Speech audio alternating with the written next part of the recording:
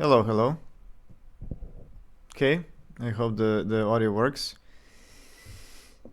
I started talking and then realized the audio is not showing any meter. I had for some reason the microphone input switched to default from my main from my external microphone.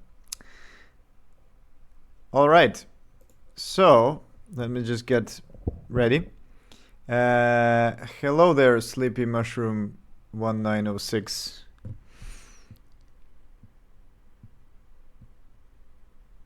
What will I be doing today? I'm going to use my.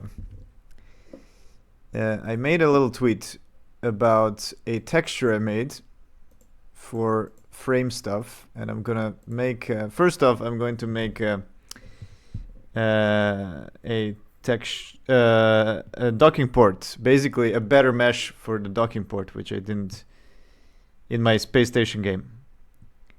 And yeah, well, I can actually link the tweet in the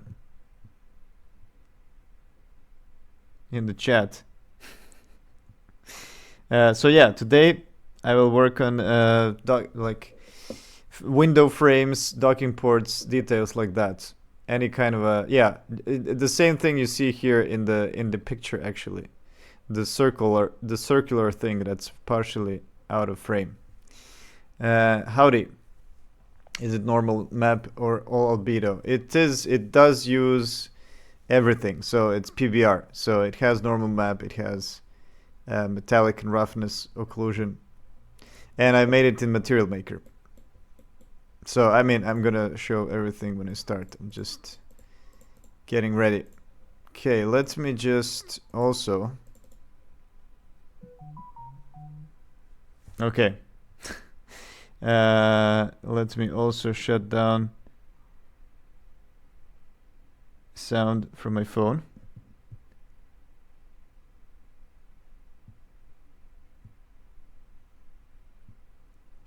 Hello, Anton, as well. And hello, Mighty Loopy.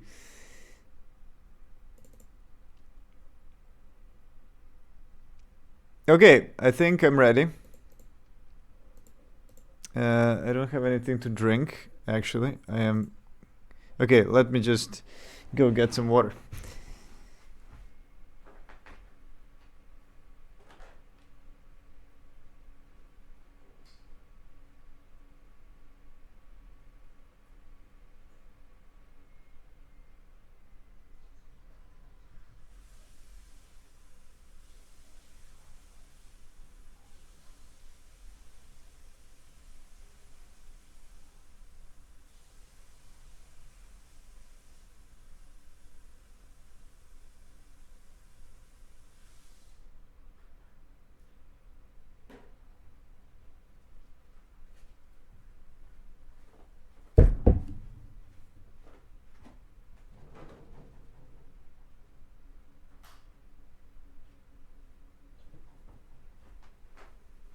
Okay, here we go. So, welcome everybody. I got some water. Welcome to the stream. This is the... which one? This is the 9th stream. Okay, let me start. So, hello.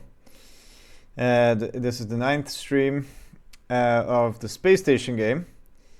And on the last stream, what I did was...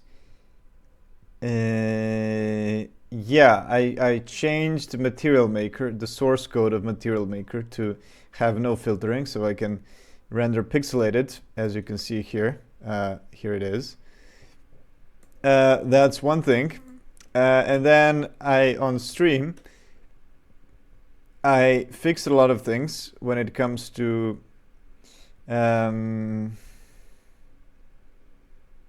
to the space station. I had this normal problem, and I had the backside rendering problem, and then I added more walls, interior ones that also include internal pieces. Moved porthole to the middle of crew compartment. Okay, well, here is this is some test thing. let me go into main and show you. Yeah, this is exactly what I was doing. So yeah, I made this interior. So now you have portholes on the bottom. Well, technically bottom. I mean, there's no bottom or up in space, right? But yeah, and then I also made this lamp, which I finally have some like physical representation of light. So yeah, and then there is going to be like a control post here with some computers, and you can also look at Earth from here. And of course, if I look at the whole station, this is this thing. And yeah, you have the outside as well. And inside, did I do anything else? Yeah, this porthole was actually on the side. That is what I meant by moved porthole. So this is the crew compartment where you're also going to start the game by waking up, and they're like, oh, you can look at the Earth. And I have a plan to improve the Earth to not be just like this procedural sky, but this kind of does the job. So if I don't have time, I'm just gonna leave this for now. So yeah, how does the game look like now when you play it? Did I say everything? Yeah, fix neon lights. Yeah, right. So that was on the last stream. And how does the game look right now? Let's see. Building net project. Yeah, this actually takes a long time.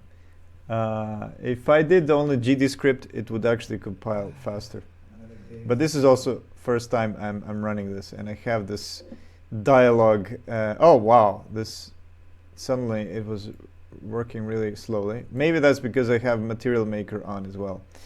Okay. Oh, there are some weird like jumps.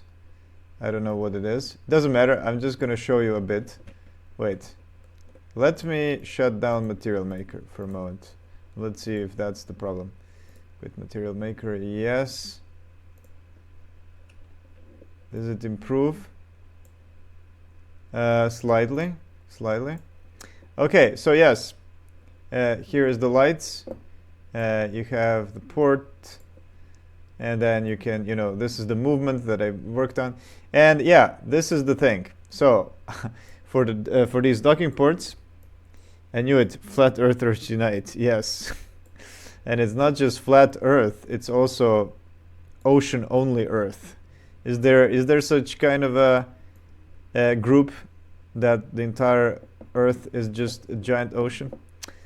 Yeah. No, maybe they're like like permanently above Pacific Ocean. So yeah, this is just a temporary. Like I basically just projected a texture of Soyuz docking port. And that is why it looks so terrible, and also on the back side. And this thing, you can see I just projected from view, so that's why it looks so terrible. That is why it looks so stretched on the side. So yes, the main task today is going to be improve the docking port. And I am actually going to reduce the size of it a bit, because I realized that the docking ports need to be a little bit thinner, and the hatches themselves are too big right now. I have a feeling like, I need too much space. And the problem is that in this in the little sphere module, I can't even put the hatches well, so that they don't collide, and that they don't like block movement to other things. So it's like it's super hard to get them out of the way,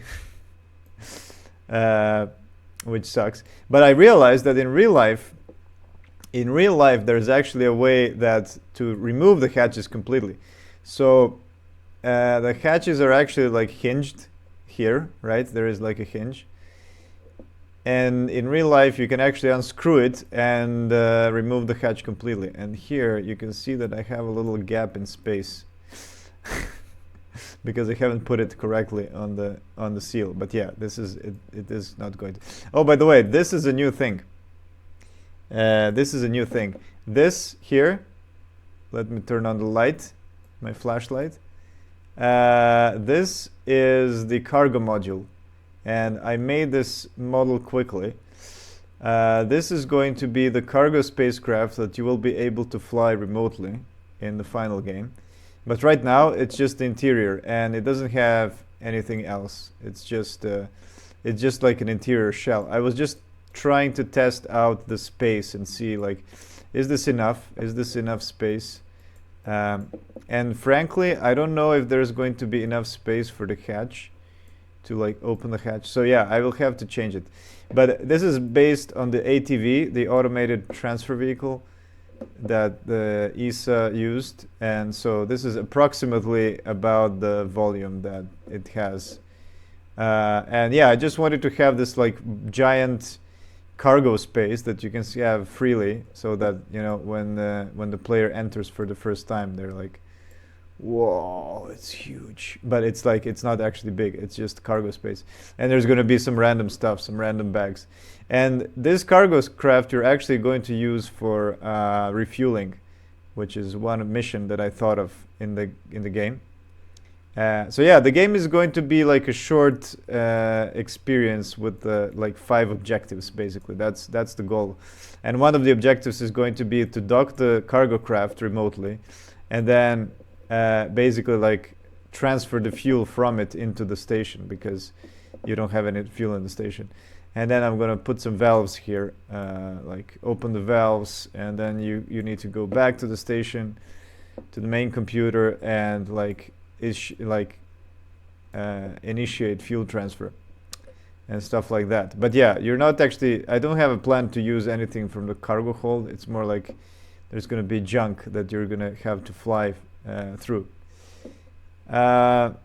Anyway, yes, so that is about it. I don't know if I added anything else here in this part.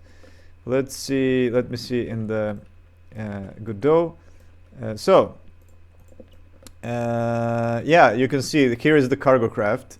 This is sort of the mock-up. Well, it is missing there should be a propulsion part, should be sort of, you know, here in the back. So it's not the whole craft.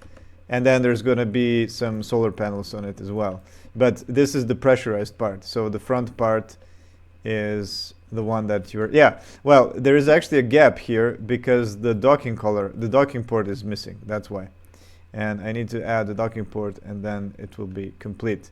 So yeah, you will be able to like enter it and also move it. And yeah, and you're going to be able to like issue commands from the cupola to redock it. And over there in this porthole is the other astronaut that you will be able to see. So yeah, you're kind of like stranded on 2 sides of the station, and you're trying to get to the other side of the station. That's the goal of the game, basically. Okay, anyway. So, oh yeah, this was the new part I also made last time, which is this like flat cutoff.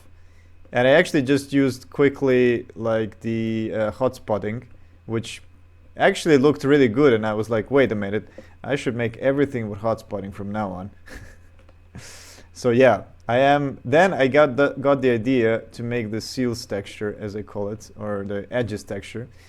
But yeah, let's see. So what else? So before stream, I made it. I modeled the cargo craft parts, which I just showed you, the interior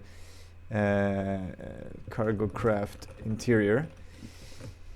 And then I also coded some joints. I was testing out some tech for a future, which I'm going to use for docking. And I was just testing out how would that work. Test body. Which one was it? Box joints, I think. Yeah.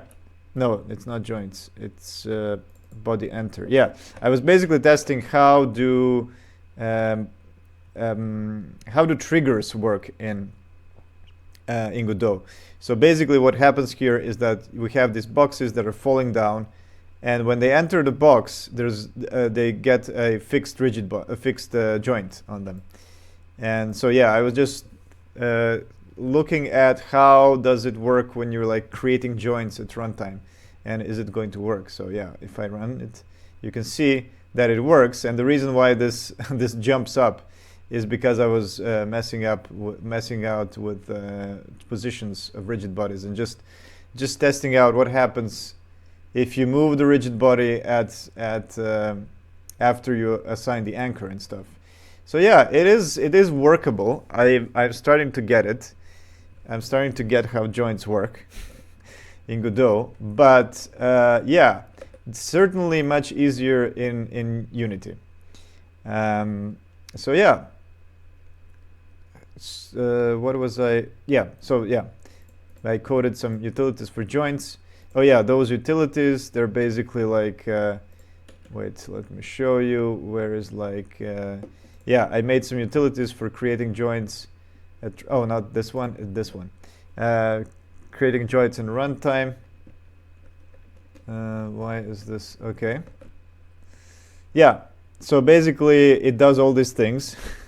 I have this giant create a joint function that is magic, and it just passes in some parameters, and you can have like joint options, and you can assign whatever you want. Because yeah, working with joints is I feel like it's overly complicated in Godot, so I just made this create joint function to ease everything up and set up everything. And the way that how it like splits every parameter x, y, and z, and you need to pass this enum, and it's feels very error prone, and it feels really weird. Like they don't have separate functions for these, but they're like just like setting parameters with enums. It's really strange. And so yeah, and so I made it a lot more simpler to make it to assign like anchors, whether you want to make it to produce it in world space and stuff like that. And I haven't yet pushed this into my utils, but I will. Yeah, because I need to test this more. So that's about that. That's about improving the joints.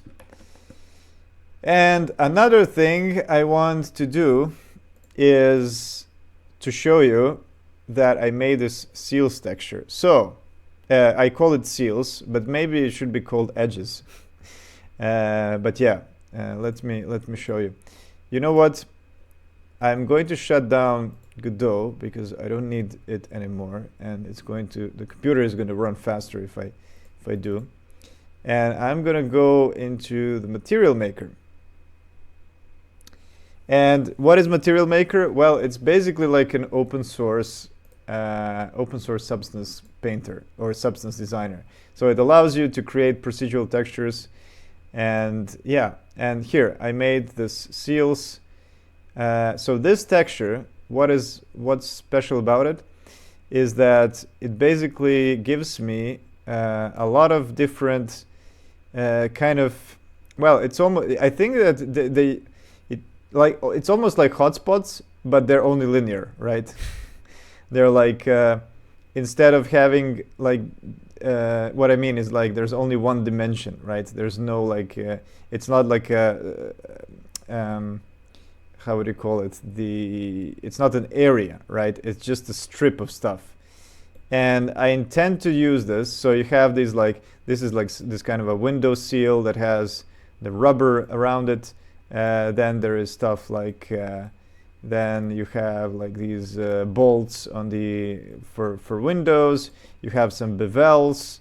There are some like these kind of receptacles, and then you have these like electrical joints, or like over here, and yeah. And I took a lot of, basically I made these from real life sources, from pictures of the station, and like the way that real. Wait, let me try to find it. Projects. Where is my reference? There it is. Let me show you some. Yeah, for example, here it is. Here is a window, right? And you can see that it has these. I don't know what these are, but like, why do these spacers exactly exist? I'm not sure, but they have a very specific look to them, right? These like cylinders inside, and that's basically this, right? That's this. Those are the cylinders, and I actually implemented them with SDF, believe it or not. But Material Maker has SDF shapes, and you can create a cylinder, right? Put it on its side, translate it down, so you can see it here. Here's a cylinder over here, and then I multiplied it. I repeated it, so it's like all over the place, like this, right? Here it is, and then I basically render it, and I render it into a height, which I then use for normals. There it is. So I created the normal map, and then finally I render it into this texture. But maybe, it's kind of hard to see because there's too many pixels. It looks like cylinder bearings. Maybe they are. It's called Material Maker. Yes, it is Material and it's open source. By the way, this time on this project, I'm trying to use all of the open source software. So, Godot is open source, Material Maker is open source. And another thing that I used, by the way, this is these SDF cylinders are procedural, but actually I started from this texture. I don't know why is the computer suddenly so slow. Is it because I'm looking at photos? Wow, it is behaving really, really slowly suddenly. I don't know why. Okay, it has gotten faster now. Anyway, what did I want to say? Oh yeah, this is the image that I started with. So I made this image in Krita.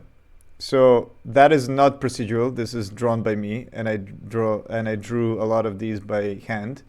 These nuts, these rubber seals, the connector, these like pits, and then I convert them into height basically, and that is how I get this. And plus I can, because in Material Maker you can turn height into ambient occlusion, so I also add some ambient occlusion.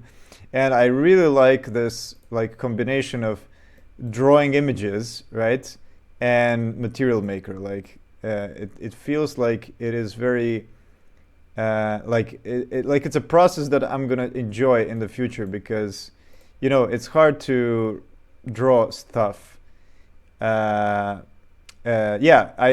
used to use Photoshop for these stuff, but then that means that the problem is that you need to draw everything. You need to draw a roughness map, you need to draw a metallic map as well, and then you turn it into alphas, and it's super annoying, right? But what happens is that if I just include these source images into Material Maker, I can simply turn it into anything I want, and it will automatically export albedo, emission, normal, packaged for Godot or Blender or whatever. So yeah, I really, really enjoy this process. And by the way, I only export one texture. And basically, yeah, for example, for these seals, everything is metal here, except for the seals. And that is, because they're orange. So what I do is I simply take an orange color, the same color, and then I select it. Well, I had to create my own color selection function, because it doesn't exist in Material Maker. So there are some things that you need to invent, but I just made a difference of colors, and then anything that is close to 0 is basically my thing, right? And then I isolate those strips and I output it, and then I have a map of okay, that's the rubber seals, and for these rubber seals, don't use a albedo, and also don't use use an albedo, and don't make it metallic. That's what I wanted to say, because everything else is metallic. And by the way, I just noticed that I'm using titanium. Why am I using titanium? I don't think that this should be titanium, because yeah, you have this metal thing that you can turn I don't know which one should I use. Iron, maybe? Yeah, because titanium is a little bit brownish. Yeah, I didn't even notice it before, but aluminum is, oh, it's much whiter. Interesting. Yeah, maybe it should be iron instead of titanium. I didn't even know that titanium is yellowish. Yeah. Anyway, anyway. So that's about it. And yeah, I was thinking maybe the spacing of these cylinders. It looks like cylinder bearings. Yeah, by the way, cylinder bearings. Okay. Cylinder bearings. Oh, yeah, that's true. It does look a bit like cylinder bearings. But why would they be on a window? I mean, windows should be static, right? Like, what's the purpose of cylinder bearings on a window?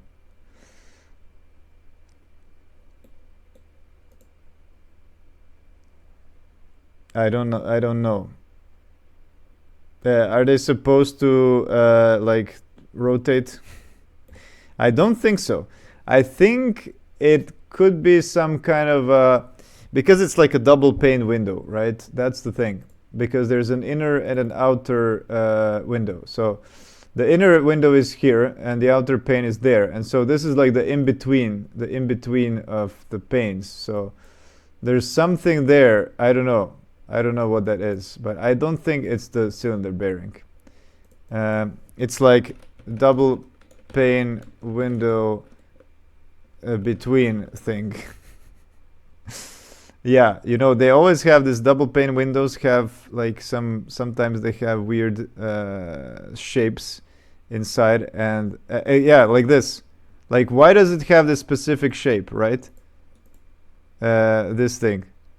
What's that? Why does it exist? And I have a feeling like if I remember correctly from when I was a kid, I remember I had this question to my dad, and he told me that it has to do with like regulation of vapor in between or something like that. I can't remember. Maybe I don't remember.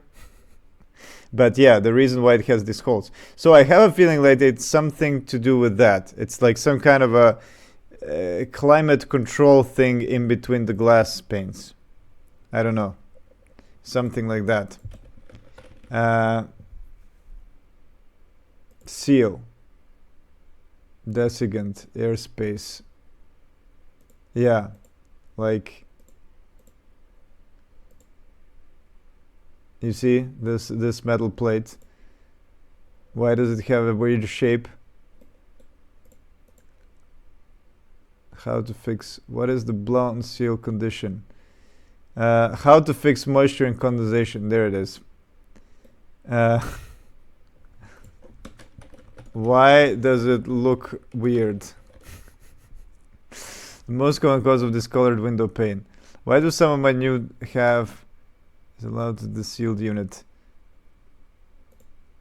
What's the question? Have a rubber seal inside between the glass and some don't. I use a flexible metal spacer.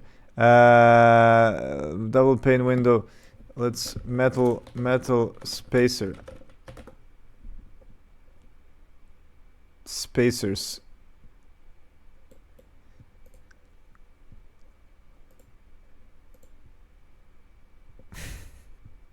Yeah, this should be like working on the game stream. But now I'm just curious with spacers, with double pane window spacers. You see, it's like, why does it have this weird edge? What is the purpose of the frame? Metal desiccant. Ah, yes. So I think it has to do with like maybe it contains desiccant, like against moisture seeping in or something. Primary sealant. You see there's something there. Hard polyurethane. I'm curious too. You see, they have its different methods, technologies, and Spacers separate multiple panes of glass in a window, maintain the space between spacers, and the sealants used to hold them in place, referred to as spacer systems. Help the benefits. They seal the space between the glass panes to avoid fogging and prevent efficiency building gases from leaking out. Yeah. So Also, I remember that the gas in between the panes is not air, right? It is some kind of a. It is something else.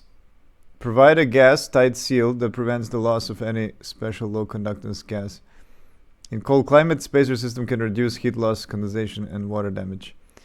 Warm metal spacers are common, but heat and cold can pass. Okay, so yeah, I don't know. I don't know what's the one on the space station. Maybe it is some kind of a special thing for the temperature, so it doesn't lose temperature, right? So let's see, cylindrical spacer. Aluminium double glass. What is this? Spacer for glass. What is this? That looks like that looks like the thing in the spation. Spation. I said spation. Space station. Well, now it's a spation. Glass spacer.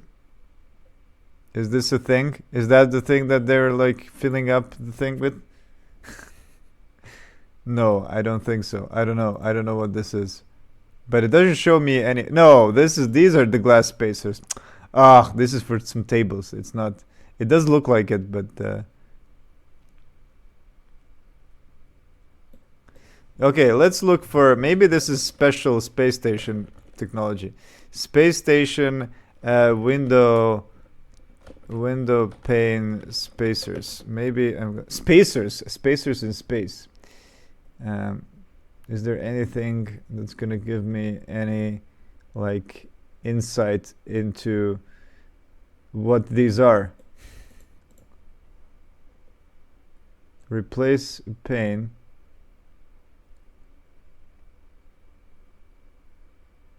Without high quality glass. Yeah, I don't know. What materials are the windows on the use? Outer removable shutter pane, primary pressure pane, inner scratch pane. Okay, hey, let's look at that. We have some. We have some diagrams. So what does it say?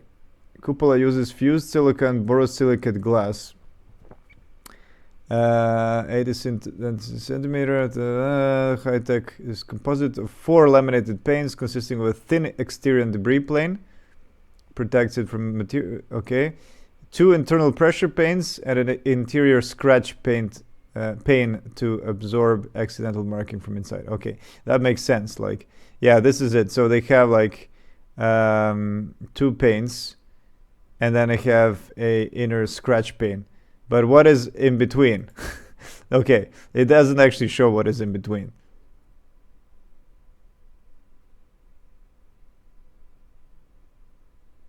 And they have a shutter as well on top. And this is the exterior. They have the bumper, the pressure shell on the inside.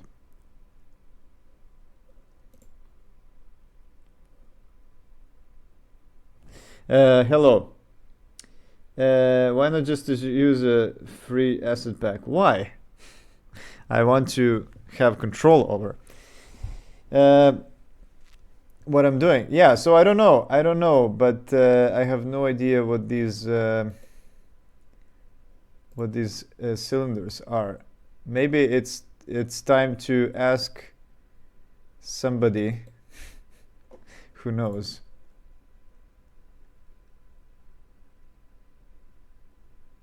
Starfield. No, this is Starfield. I'm not interested. Okay. Oh, this is the. Now, for the first time, the International Space Station provides the ability to take more Hmm. With the window installed in the US laboratory module Destiny, there is Oh the yeah, this was possibility the of first big window in the broader ISS. multispectral, And this one high-resolution has the imagery, cylinders. You can see them on the side. spectral data, and high-resolution imagery. This optical quality science window was meticulously calibrated prior to its installation in the Destiny module. It has greater than 95% transmission across most of the visible spectrum and better than 90% in the near-infrared bands. The window will support sensors and instruments with apertures of up to 350 millimeters in diameter, making it the highest quality window that has ever flown on any manned spacecraft.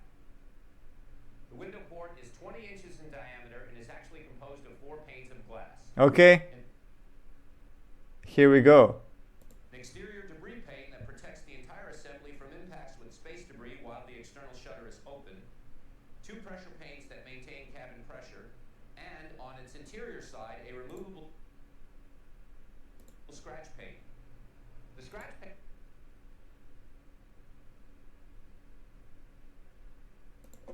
protects. You see, you can see some bolts here, but I don't think those are the cylinders actually, because these bolts. I'm not actually sure, because on the outside you can see that they don't match the inside cylinders. I bet it's just rubber cylinders. Yeah, maybe it is.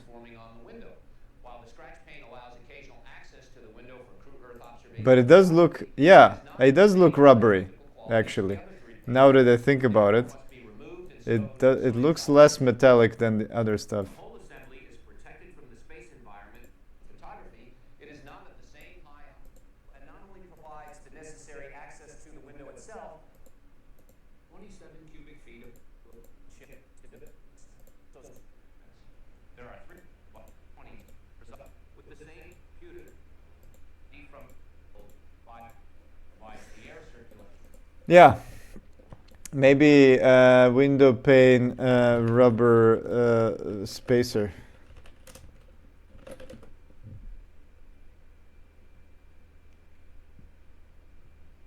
Space capsule. Rubber spacers for glass. Okay. Something that looks like this. Rubber spacer glass. Okay, without space station. Hey, look at that. This looks like something.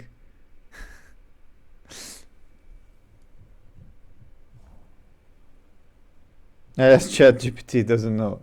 Yeah, I mean, if you can't Google it out, what is this?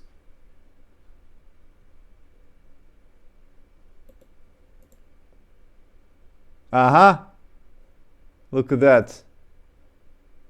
Insulating glass ceiling. Duralite space bar.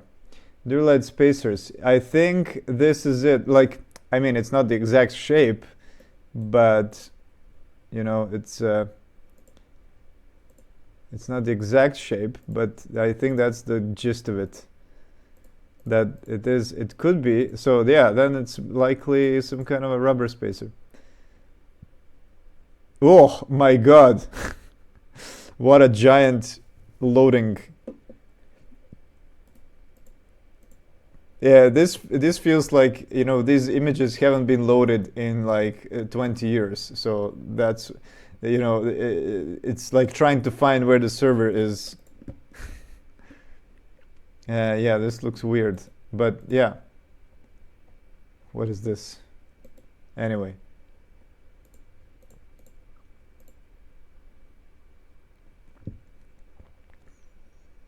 Anyway. Yeah, no, these are the standoffs. Yeah, I think it's something like this, just in the space station. Those are like cylindrical. Yeah, you can see some kind of rubber stuff inside here. But yeah, maybe in the case of space station, they're just like extra reinforced.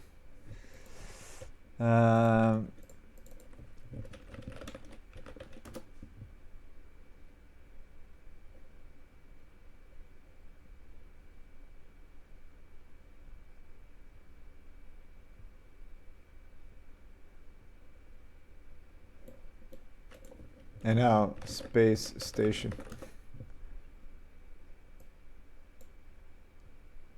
Nah.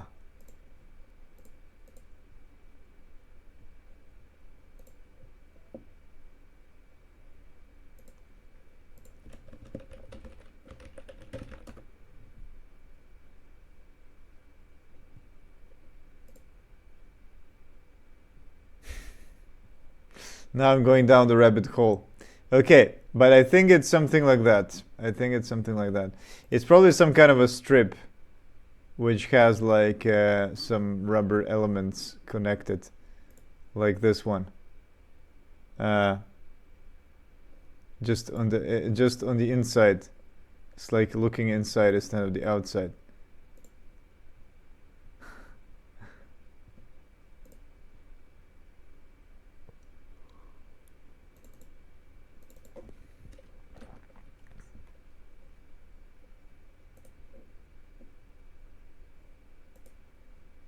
China rubber gasket for glass. Gasket. That's a thing that I didn't search. Oh no, but this is a different thing. This is not the thing. Okay, anyway. Yeah, I'm just going to keep it like this. But okay, I wanted to actually make it slightly better. Maybe I should either increase the size because now it's too pixelated, or I should repeat. Okay, no, I should translate by a different amount. Okay, let me remember what I was doing here. Oh no, this is the other. Okay, well, undo doesn't work, so this is why. But I actually, okay, so this translation is the thing. Yeah, it is. Okay. So yeah, this actually defines my offs. Oh no, this is the Z. Fuck. Okay, I actually fucked up. Let me reload. And yeah, I need to, first off, I need to change to steel. Iron. Okay, yeah, the problem with Material Maker is that undo doesn't really work. Like when you're changing parameters. It does work when you're like deleting and adding stuff, but not when you're changing values, which sucks. Okay, so if I try, oh, this is a box. No, this is my cylinder. Okay, I can let's try to increase. Yeah, there it is. It actually looks like a cylinder now. Okay, so but maybe I should make it slightly smaller. 0, 0, 15. Yeah, looks a lot better, except that it's not a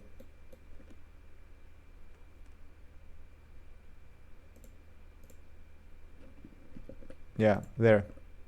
Well, you look, it does work sometimes. I don't understand it. It does work sometimes, the undo. Sometimes it doesn't. Sometimes it just, refuses. And sometimes the values get rounded off, which is extremely annoying. Like if you do this and then you re-click, sometimes it will jump to it will round it off. So yeah, like this. I accidentally clicked on it. I accidentally dragged. That's the problem. And now I can't undo. Yeah, I don't know. There's some weird behavior with inputting values. But, if you try not to besides that, it's pretty cool. Okay. Yeah, I still don't like how there's like these weird but this has to do with translation. Repeat. Yeah, because I'm repeating the translation. So let's try to, I have 256 pixels here. So let's see how many how many pixels do I want to offset? 1 by 200. Well, no, let's try. Is this 32 times? Okay. Yeah. So this should give me exactly 32 of them, which is close to this. And now I can't even paste in values. Okay, great. Okay, please. Why does it let me paste in values? 0, 0, 3, 1, 2, 5. Oh, it's not actually close because this is 0, 0. But wait, what is actually this? Okay, let me try to understand. What is this? What is this value? Ah, again, this is why. I made a mistake. But what is this repeat actually then? A repeat. What does it mean to repeat 61 times? Does it actually repeat? So if I repeat twice, okay, so it is actually yeah. Well,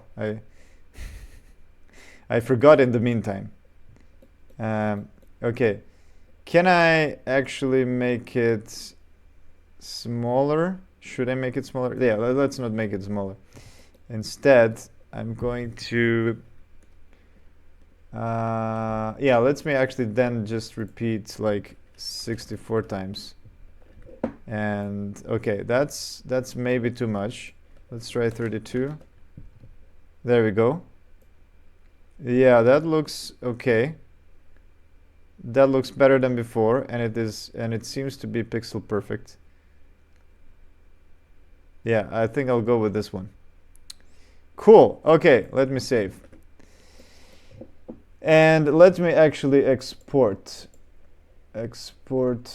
material Godot. Yeah, I'm gonna export it as Godot material, and there it is. Seals. Okay.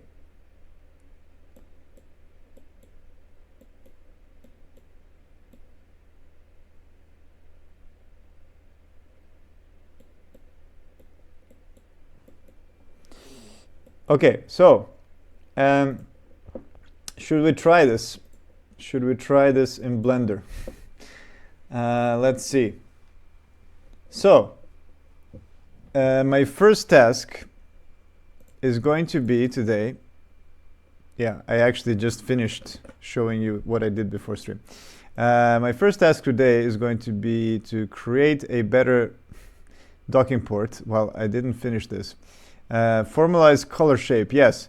So I need to redesign the docking port, and right now I am going to exit Material Maker and let me start Blender, which is, where did I put it? There it is.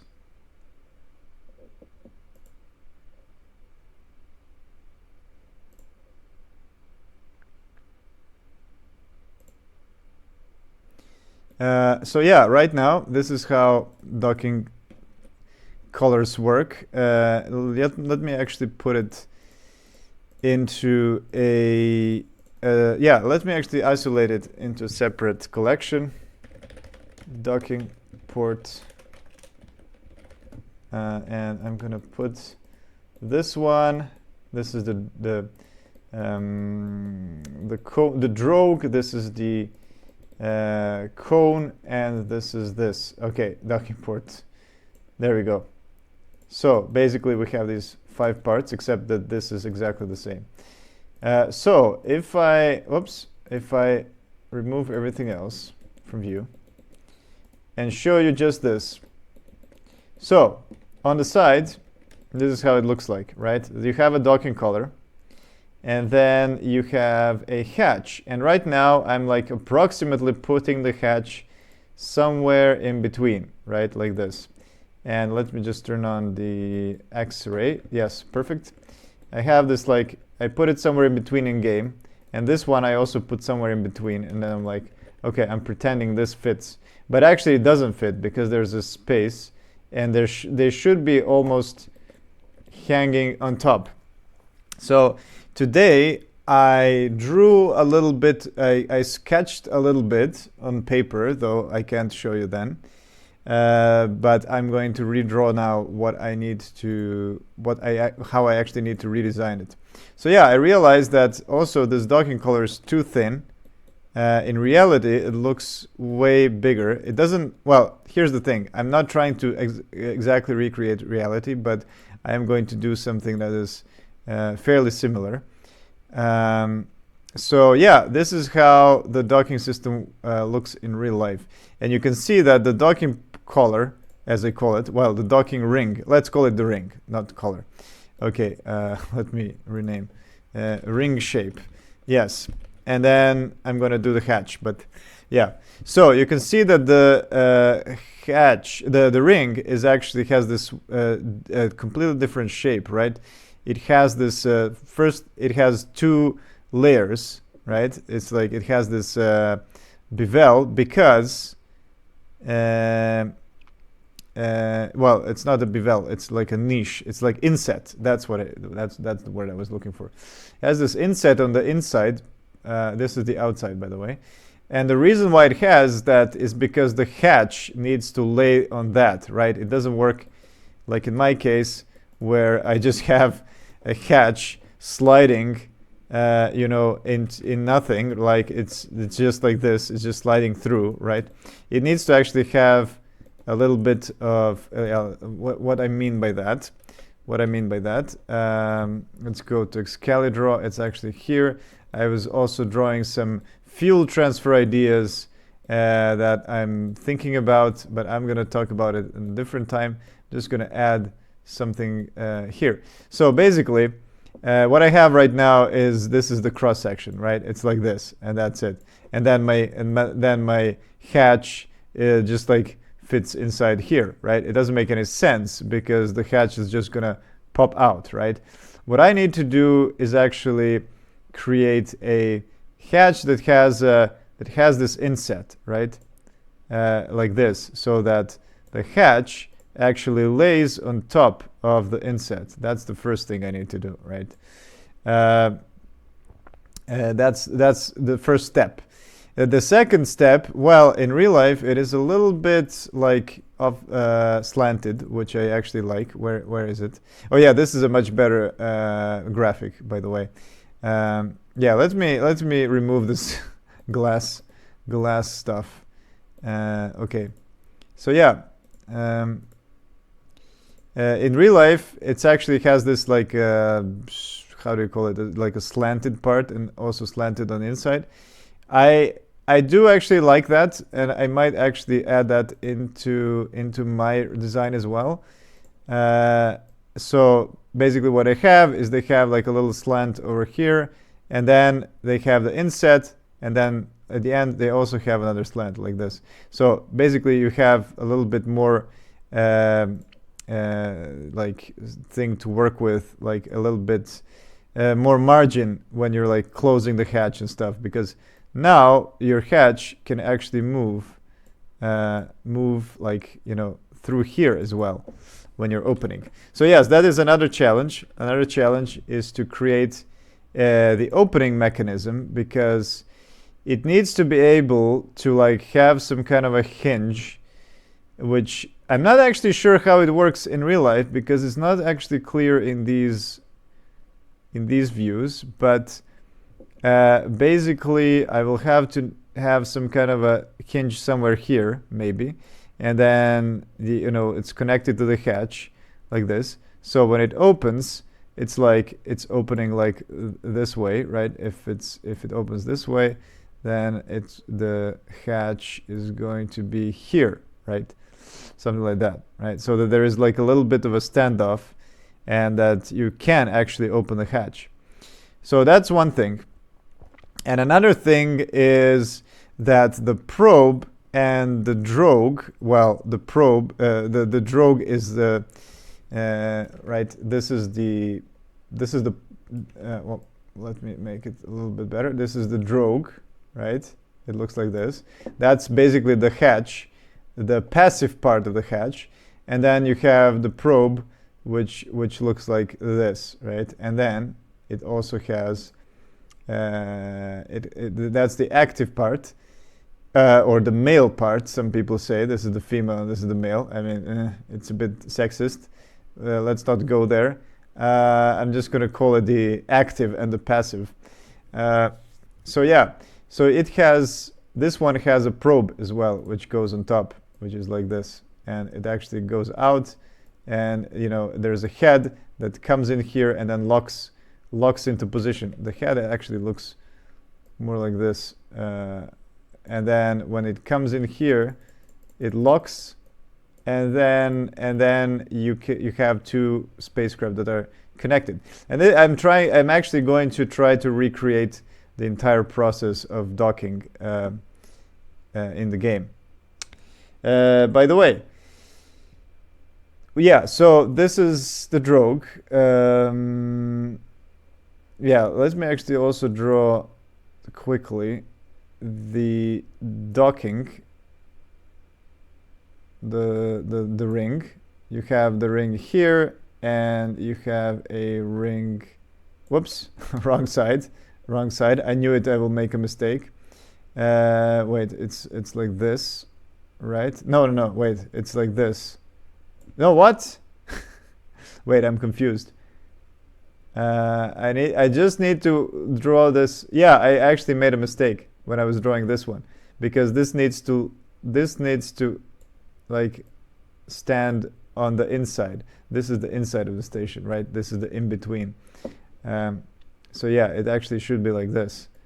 It is, right? Yes, like this. Yeah, and actually, here's the thing.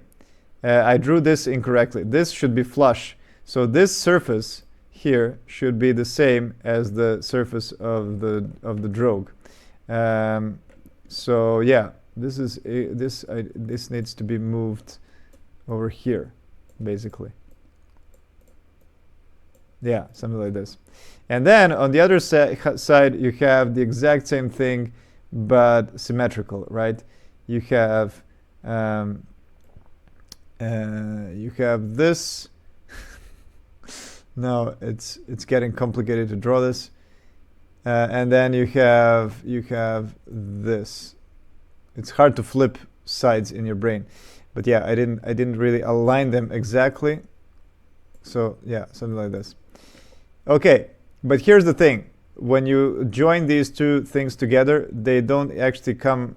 Right? When I take this, okay, let me actually draw things together, right? Did I take the whole thing? I did not. Oh, why did the selection get cancelled? Fuck. Okay. Let's see. Let's hope I selected it now. No, I didn't. Okay. Why does selection get cancelled? This is annoying. No.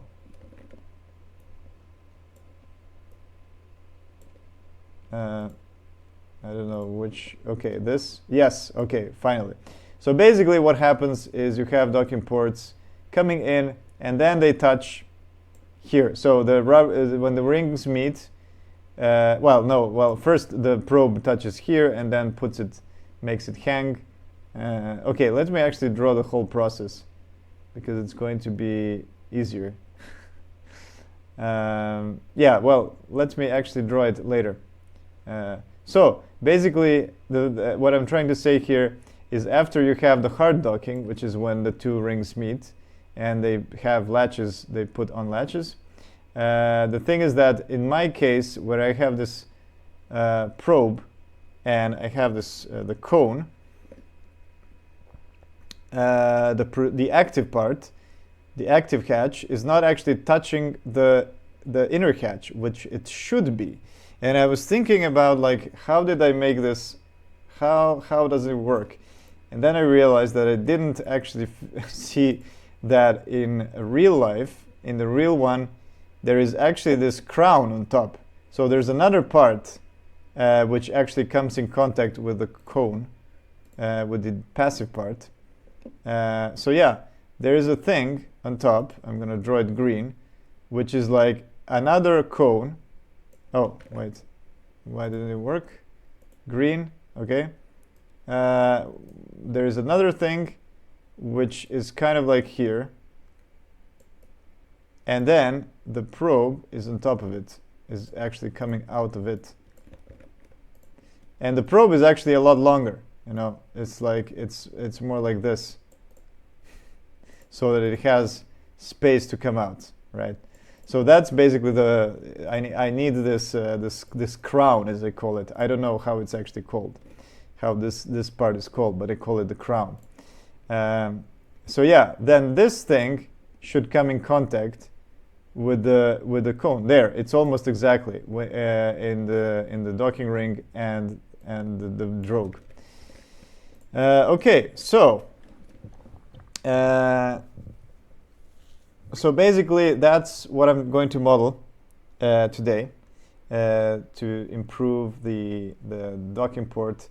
Yeah, so how does docking actually work in the whole process? I couldn't find a good, I think there was like a good representation of it somewhere. I remember there were these pictures before, like 10 years ago when I was Googling about this, of like how does it work, and there was actually like stages of connection, but now I can't find it anymore. Maybe there was even a video.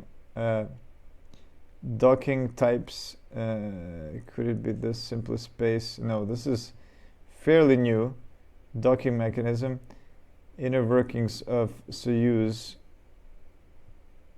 Docking port types of. Okay, let me just look at this.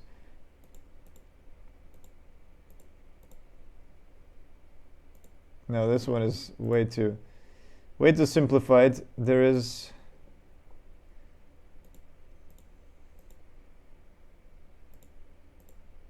No, I have a feeling like there was some kind of an animated thing that shows. Oh, rendezvous and docking. No, it just shows Russian docking system. Oh, there it is. I think it's this one. I'm not sure. Let's see. Oh. Yeah, so you have the active part. Okay, let me not use the. Okay, so yes, you can see that the probe gets into contact with this pit inside the drogue, and then it locks. Well, it actually is not correct in the video. It doesn't happen right away. It doesn't happen in one move. There's actually first there is a contact, and then there's a pull after you wait a bit. So yeah, this is not actually the connect. Aha, there it is. This is the correct one. Yeah. So basically, you drive the probe into the drogue. There, it can slide over into the pit, and when it comes in, it locks here. Soft capture. Yeah, this is called a soft capture, and there's a. So now it can basically, it's like a bolts and socket joint, what you get here. It can pivot around, it can move a bit left and right, and it can roll as well. And after that, you have a hard docking, which like it pulls the drogue in and you meet the thing. But yeah, there it is. This is what I was trying to explain. There, the seal is completely flush. Again, like they're completely in contact. The rings, I mean, the active and passive ring, and this crown as well is in contact with the drogue. So I need to align these in my model as well. But yeah, my model is sort of going to be more simplified. And then at the end, you have these latches in the rings which get activated, which hook and then like hold the entire structure together so it doesn't blow up. And there is 12 hooks, I think. So yeah, and then you have the hatch opening. You take over you open the inside, and there it is. Wait, let me see. Did he show the opening? Yeah, there we go. So yeah, we need to have some kind of a standoff and also space for each of these hatches.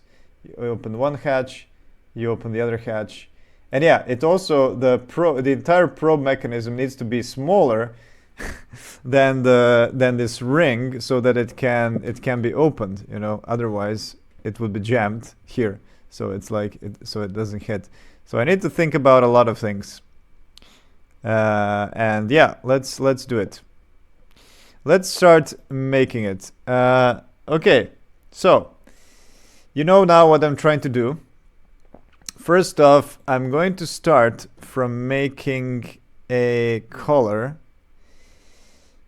from an object, from a line. Actually, I'm thinking about should I use geometry nodes or not. No, let's not use geometry nodes because these are going to be super simple cylinders anyway, right? This is like a 12-sided cylinder, and I'm gonna reuse the same thing. So let's start by making a new color. Can I align these? Align objects, everything. Yeah, that's a bit annoying to work with. Well, let's see. Okay, there it is. And oh, I didn't actually. Oh fuck. Okay, can I set cursor to select it?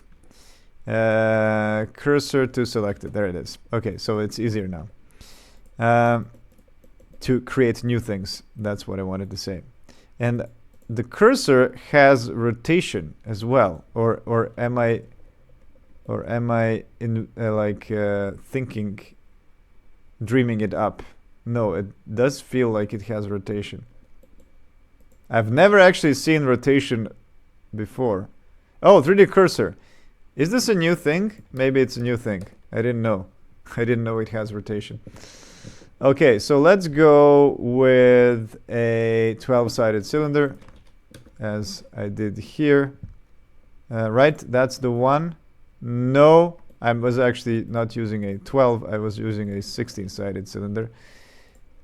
So 16. And first off, I'm gonna kill these two.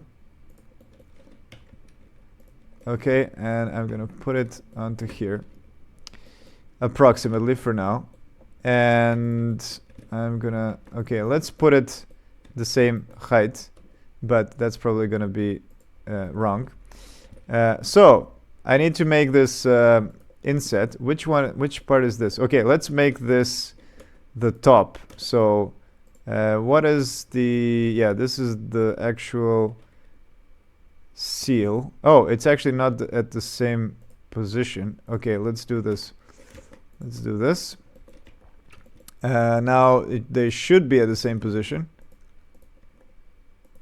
Yes, they are. At the same pivot, I mean.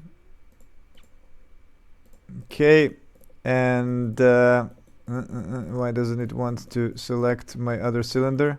There it is. Okay, so this is the inside, right? So I need to actually inset inside a bit.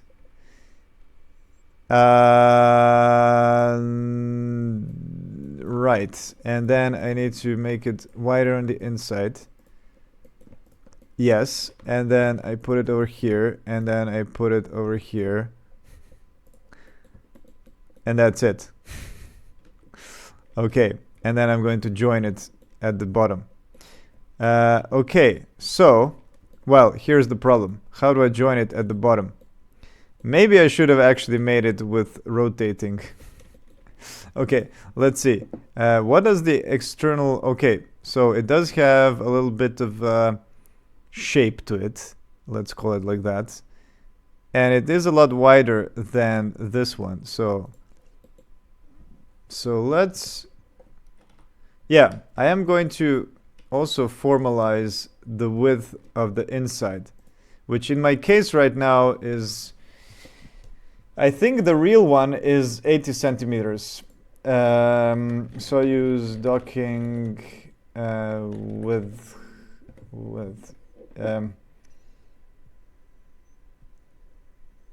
there is like a clear. There was something about 80. Let's see, 80 centimeters. Yes, the docking ring is 80 centimeters in diameter. That becomes. Wait a minute. No, this is APIS to SSVP. Docking. Let's see. With. No, it doesn't say. I can't remember if it was 80 or 90, something like that. The port contains a transfer tunnel with an internal diameter of 800 millimeters. Yes. So the inside, when you open the channel, it is 80 centimeters. So that is what I am also going to do. Let me hide everything except the cylinder. Let me actually see. Okay, let's flip these around. Okay, I also should smooth it. Shade smooth, and auto smooth normals.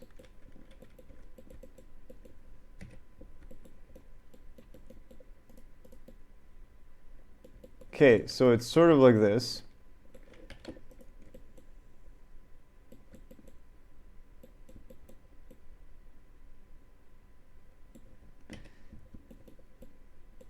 And then, yeah, let's make sure that the internal diameter is 80. I think it is. This should be 40 exactly. Sorry, the median, wait, 0.9. Oh, yeah, because I didn't apply the scale. There it is. Okay, this should be 0.4. You know what? Let's actually use geometry nodes. Just let me actually try to see how easy it would be to do it. So we have this, right?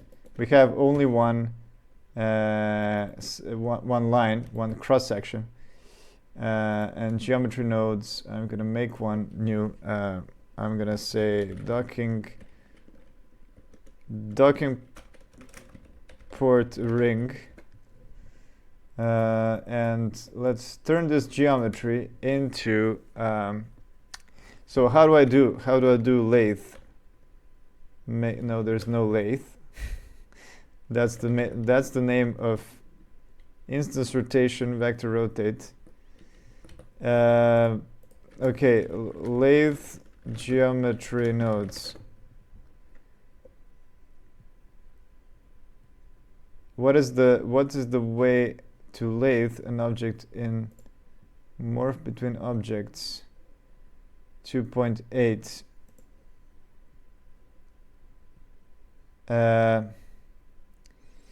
Spin. Maybe it's called spin. Spin. There's no spin. Spline cyclic.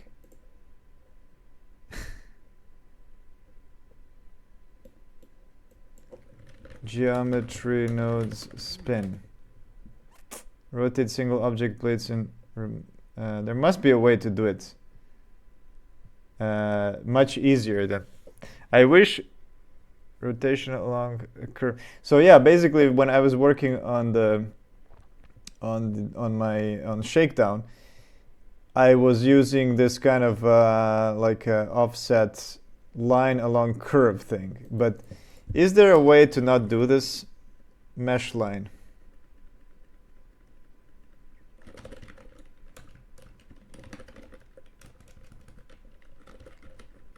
Mesh line. What does a mesh line do? Oh, that's just a line. Now I forget. You know, I don't use geometry nodes for like 2 months, and then I forget everything. Okay, let's try to find it. Operations, split edges, mesh to volume. Mesh to curve. What is mesh? No, that's not it. Extrude mesh. Extrude mesh. This is only... No, this is extruding, not along spline.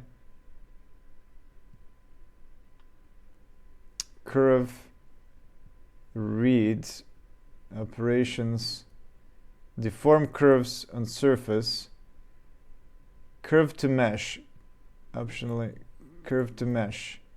Profile curve. Okay, this is it. This is it, I think. But I need to convert the curve. Okay, so I need circle. Curve circle. Okay, let's do a circle. And I'm gonna turn it... Ah! No, I don't actually want that. I just want to rotate an object. Okay, there's got to be an operator for that somewhere, right? Because it's kind of ridiculous that it doesn't exist. There must be. I just never used it. Mesh to volume, mesh to curves, extrude, like rotate around point. Utilities.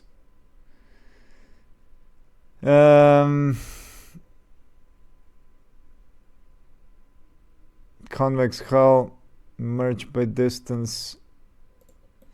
No, I'm not trying to put a curve along. I mean, that's okay.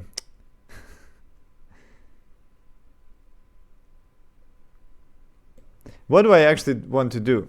Blender lathe. What's it's called? Spin. Okay, that's the spin, right? Yes.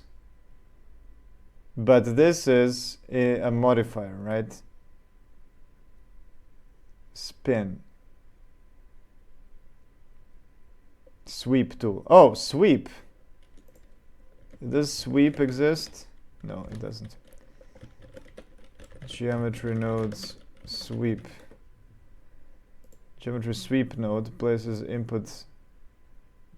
No, geometry nodes, blender. Extrude along path. I don't want to extrude along path. I just want to rotate on the curve.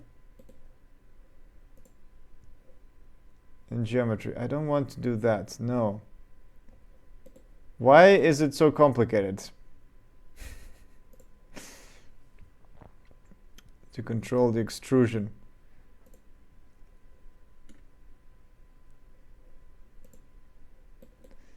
So it's not called lathe, it's not called... So this is a spin.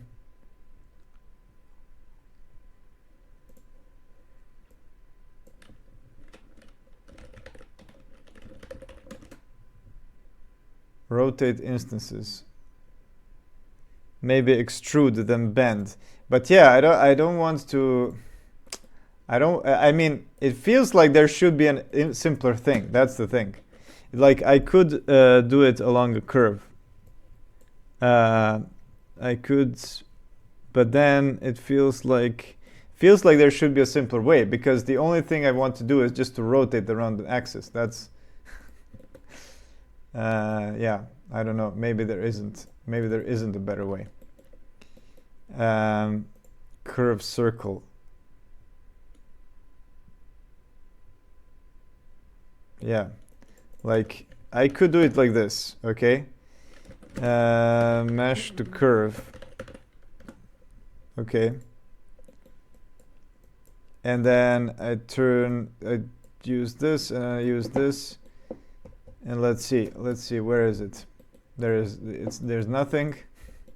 Okay, what about just outputting geometry? Okay, there's nothing because I'm not exporting. Okay, there's something. Something is going on. But, okay, what radius? Oh, right, the radius of the curve. But why is this being resized as well? Profile. Oh, no, it's actually the profile that I want. There we go. So, I can do this.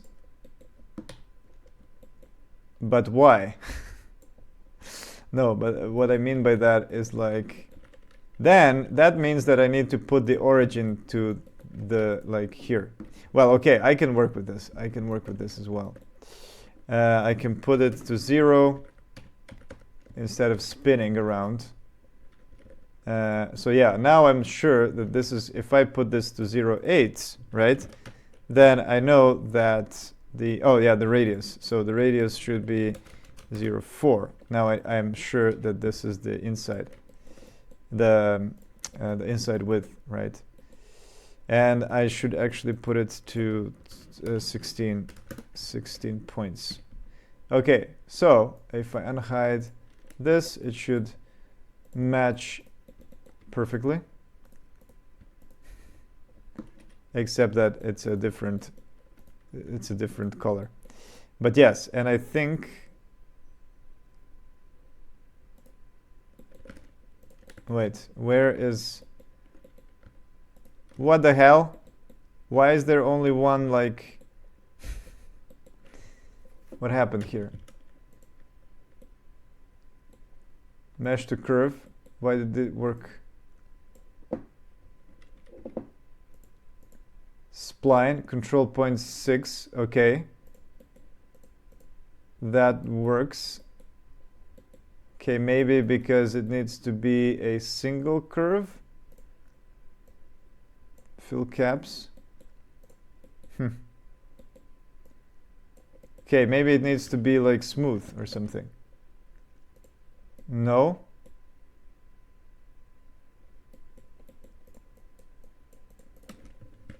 Curve, join curve. Is there like join curve?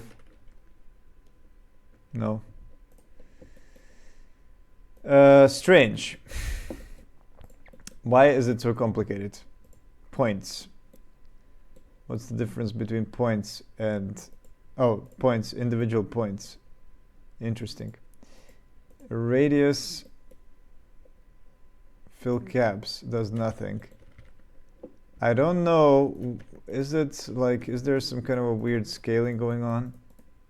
No. I don't know what's going on here. Why doesn't it use the whole thing? Resolution. Is it because of some tilt thing?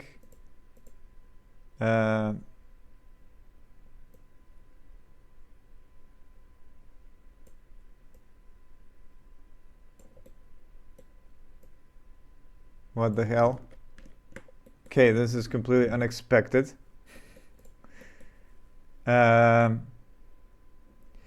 Where is the yeah, there's something wrong going on with the inside.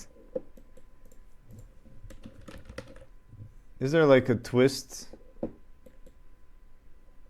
That is extremely strange, because I'm not doing anything special here. But there's nothing wrong with the mesh to curve, right? Right. Okay, let me convert to mesh. Okay, so the curves have disappeared. Okay, let's convert to curve. No. Oh, it's actually all the same curve, so there should be no problem. I don't know what's going on. Curve to mesh.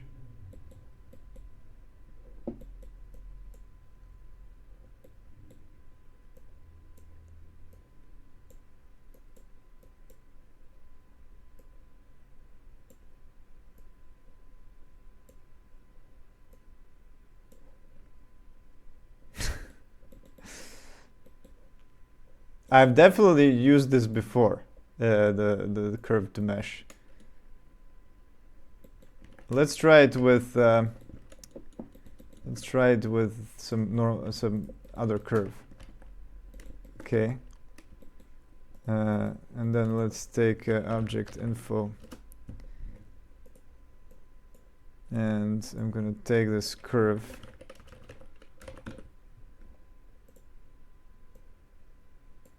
Okay, so what? Why does it get compressed? There's something really weird going on. What's up with the z-axis? I have nothing else on this. There's no weird scaling going on. Neither here, neither there. Ah, okay, I know what it is. The orientation of this is wrong. It needs to be in the vertical. Yes. Ah. Why? Oh, you know why? You know why? Because Blender uses Z is up. So it thinks that the planar, like this is X and Y, right? Okay. So here's the thing I can do.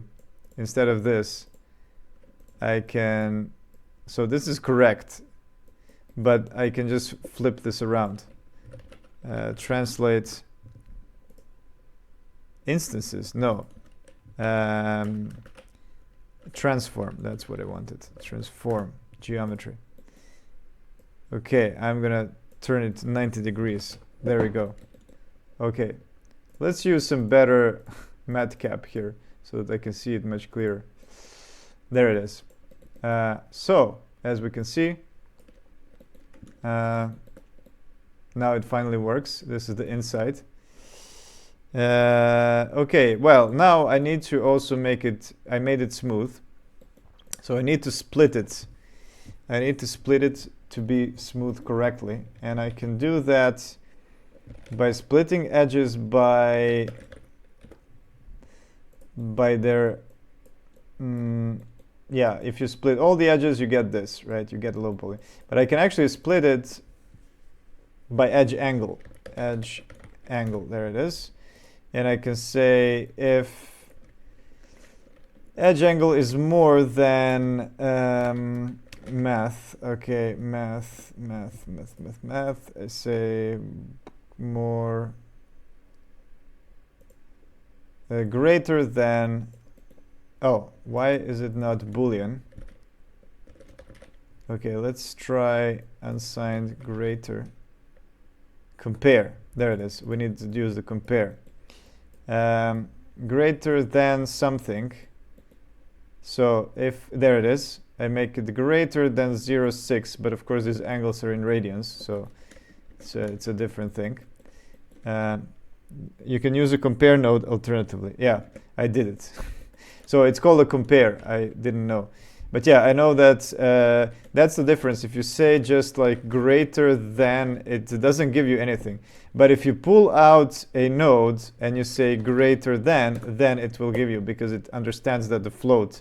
Then it gives you more options, because it also gives you options of every math node, which is pretty cool. Either way, the float output would have been converted to a Boolean. Yes, yeah, I knew that as well. So yeah, I could have used the other node, but yeah, it's like it feels cleaner to connect purple with purple. Okay, so there we go. We finally get. Finally, I could have just used the other thing, but there we go. At least now we have the ability to like have any resolution we want, right? I'm gonna keep it at 16. But here's the cool thing. Now I can only edit this one, and I can like make it slanted, as I said. And this thing I can also make a little bit slanted. And there we go. We have a nicer, much nicer color with some slants. And I'm gonna put this somewhere in the middle, right? Is it in the middle? No, it's not. It's actually the outer edge is slightly thinner, just like it is in my case. Not in this diagram. So yeah, there's a bit different, depends who you listen to. Okay, so yeah, let's do it a bit like this. Cool, okay, so we can manipulate this to see what the correct like lathe is gonna be. Yeah, so by the way, my phone is going to turn off soon.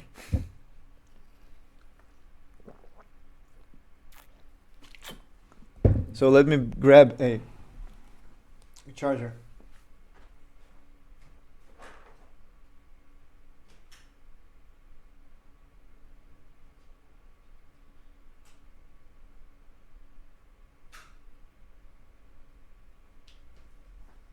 have a charger.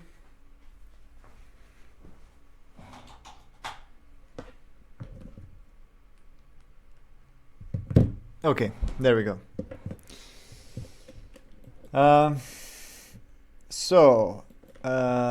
There we go, our new docking color. Well, I should actually connect these as well to make the outside. And, you know, this should be probably this wide because it is pretty wide on the outside. And how much is this? I also need to kind of formalize that one because this is too thin, of course. And let's actually do that. And what I can do now, the cool thing I can do is I can also use the same technique for, you know, this is what would be cool. It would be cool to actually edit this on the side and not here. Well, I can do that if I actually transform by the same amount. So let's actually put let me actually put the value here, and I'm gonna call it diameter. Let's call it diameter, and this diameter is gonna be 0.8. So first I'm gonna half this. Is there half? No. I need to multiply. Let's multiply with 0.5. Correct. And put it into the radius. There we go. I'm going to call this half. And so with this diameter, what I can do is I can also offset this back. So I can transform, translate. Okay, let's create a vector. Vector combine XYZ. That's what I want. And I'm going to turn X. I'm going to push it into translation, but the opposite. So that's going to be minus. It should be actually this, but I'm going to offset it by, I basically need to invert. Is there invert? Is there invert? Okay, let's see. Invert, or do I need... There's no invert, so I'm just going to multiply with -1. Multiply with -1. Okay, and let's see. I'm going to move everything back. Multiply. There we go. There we go. So what this allows me is that now, because I've offset everything, and then I offset back, now I can actually edit on the edge itself. There it is. So yeah, so what I can do here is I can simply put the this point at 0.8, right? So I've got myself finally a lathe that I wanted. And I can edit this live and it will be correct. Cool. So I can use the same technique. By the way, I don't actually even need this diameter. And the cool thing is I can now create the drogue or anything else with the same technique, right?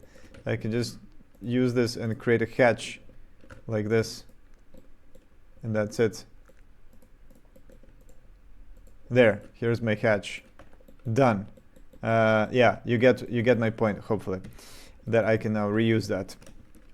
Okay, let's call this lathe.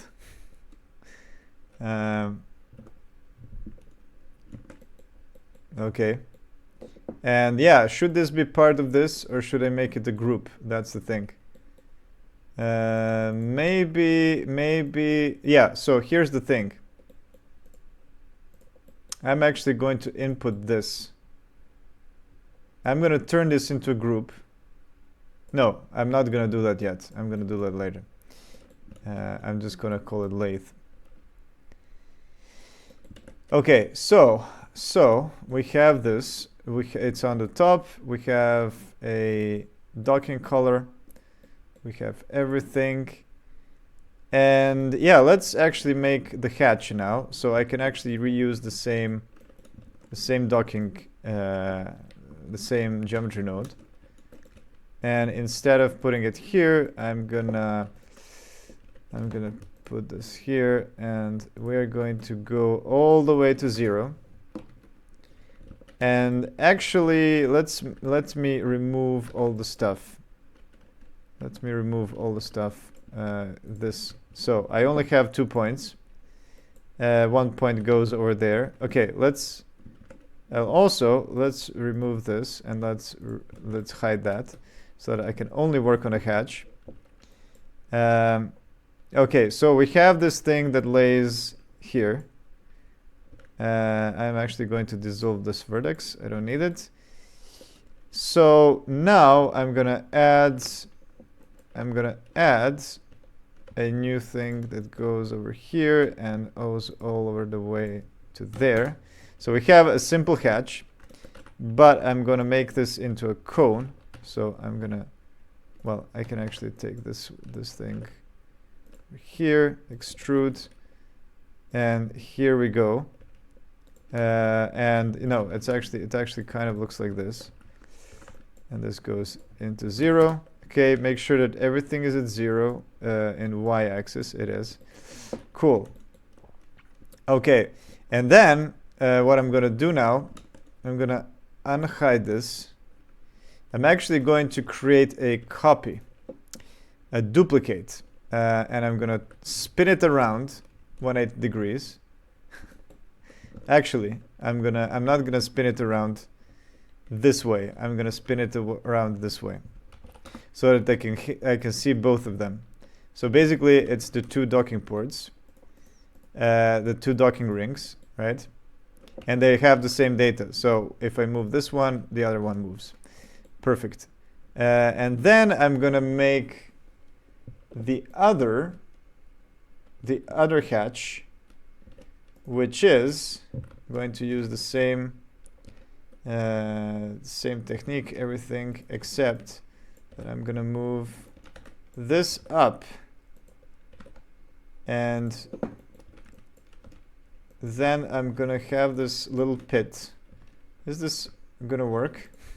This is funny. I'm extruding, but actually I'm, oh, can I actually only, no, okay, let's do it like this. It doesn't matter. Okay, I'm gonna make it a 0. That's the cup part, and of course, we're gonna have to have the extrusion as well. Should I actually extrude it myself? No, let's do it like this.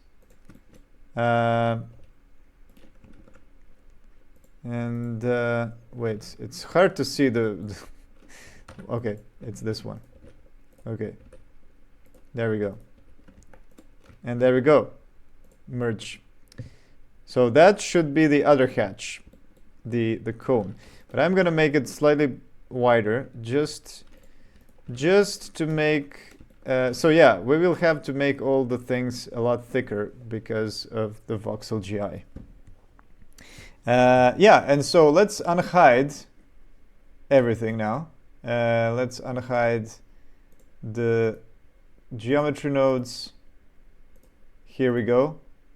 And we basically have everything except that this color should, this should be a lot wider. So yeah, there we go. We already have all the hatches. This hatch goes down. It opens up the drogue. The drogue goes here, and the 2 docking rings perfectly fit together. So there you go. And it's all geometry nodes, so I can just, if I need a high poly mesh, I can just raise it up. Okay, so I take this. Okay, I'm gonna remove again all the unnecessary things so that I can see the cross section. Okay, so the drogue actually needs to be flush, as we can see here. It needs to be flush with the edge of the outer of the ring. And as we can see here, it is in the 3D view. So you see, in my case, it's not flush because this should be matching. So yes, I am going to make this flush first, like this. And then I'm going to extend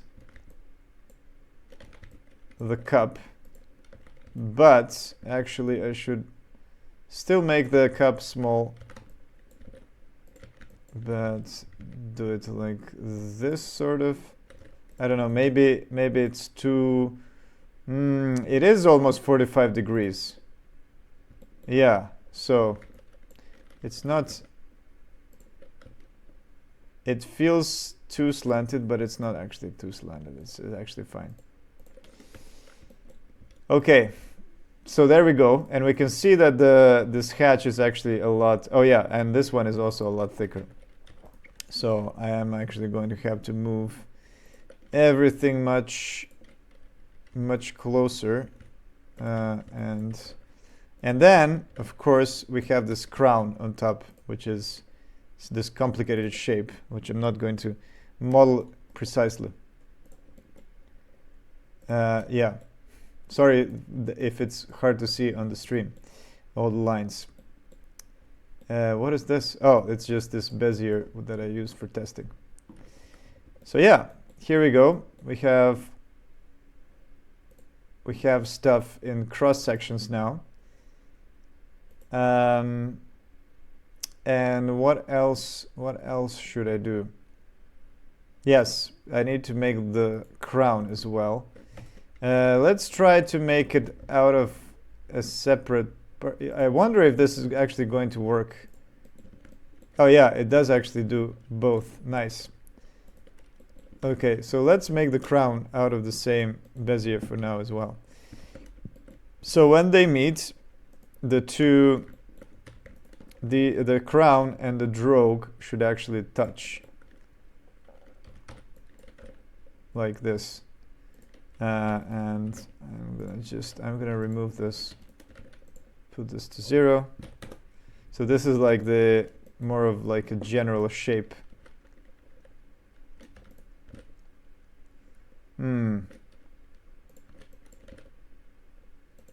Is it actually standing off? It is slightly standing off. Yeah, this feels too big now. That's what she said. I think this crown definitely needs to be smaller so that the probe can fit. There we go. And I can also make the probe with the same technique because why not? Okay, so the probe is kind of like has a little head like this. Oh yeah, let me remove these.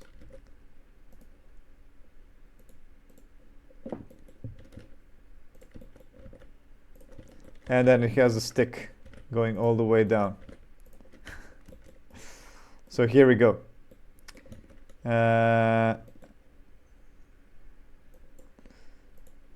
Let's call this collection docking port new.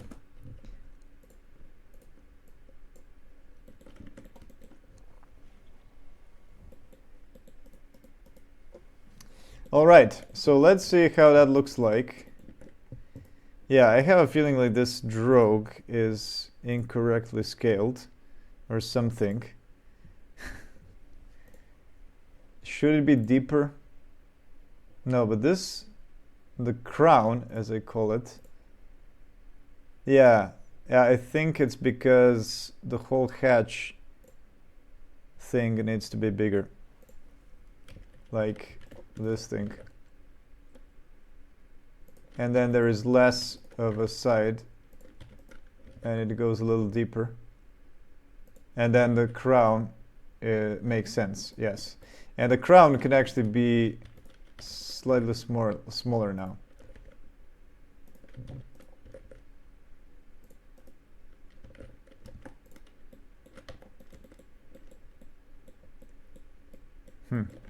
Still feels too big, but let's see. Okay, so does it look like the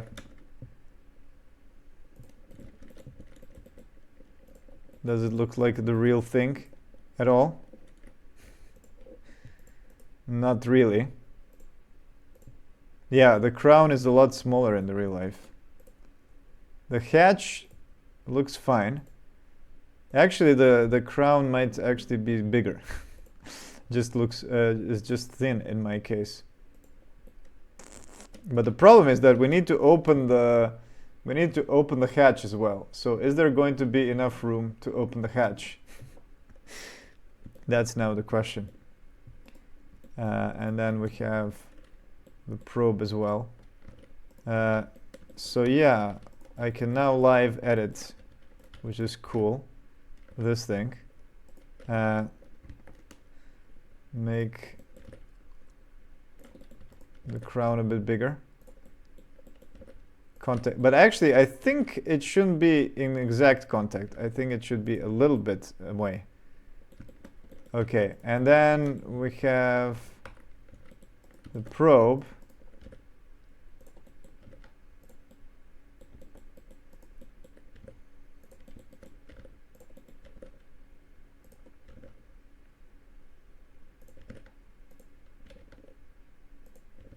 Sort of like this. And the probe can actually be have less of a resolution. Let's actually put that into group input. Let's put that into resolution. Yeah, there it is. Okay, so that I can modify resolution per object. There it is. Yeah, maybe I need, maybe 8 is just enough. Oh, but now we have the problem with, now I have a problem with angles. Okay, let's turn this into radians first. To deg. Degrees, 2 degrees, there it is. And I should increase the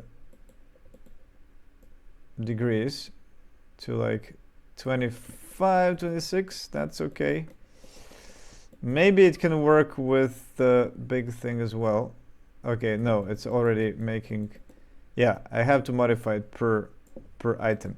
So I'm also going to make another, let's make it 35. I'm gonna make another value that I'm gonna pass in, and that's the B is going to be the B is going to be smooth angle. Yeah, so that I can modify this. For this one, it's gonna be higher. There it is. Cool. Okay, well, not cool. Oh, it doesn't merge the last two or something? Or maybe it's not, did I not make it exactly on point? Maybe I need to merge curve to mesh, merge by distance, split edges. Yeah, let's actually do this after I turn it into a mesh like this. Okay, let's see now. Yes, now it makes sense. Now the head is smooth and everything is smooth. Cool. Okay. Nice. So there we go. We sort of had the hatch. It's already, oh, it's already past midnight. Nice. I was thinking I will finish this earlier. Okay, let's now see how everything else looks like. By the way, what is this location of this?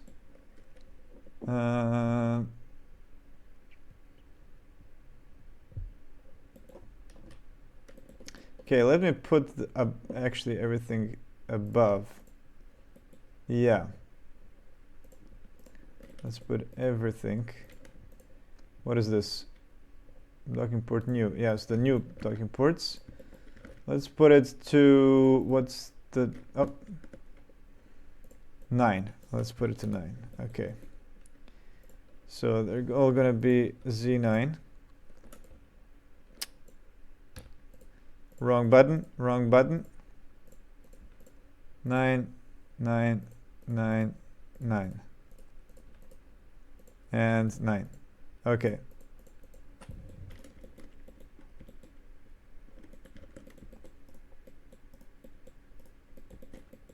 So yeah, when I turn on the ring,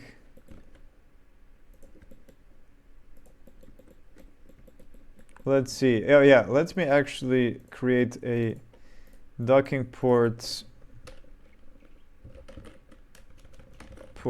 active. Let's call it active, and port passive. So basically I'm gonna add these 3 into the active part and these 2 into the passive, so that I can quickly like turn them on and off, you know, like this. This, let's call it, let's rename everything. Yeah, I'm going to kill this one. I'm gonna, yeah, I don't know, maybe I should actually reuse this docking port. Oh, docking ring 008. Nice. How should I call it? How should I call my docking system? I shouldn't use the Russian SSVP. Should use something new. So yeah, by the way, the outside should also have, the outside edge should also have some nice value, so that I can integrate it into my other station parts. The problem is my new color, my new ring is a lot wider than the old one. So it's actually not gonna fit in this one, in this piece, because this one is almost knapp, as we would say. It's so tight, and the inside actually depends on it. That's the problem. Oh, I don't have interiors. Where are the interiors? There it is. Yeah, because the interior actually width depends on it. Yeah, I'm gonna have to make a little bit of adjustments here to support it. All right. So yeah, this is the new, this is the old. Okay. I wonder, how can I actually UV map it? That would take forever to do it in geometry nodes.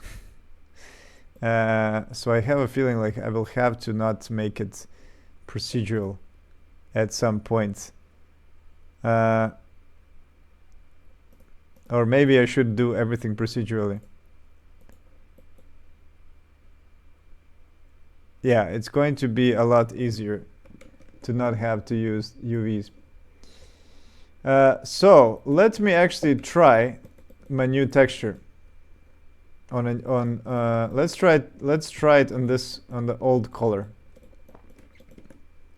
So if I try to add docking port pick, great. It's even wrong. Okay, if I use a hotspot, wait, I'm not gonna use a oh, I just had an idea. I just had an amazing idea to actually create a hotspot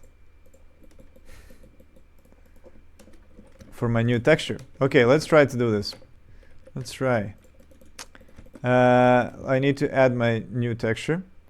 So I'm gonna copy this. I'm gonna say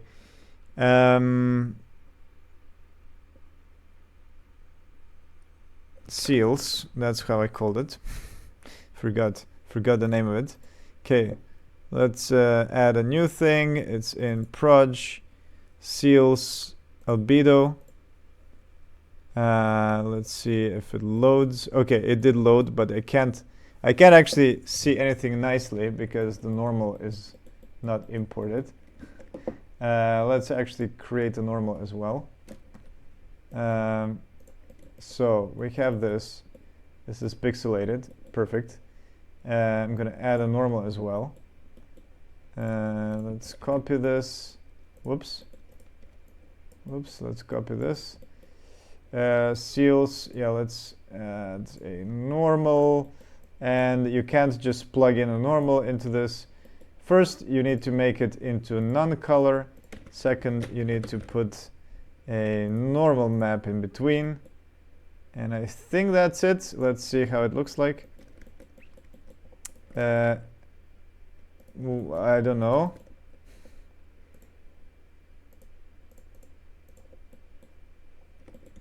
I don't see any difference. Strength, tangent space. Let's put it on a sphere. Just for a test.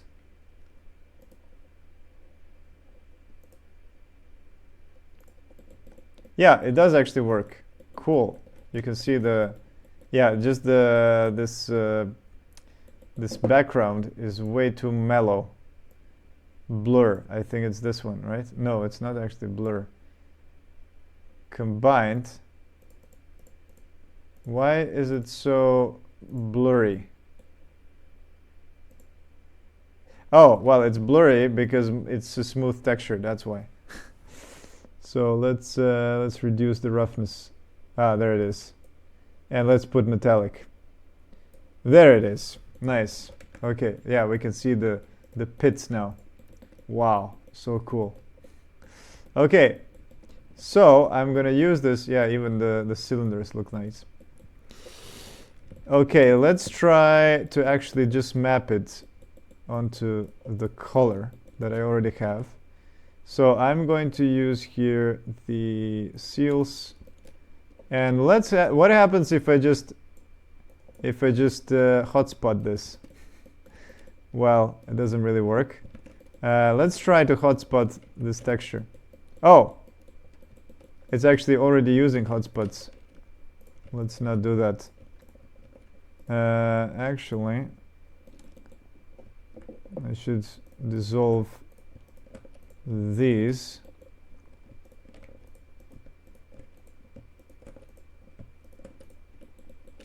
Okay, so we have a window seal. Here it is. Okay.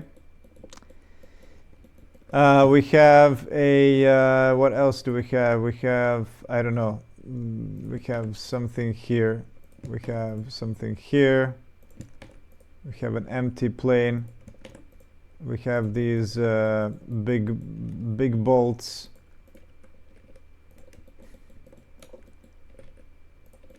We have the seal. Oh, that's actually already here. The problem is I'm not actually moving it correctly on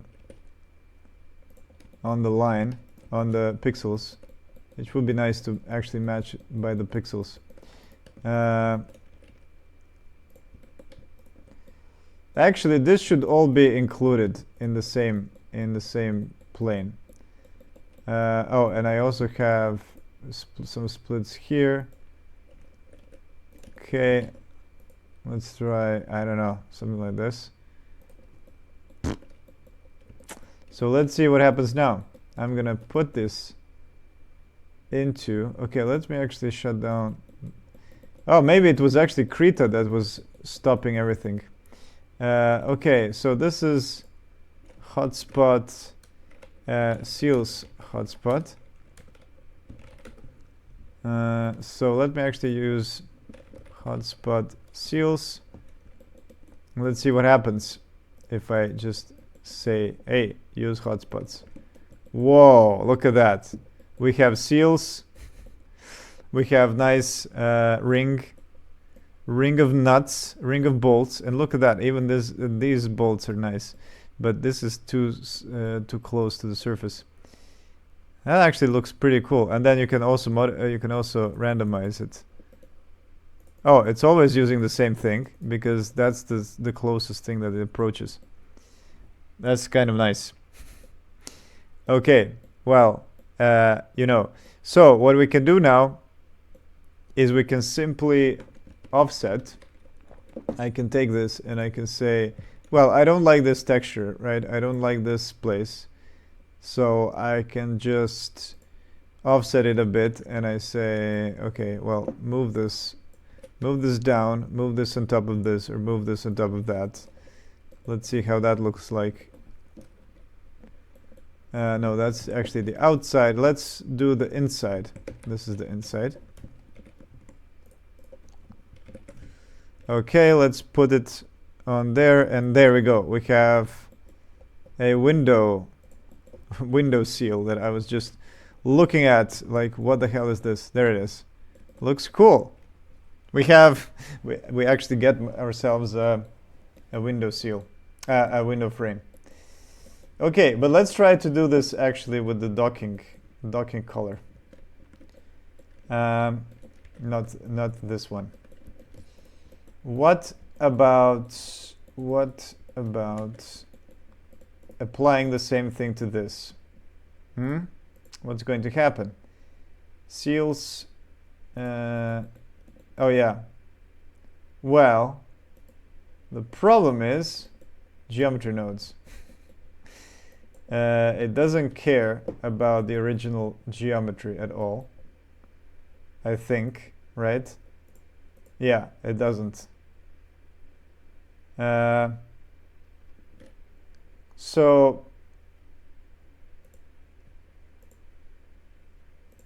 can I actually grab a texture? Material, get material. No, how do I get the material? Material, get material index. Material.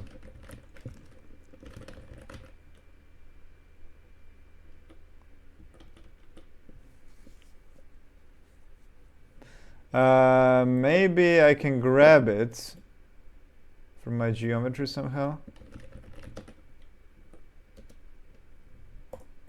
Replace material. No.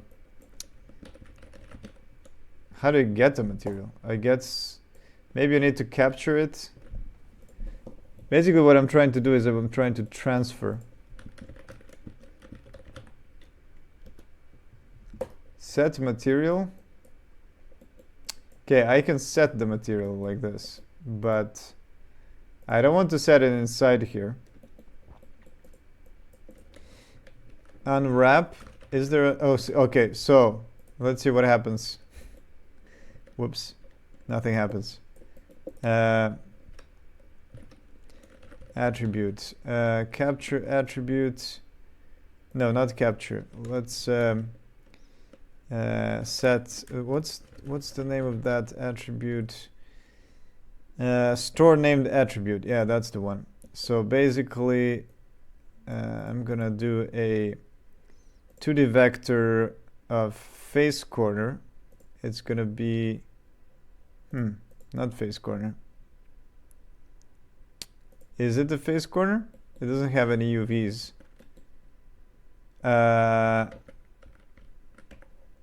Does it not have UVs?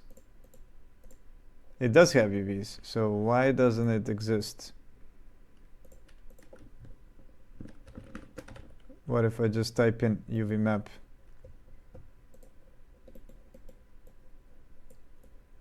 Yeah, it does work. It does work. Okay. So the value is going to be that. Ah, there it is. It has automatically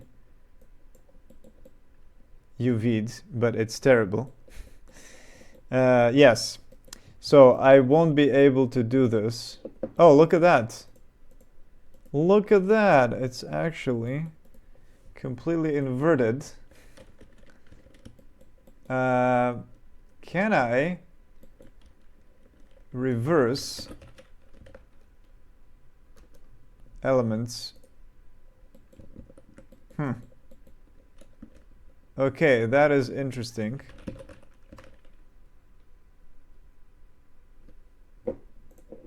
That's interesting. Is there a way to actually reverse edges? Flip normals? Do I just flip? No, I don't. Yeah, this is weird because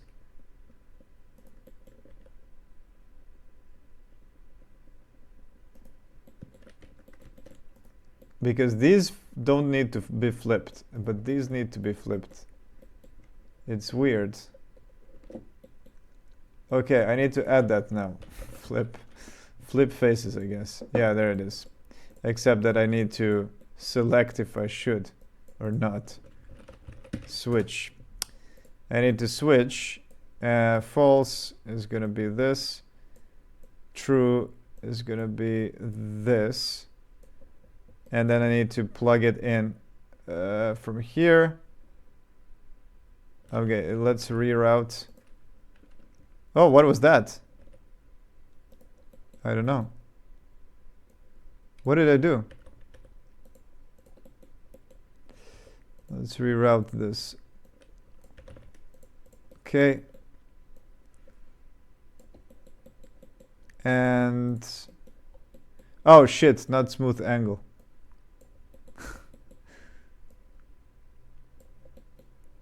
And this should be a boolean. This should be a boolean and boolean, and it should be like flip faces. Oh, wrong. This should be flip faces. Okay, so now for this object, I am going to flip faces. Good. And for this object, I am going to flip faces. For this object, I don't know. I didn't test. No, I don't need to flip faces. Okay. So yeah, UV map is weird. So I'm not going to use that. Instead, what I'm going to do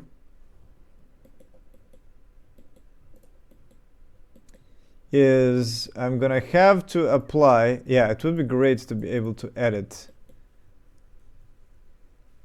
UVs afterwards. Whoops.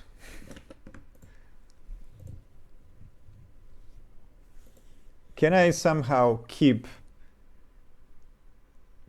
this?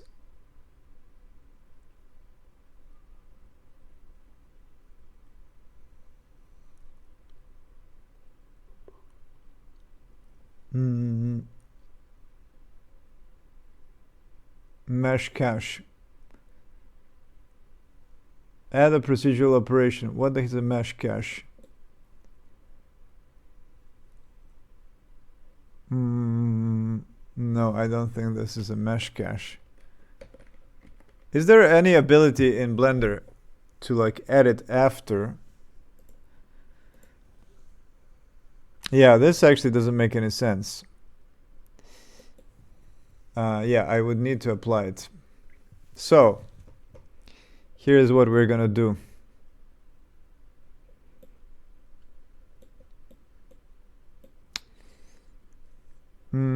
Yeah, I'm sad that I'm gonna have to do this.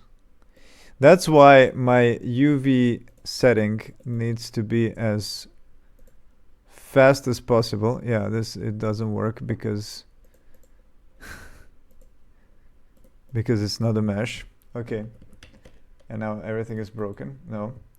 Okay, let's actually save it. Oh yeah, I'm gonna save it over this. Dream UV temp. Oh fuck, it got all fucked up. Wait. Everything is okay. Everything seems okay, and I now saved it over. Okay, so yeah, we're not gonna Dream UV temp. This is gonna be port ring. Let's just call it port.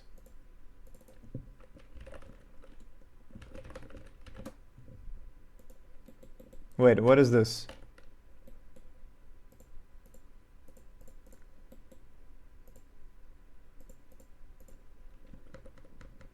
Which one was Dream UV? This one was Dream UV. So yeah, I'm gonna just delete this. Port ring. This is gonna be port hatch.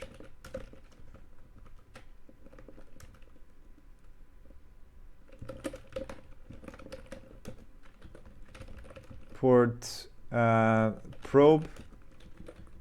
And the passive, this is gonna be port ring 2. Port passive hatch. Okay, and then we have the probe as well. So the thing is that also the length of the probe is going to be the depth of the hatch. So yeah, one more thing I actually forgot is that I need to have a little bit of thickness here inside a hatch. And I'm gonna subdivide this as well. Okay, like this.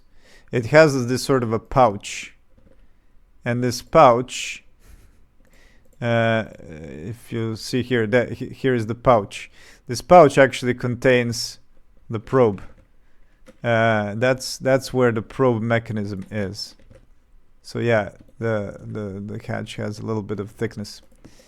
And so the probe actually goes lower. It goes all the way here somewhere. And then sits on top in its most retracted position. On top of the crown. And maybe I can put the crown a little lower. I don't know. Okay.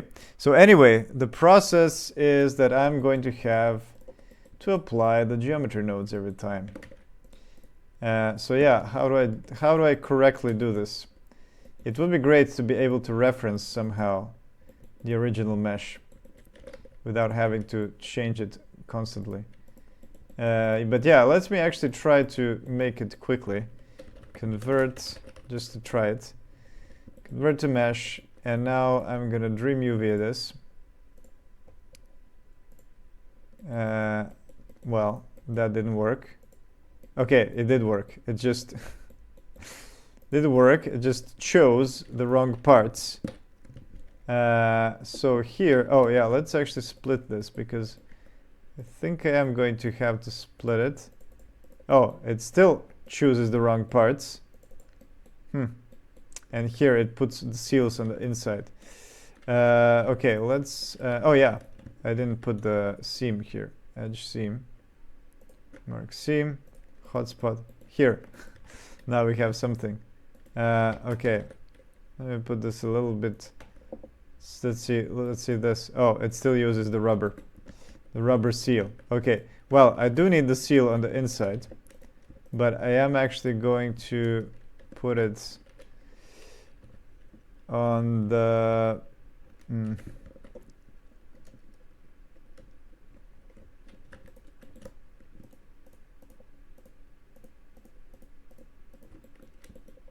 I am actually going to put it like... Now I can move this one down to like, yeah, one of these. No, I should actually put it up because I have this sort of attachment thing, and it should be a lot bigger. There it is. Something like this. Cool, nice, looks cool. And then for the rest, I can also modify everything else. Let's see how this one behaves. Yeah, it does have a weird... yeah, and it also has put the stop. Okay, if I mark seam here, I say Dream UV. Okay, now it uses this outside with the nuts. I can just put it to somewhere else, something else that looks more interesting. And then this pouch. Yeah, this is actually going to be... I am going to have to use a different texture for this. Because this one doesn't make any sense. I can just put it into a clear metal for now. Okay, something like that. Hey, that doesn't look bad. Doesn't look bad. And I made it super quickly. So yeah, the hatch moves down, reveals everything. Reveals the... oh, this inner seal should actually exist, surprisingly. Okay, yeah, the only problem is that I had to apply to make it work. Okay. And then we have the probe. Yeah, I am going to have to add some plasticky bits as well. So yeah, I also wanted to see, is this going to be able to open? So I put it somewhere here. The hinge, it should maybe be somewhere there. And now when I open, there it is. It can pass. It is fine. So my design is okay. Works fine. There's no weird collisions here or here. So that looks good. That looks good. Okay, and then when it's open, it's kind of like here, depending on what's inside. And yeah, the module is going to sit here, right? The inner wall on this seal. Cool. Okay.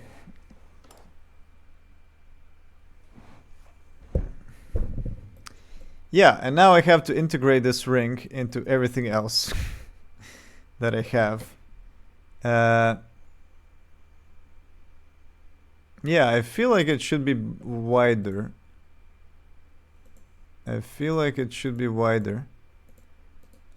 Here is a probe. Let me just focus on the probe a bit. Yeah, it's sort of there. How big is the outside of the ring, though? I said that it should be a nice value as well.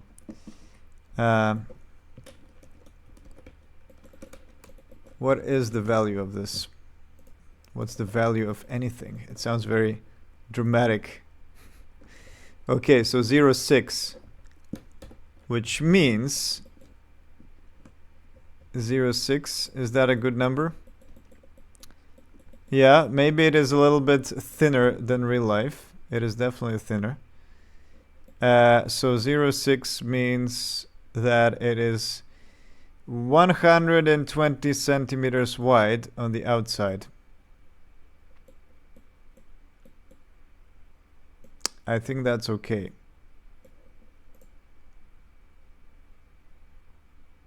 Yeah, and plus it usually has this cover. And this is the drogue. Yeah, I think, yeah, well, it looks better when it's thicker, actually. And maybe in my case, because I have this GI, maybe it should be thicker. What about 0.7? No, that's too much. Okay, what about 0.65? 0.65 means that it's 130 centimeters thick. I don't know.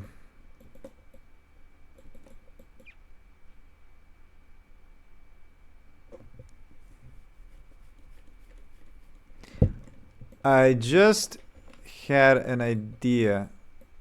Do lines get... No, you can't unwrap lines, unfortunately. Okay.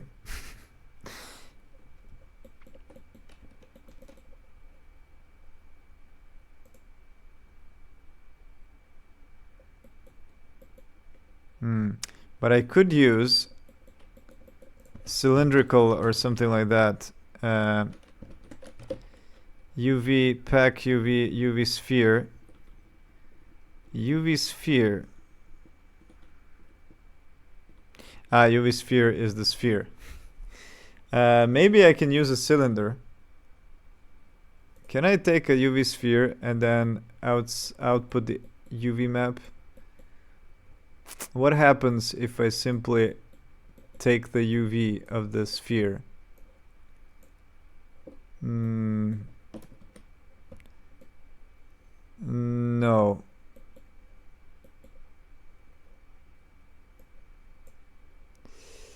Angle-based conformal margin. Fill holes. Yeah, maybe there is like a transfer attribute thing. Transfer. Oh, it doesn't exist anymore. They removed the transfer attribute. Capture attribute. Capture attribute. Capture attribute. Oh yeah, right. Because transfer attribute was turned into sample. Oh yeah, now they made it more difficult. What is this mesh, by the way? What does it look like? Oh, it's just a sphere.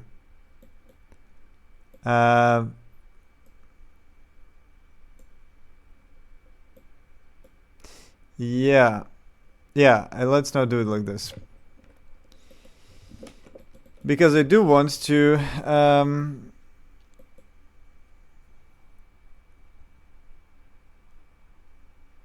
yeah, I think I'm going to just have to re-UV it every time. It's a little bit of an issue.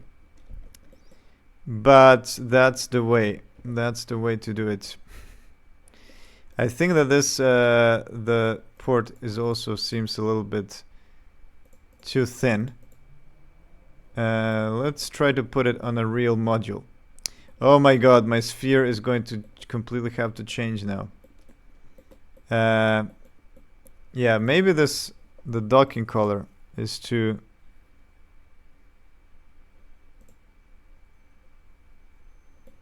Okay, SS for docking width. Well, does it say the outside? Transfer passenger shape because of width of 940. Oh, yeah, it's the CBM. 80 centimeter in diameter. 160.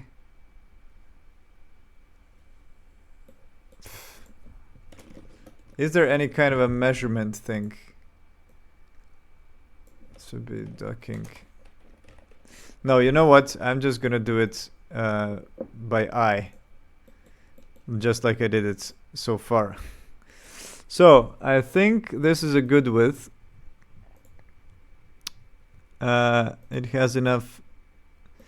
Yeah, this is a lot bigger than I thought, but yeah, let's make it actually down to 2 decimeters. So -2. There we go. Now it seems a little bit more professional. But yeah, I'm afraid that there's gonna be leaks in the because yeah, in the, how do you call it, the GI, because this is too thin, this thing. Maybe I'm gonna have to make it thicker between the outside and the inside to prevent the GI from getting in. Okay, can I make this wider? Okay, let's make the hatch. Let's make the hatch. Yeah.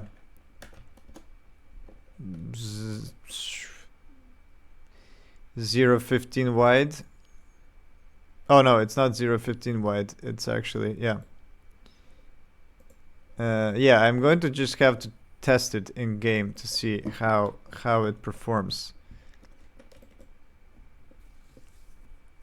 Yeah, maybe I can push this thing up to this point so that it minimizes.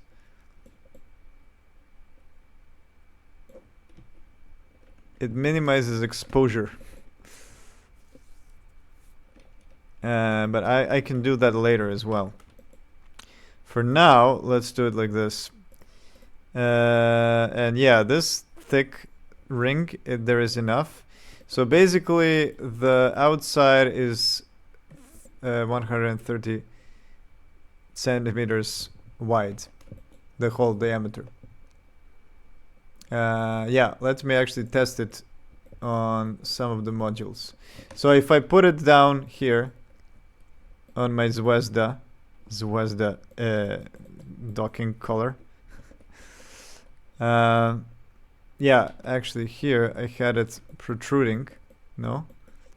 If I remember correctly. Yeah, it was actually on top. It was where?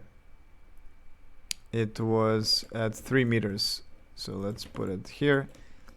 And let's see how this looks like with the new docking ring.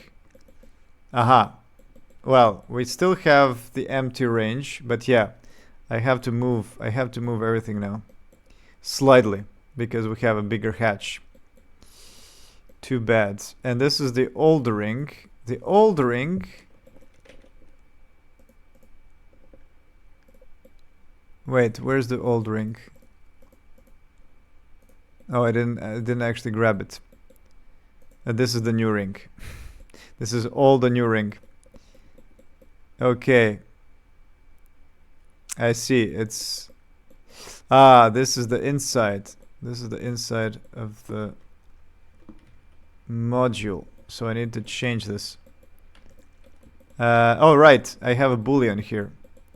There's a boolean somewhere that is cutting this. So, yeah, first I will have to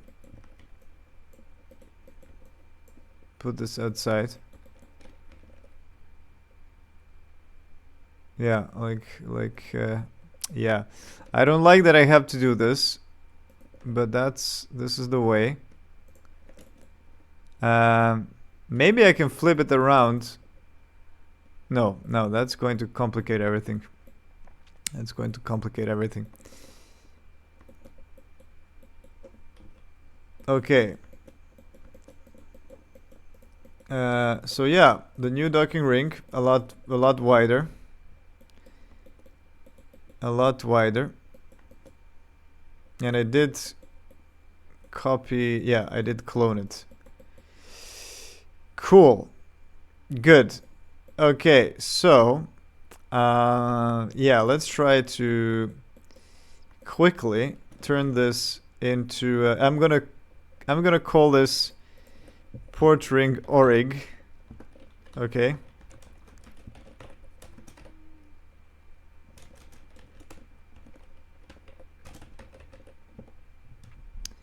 Wait, what is this? This shouldn't exist. This is the hatch. All right, this is the one that I was testing. So these are the original ones, and this is the active hatch. Yeah, I wonder if I should actually apply it and just forget about it. Well, not for now. Not for now. Let's do a quickly. No, you know what? Let's not do this orig thing. Instead, I'm gonna turn everything into coals, and I'm gonna try it first in game. That's the thing. Wait, this is the copy. I don't need it. And the probe.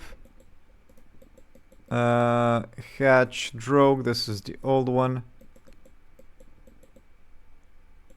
Above hatch. And where is the passive? Did I hide it? Oh, it is here. Okay. It's here. Yeah, and this passive cone is also too thin. Yeah, this is definitely going to make problems. I'm gonna have to do it all the way over here.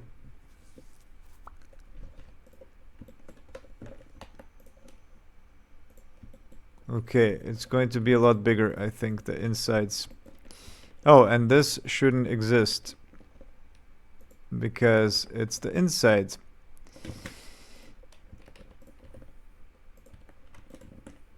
Okay. So here is the hatch. Here's the inner hatch. And here is the inner ring.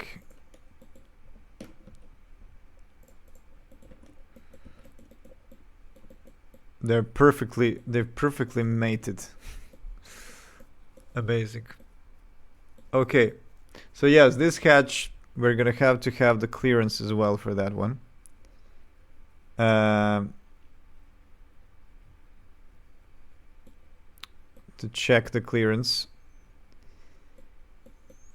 But yeah, let me actually export these. Let's see. Okay, so I'm going to retire these, the old ones. Wow, the new ones are way bigger. Let's actually just see the hatches. How big are the hatches? Yeah, they're not that... They are bigger, yes, actually, because they have this lip on the outside, which maybe I should reduce. Maybe I should reduce the lip. That's the thing. Okay. Yeah, let me just test this without anything.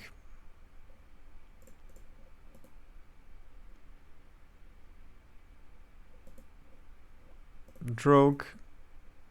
Hatch. Yeah, I'm gonna keep exporting these docking ports. Port active.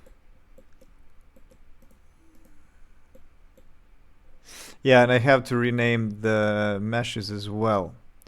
Let's not forget about that. So this is port passive hatch.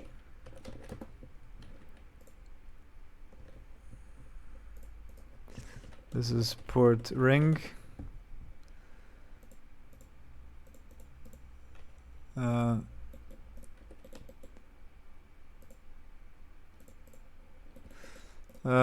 Probe.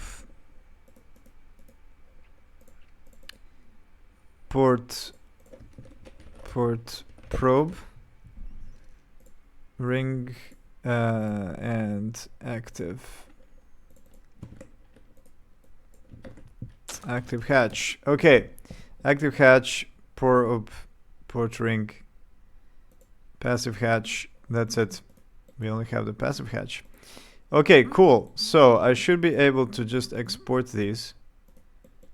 So let's see.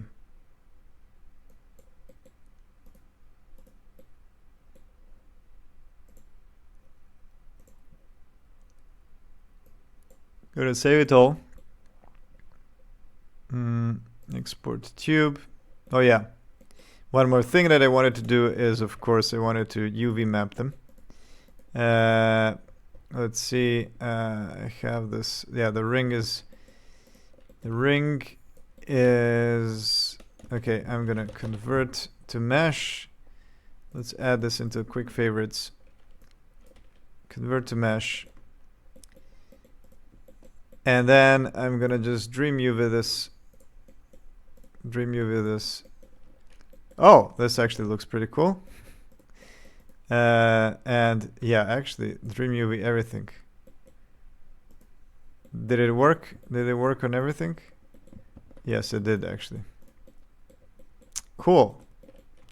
All right. Yeah. That's about it. Maybe I can make the inside so that mark seam. All right, and let me grab the inside.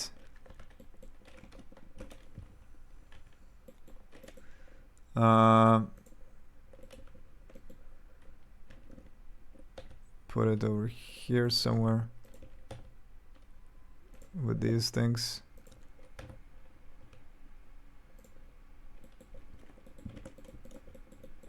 There we go. Okay, it doesn't matter about the inside. Are you making EM drive? Looks a bit like it. No, it's actually just a much better port, docking port. So this is like a more realistic one. Okay. So let's export. Let's export stuff. We have named everything correctly, hopefully. Is there anything hidden? Old docking ring. Old docking ring. What is this? Oh, this is just a test. Port ring. Yes, I have everything turned on.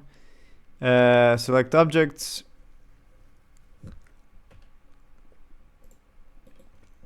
Well, let's see. Wait, let me do it in this way.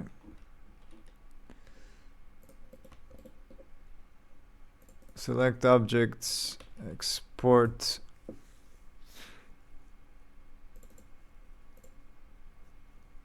Test, no, wait, it's art. Art tube. Okay, let's go into Godot and let's look at it. Very cool. Yeah, so now it's much more based on the real one.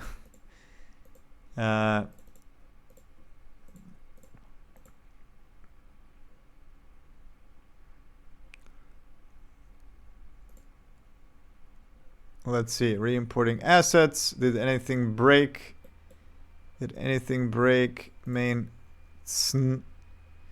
everything seems cool. Okay, let's make a new map. New scene, new map. I'm gonna do a... I'm gonna drop in... oh yeah, let's see. Tube seals. Okay, it has actually exported, but I don't actually want to do this because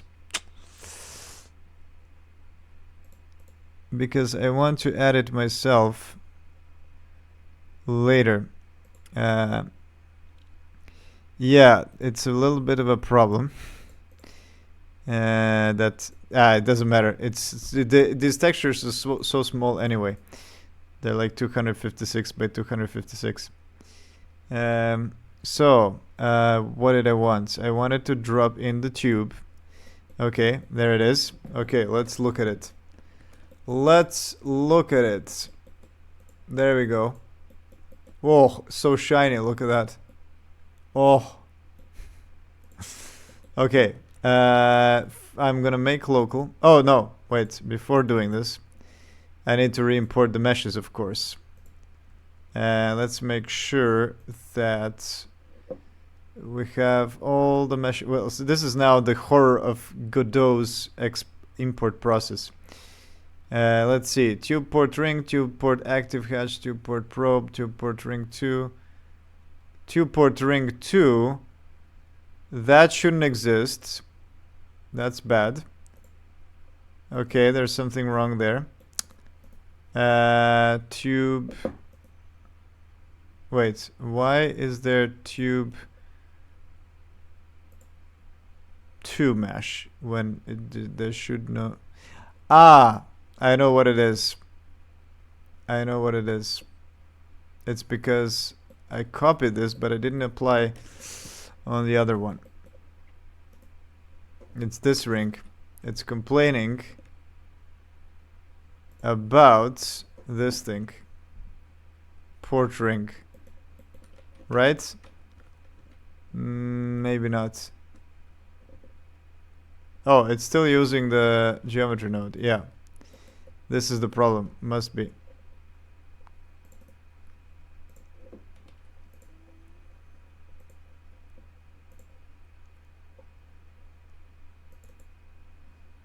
Actions. Set mesh save paths. Meshes. Yes. Okay, so there's only 4 of them. 2 hatches, the ring, and the probe. Set paths. Okay, re-import.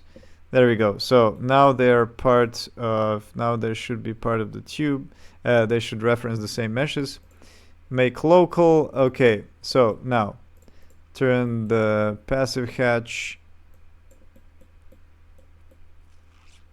Passive hatch. Yeah, one more thing is that they have, yeah, it doesn't matter because this is only the model. So let's turn, oh, it doesn't have a collider. It doesn't have a collider, but that's okay. We're gonna do that. We're gonna do that some other time. Okay, the important bit is that we're gonna turn this ring into, what the hell is going on with the computer? It's falling apart. Okay, let's, oh shit.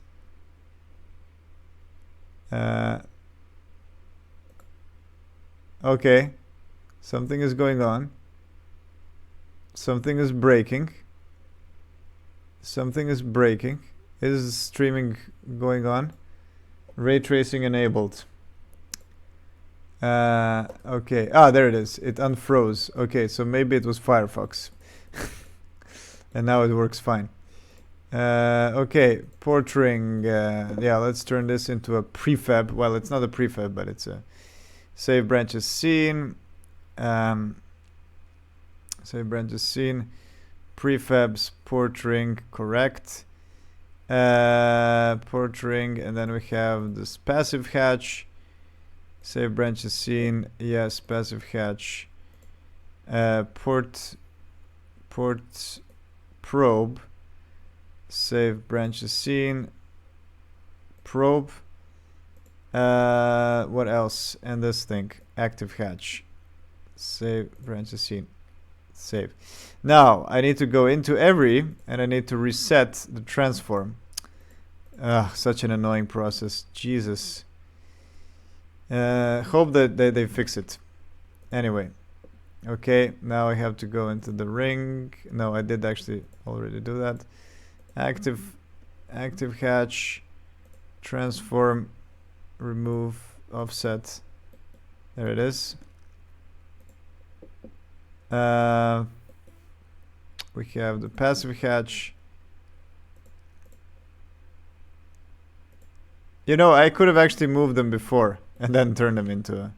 I should have actually done that and then turned them when they were on 0. And port probe, transform. Come on. I don't know what's going on.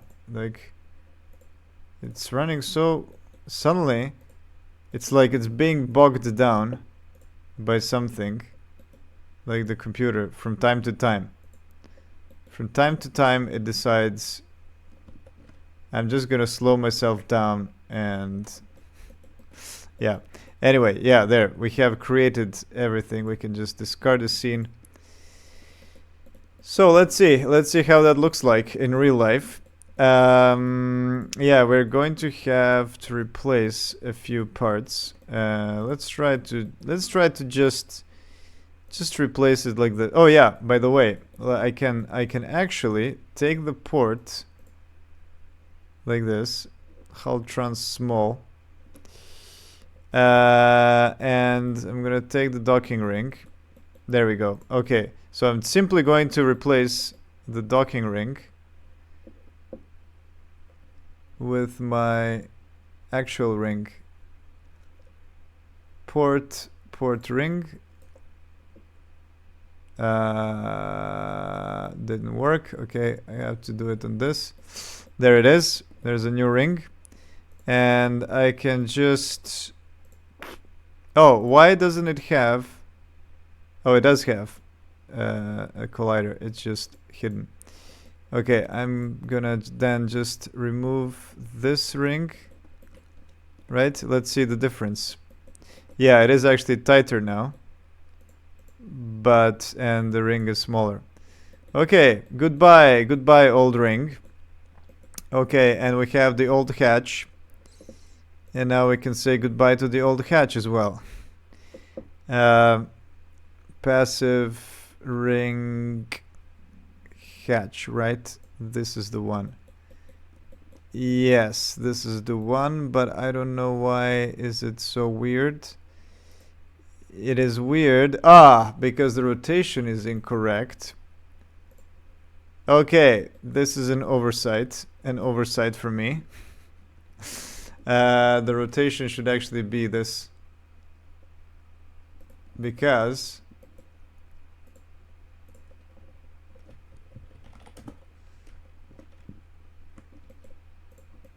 like this, yeah, because they should all be oriented towards forward. Yeah, maybe I can re-import this.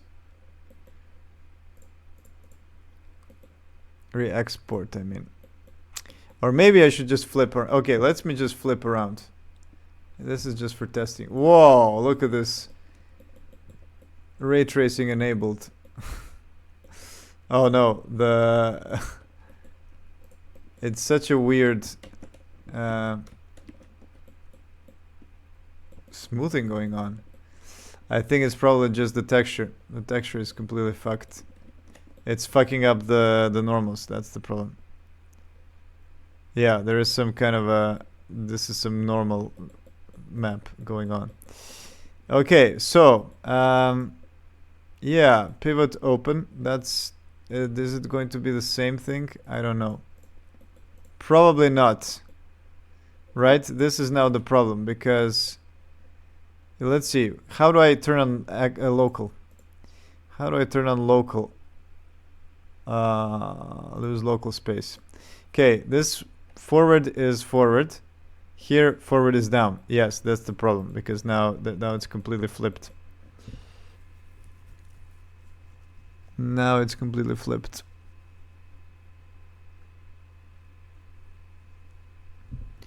Yeah, the hatch is humongous now.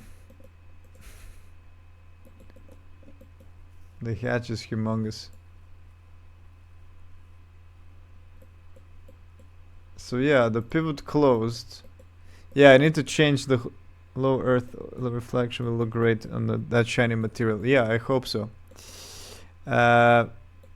So yeah, let me actually export with flipped. Did I flip it or not?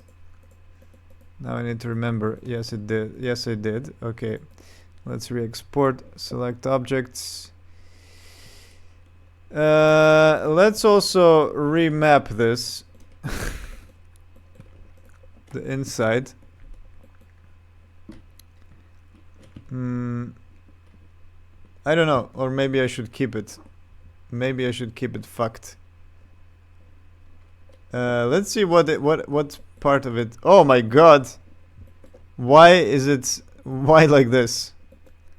Doesn't make any sense. Oh, look at that spiral. Crazy. Yeah, I don't know.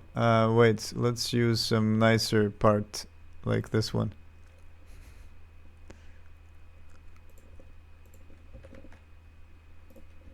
So strange.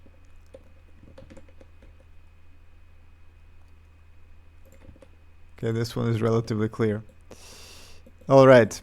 Export tube. Select GLTF tube. Okay. Let's re-export, and there it is. It has flipped around, which is expected. Expected behavior. There we go. It should be actually 0. Yes, it is. It is 0. Good. So now the actually pivot open is gonna be slightly different. The closed pivot is 0, and open pivot is yeah. It should actually be. Let's see. Let's copy this. Let's see. It should be something like this, perhaps. Let's remove this old hatch completely. Look how smaller this hatch is. Oh, actually, it's not smaller at all. It's just I thought it was smaller. It is actually bulkier because there's more there's like it's more conic.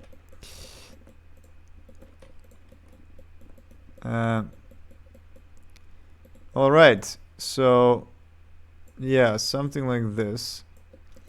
So let's just match pivot open to this. I'm gonna reposition. Yeah, maybe this is too much. Maybe this is too much. We'll see. Yeah, let's remove. Oh, sorry. I wanted to do this. Pivot open, pivot closed, and the hatch. The hatch is this. That's correct. Okay, so yeah, it will actually move to open position and closed. Okay, cool. Look at that. We have the hatch now. We have the hatch now in. Yeah, I will need to redo all the meshes now to support the new hatch. But that's okay. That's okay. Module core. There it is. Let's see it on both sides. There is the new hatch. The new interior hatch. The passive hatch. Sorry, that's what I wanted to say. Anything else? Module core. Okay, let's cut this all out. Let's see in the main. So here we go. Now everything is using the same ports. Cool. Look at those reflections, as we said, but it's a little bit weird because I think, yeah, there it is. It's leaking light. I knew it. Yeah, because exactly at those points that I suspected. Because the voxel volume of the GI is actually 1 centimeter or 1 decimeter, I think. So I need to make everything thicker. It seems like it's, you know, it's weird, but I will have to make. Yeah, maybe I'll have to make this color inside, like not slanted like this. Unfortunately, but it does look cool. It does look cool from the outside. And look at those like receptacles there. Nice. Okay, let's try to run it and let's see. Man, I don't know what's up with the performance of this thing. Okay, so I have to revert now. I have to revert. The only reason why I need to revert is because I didn't apply this. These are now using geometry nodes. Okay, so in case I need to reposition anything, redo anything, I just need to keep this file alive for now. Yeah, let me shut down everything because I'm not sure what is creating this. No, it's definitely good. Something is going on the whole computer. Like, even when I turn down everything. Am I like recording something? Or, okay, I have to go into the task manager. There are no running apps. Yeah, it's only OBS and Godot. Anything else? Activation licensing. Performance. Yeah, I don't know. It's not even. I don't know what's going on. Okay. Well, yeah, let's run it. Let's run the game.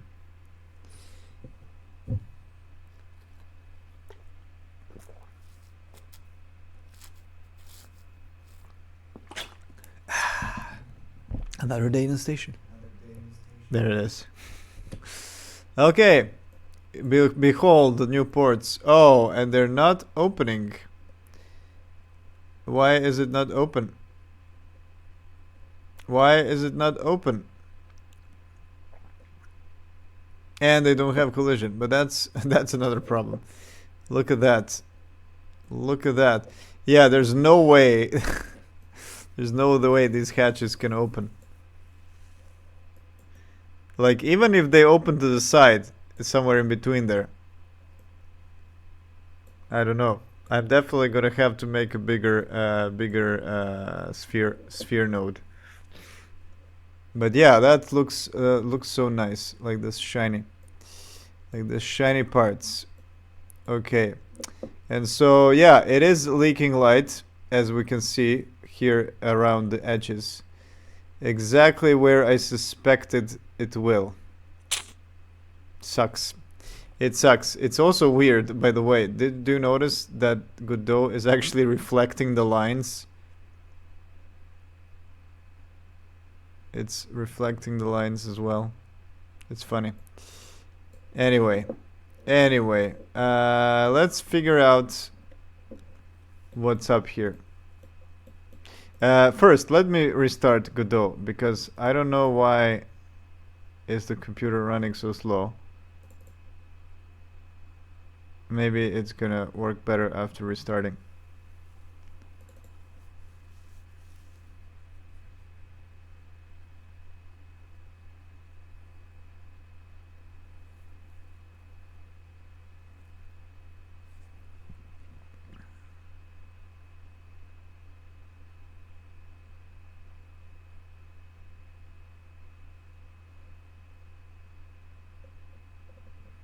Okay, so let's go into the passive hatch.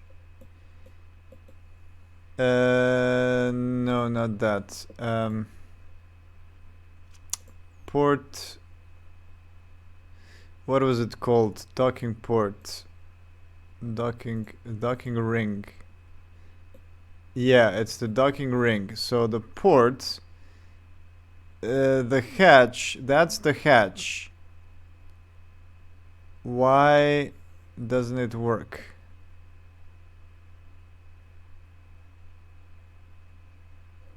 So the hatch should move.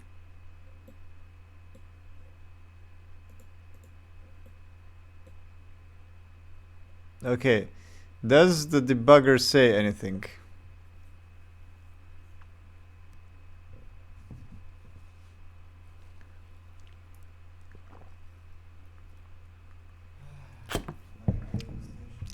Obviously not moving. What does the debugger say? Cannot instantiate script. Yeah, that's okay. I know that. But also, I want to know why are these hatches not open when they should be. Passive hatch. Docking ring is open is true, which means that it should open them and start.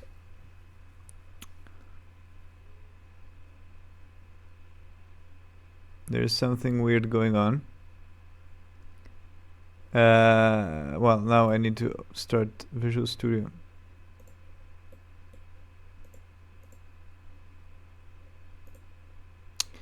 Let's see. Port. Node 3D. Hatch is node 3D, and this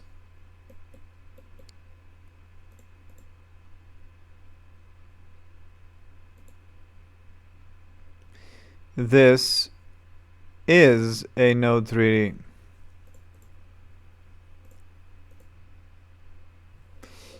Oh well, now I removed the old one, so hatch drogue.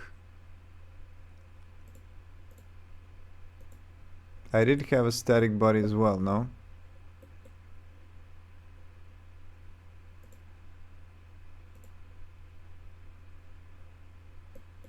Okay, let's build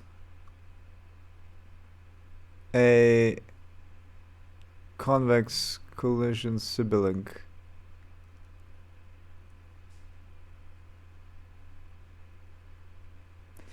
Single convex. This is the fastest but least accurate option.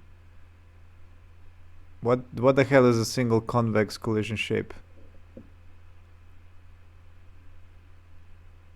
Ah, okay. I know what it means. Can't create for the scene root. Weird. Okay. Well, this you can. Okay. So let's just use the static body for now.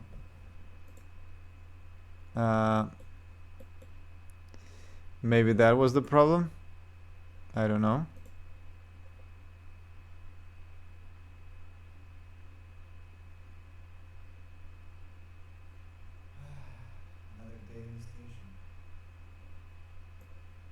What the fuck? Why doesn't it move? Okay, let me try it in an isolated scene.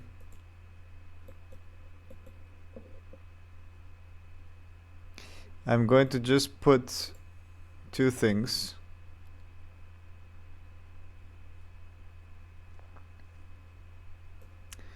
I'm gonna have a docking ring and a docking ring. I'm gonna have a camera.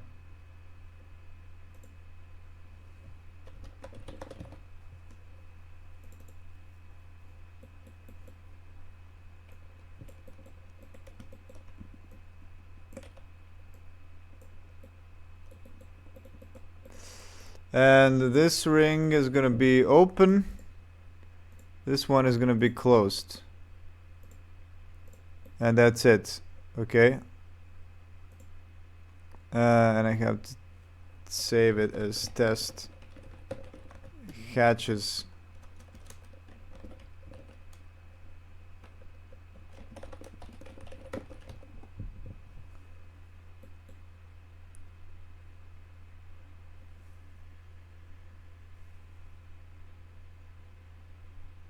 Okay, obviously they're both closed. So what the hell is going on here? Passive hatch. Everything is set up correctly. What the hell are you doing to me? Set hatch. Pivot closed. Pivot open. Pivot closed. Pivot open. Okay. Ring is doing nothing. The only thing that it needs to do is if it's not open, set the transform, and that's it. That's the entire thing about the port. Okay. And for some reason,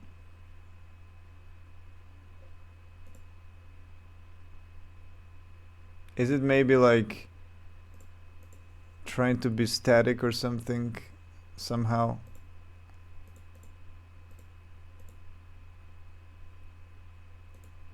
Is there some kind of a static like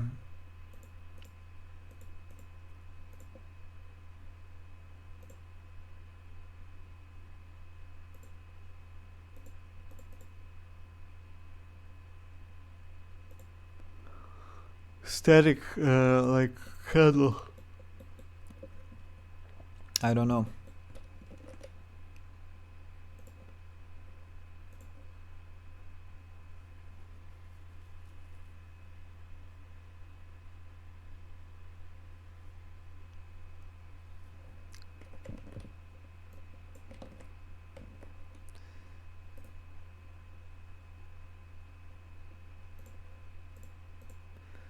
So will it move? Will it move? It does move. So it's not like it can't move. It just doesn't want to move from script.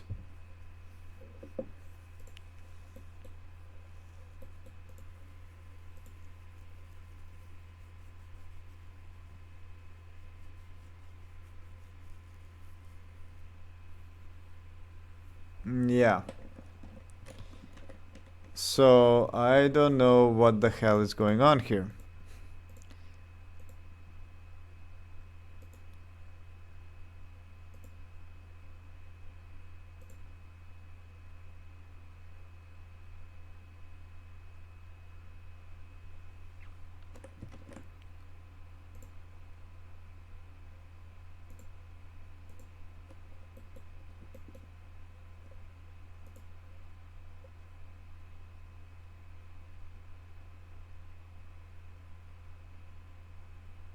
Is it going to tell me a bug? It's not even telling me a bug. Oh my god.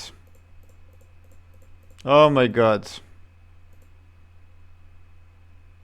Oh my god, it's not even reporting a bug that this doesn't exist. How does it even work?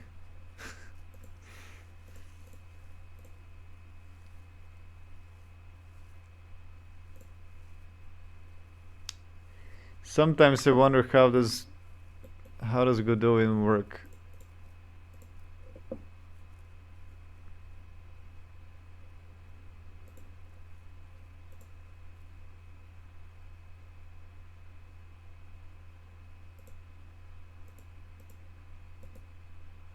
Wait, did they make editable children?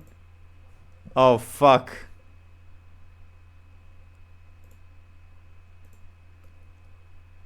I made editable children thinking that, getting out of the play mode.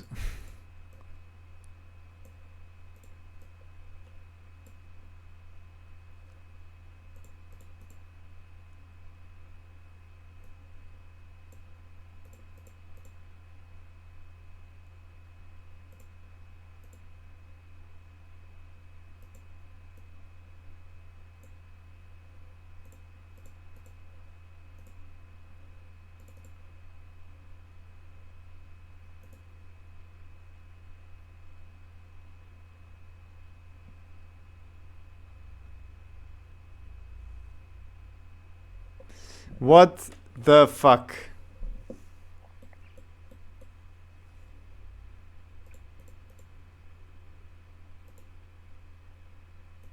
Okay, I don't understand this. I don't understand this. I think it has to do with. I have a feeling like it has to do with something like serialization in Godot is fucked. Like it doesn't want to reassign to a different thing.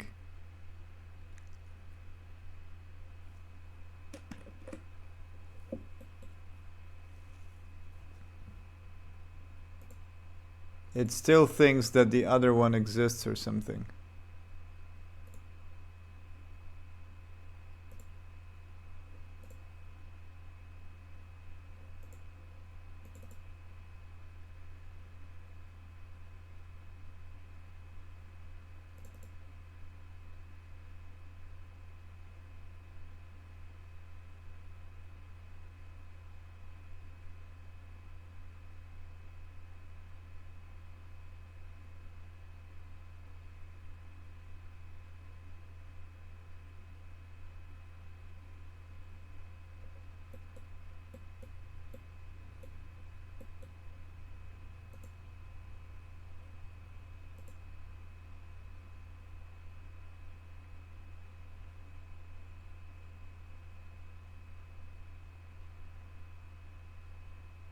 Great, great. Another bug that I don't know how to solve.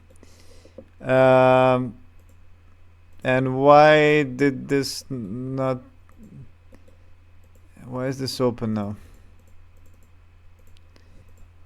Okay, well, something didn't save correctly.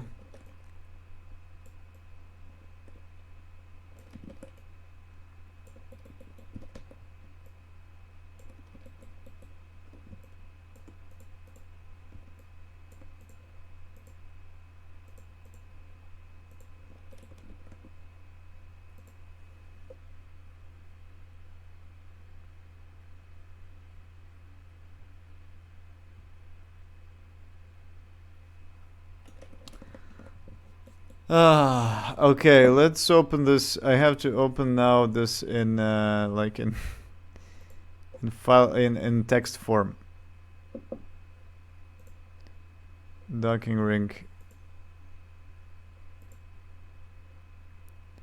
Ext resource. I think this is the problem.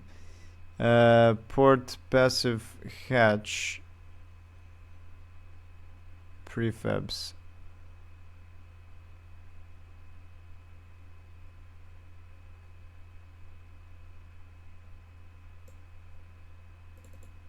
Port passive hatch. No, it does have a port passive hatch. Port passive hatch. It's there. Yeah, okay. Maybe there's something to do with this staticness.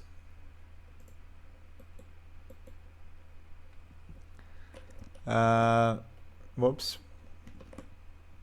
So, I don't know. I don't know. I don't know what this is. Visibility. Top level. What does top level? Through the nodal, not inherit its transformations. Okay. Global illumination. Maybe this is it. Let's see.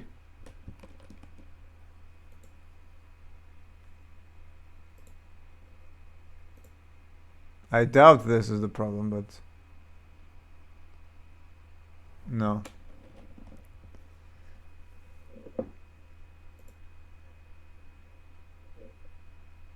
Is the script disabled somehow or something? No, you can't have it disabled. Okay. Let's just try to print.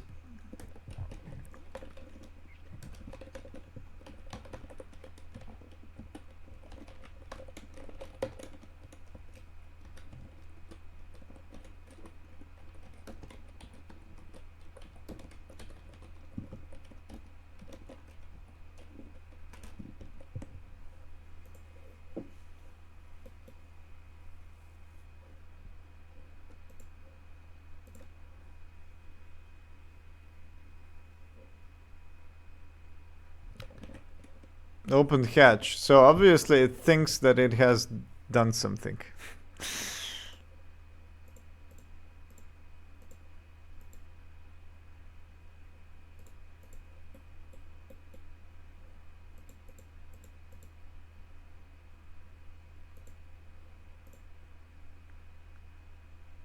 Oh.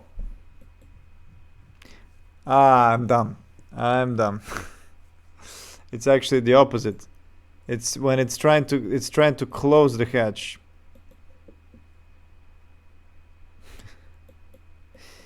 Okay. Let's actually invert it. Let's say that if is open, then turn it into an open. Okay.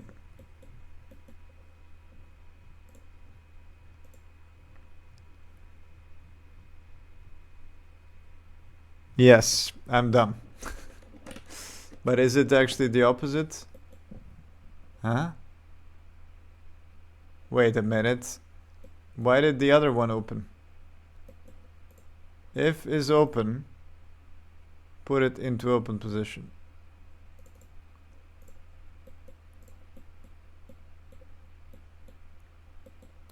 Yeah, let's do both.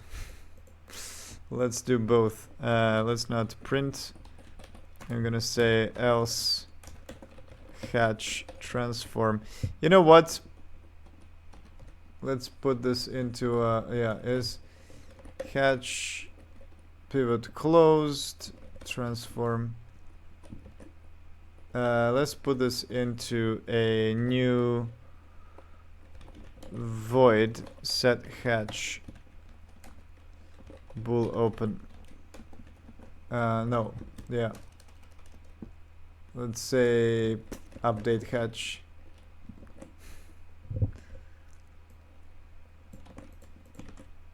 And then I'm gonna just call update hatch here.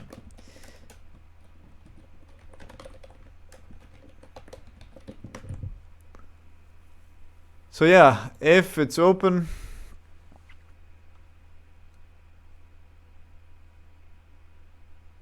put the hatch into open position. If it's not, put it into closed.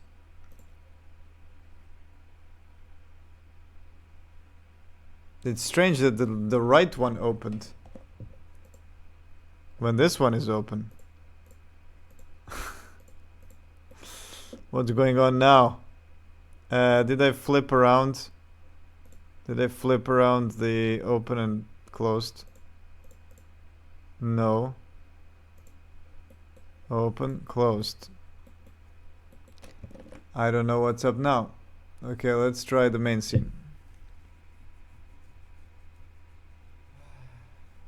Yeah, it is open. It is working. It's just I was confused, I guess, in the test scene. Okay, so here it is.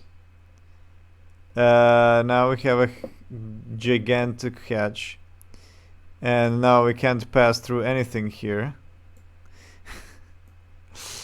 Yeah, it's completely impossible to pass. I need to get. I need to make the nodes bigger now.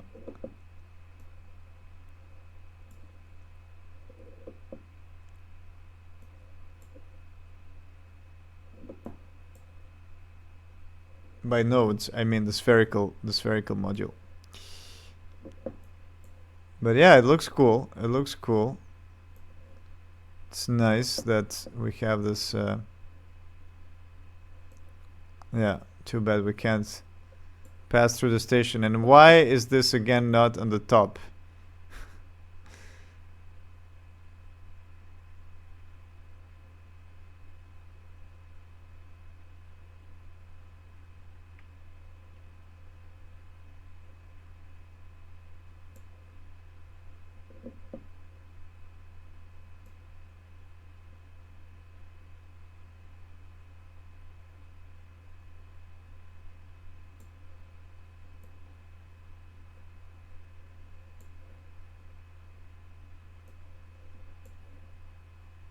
Boom.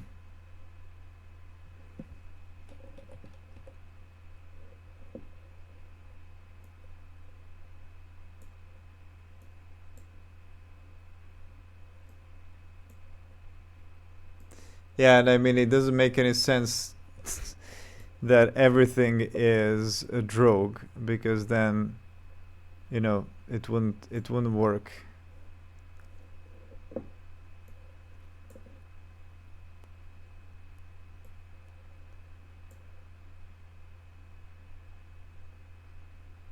But yeah, it's massive. They're massive.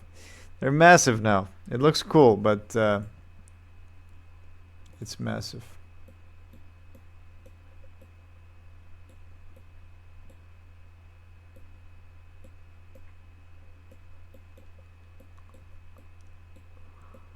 Okay. So, I fixed this, and yeah, I was like, how does it look like? How does the active one look like? That's what I'm interested in. How does the active one look like? Let's put it, I don't know, inside here. Perhaps. Probe. No, that's the old one. That's the old one. Let's see. Oh yeah, I can actually put it here into this thing. Integrate it into the craft. Halt tube. Halt port adapter. Yes. So this port adapter is going to have the probe on top. Docking ring, but it's actually the active.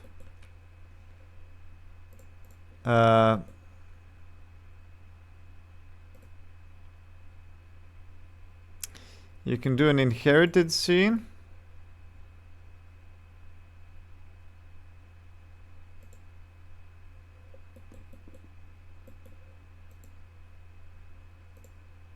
Can I add a active hatch into here? I can. Cool. And I need to get a probe as well. Probe. There we go.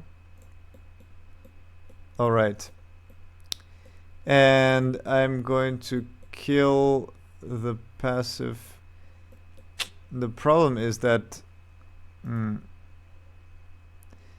editable children, but can I delete?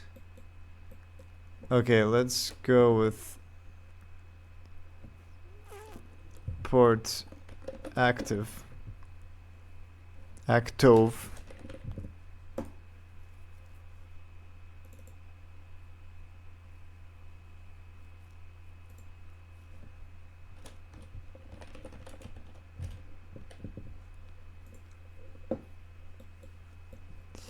Docking port active. Let's see. If I remove this, the collider still stays. And I can't remove that. Okay, I'll have to make it editable children. And then say to the collision thing disabled.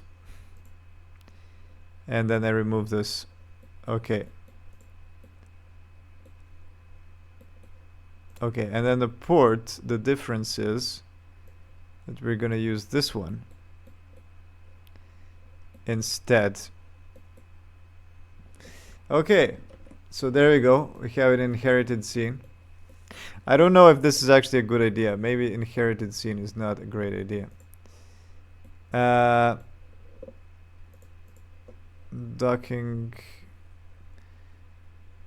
Docking port active, and it's gonna be here. It's gonna be at the top. Transform 0, 0 here. Okay, and the top is of course 2 meters. There we go. Yeah, the everything needs to be bigger now. Okay, let's try this. It's open by default. It should be closed by default, I think. Okay, let's see how that looks like in main.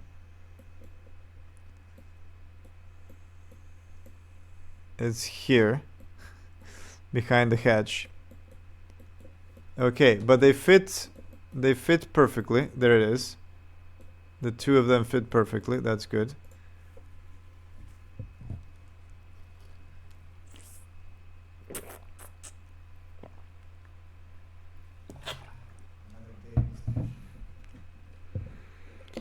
Let's see. Can I actually pass to it? Not really. Not really, no.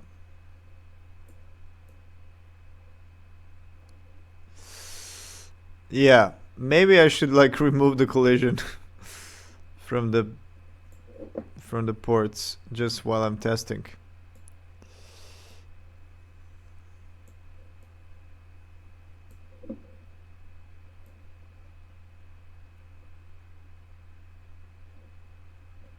It does look cool, the reflections and everything.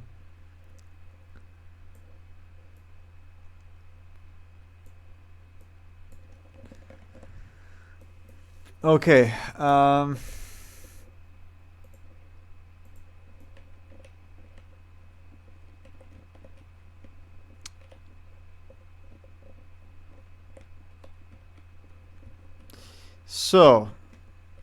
so we definitely need to make the sphere bigger. That's number one thing. Okay, can I temporarily just put this thing? What's the transfer? It's 1 meter. Okay, I'm just gonna temporarily remove it like this, so that I can see the probe. Yeah, that's not gonna... You know what?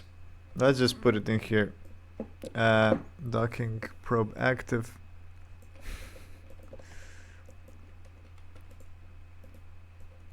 So that I can just see it in live.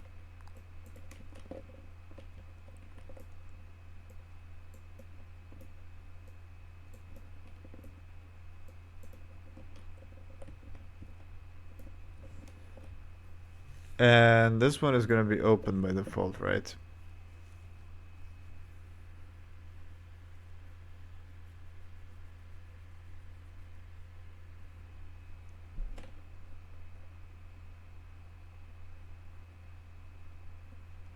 I have no idea what's going on with this computer. Like, it was working fine until today.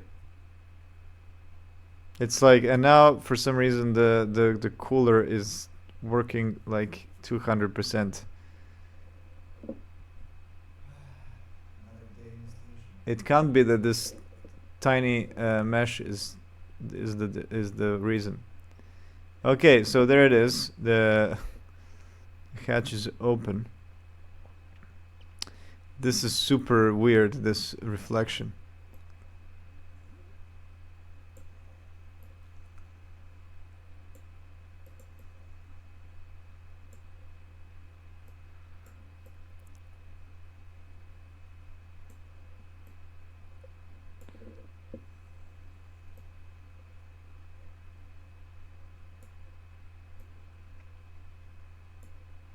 There should actually be cloth in here, inside.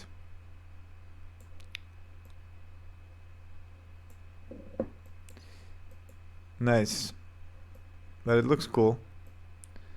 It looks cool at least. And that's the ring. The ring. Yeah, the thing is that the ring could be thicker to accommodate not leaking lighting. There's there's no reason why it shouldn't be thicker.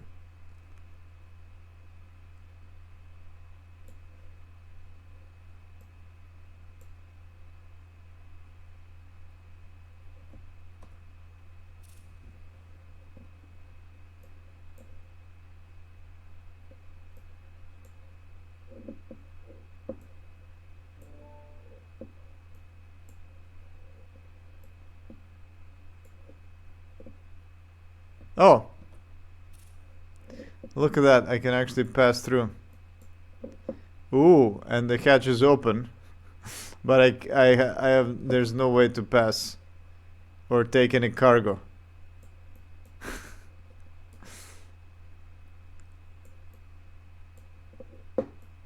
It's a funky reflection. Yeah, it's reflecting the sky because it's a dynamic object. It doesn't occlude the sky if it's a dynamic object.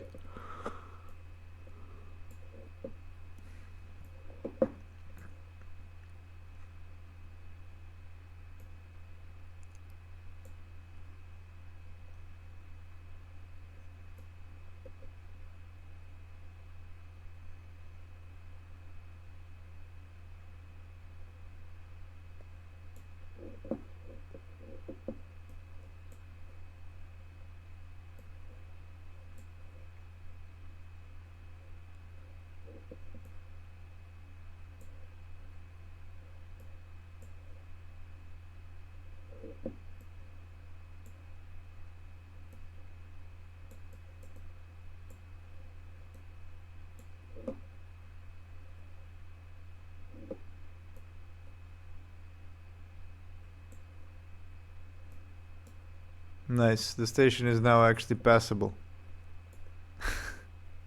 And this is amazing. This is like merging of all the docking ports.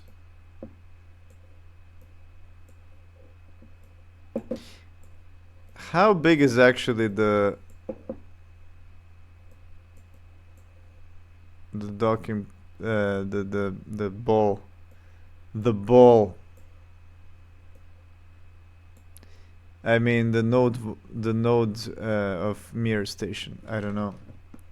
That looks cool. That looks cool, I have to say.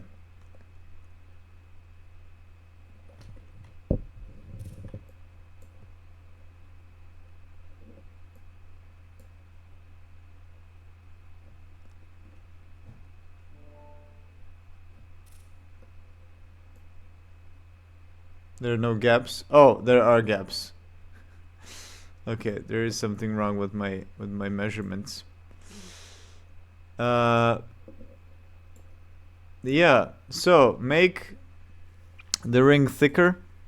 Check how big, and I have to rescale the sphere. That's important. Okay, so mirror. Oh yeah, I did actually.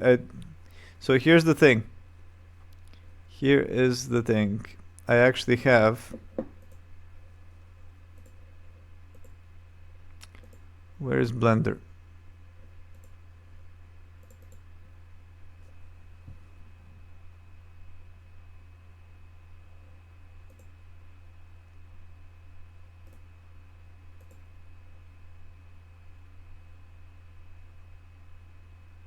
JetBrains. What?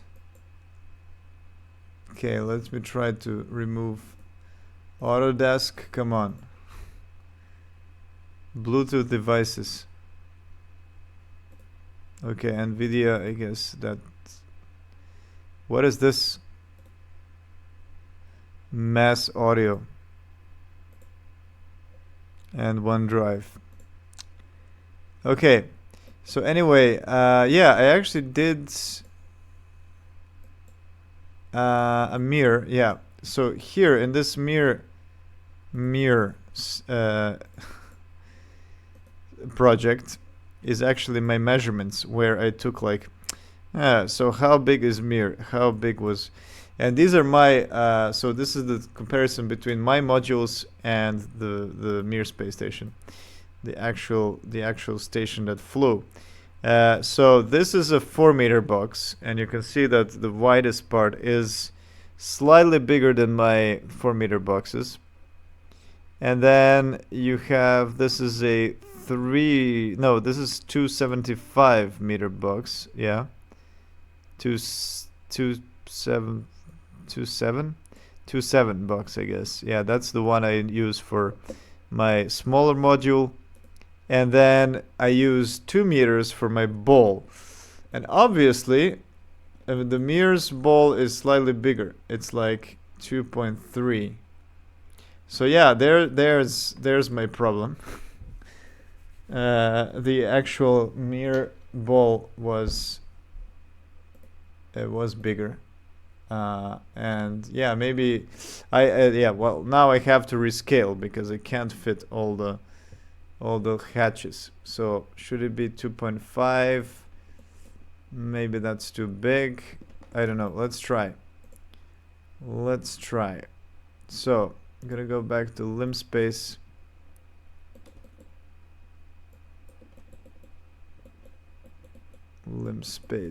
Yeah. So if I just rescale, everything works because I have booleans. But you know what? I'm actually going to do this a little bit differently. Let's do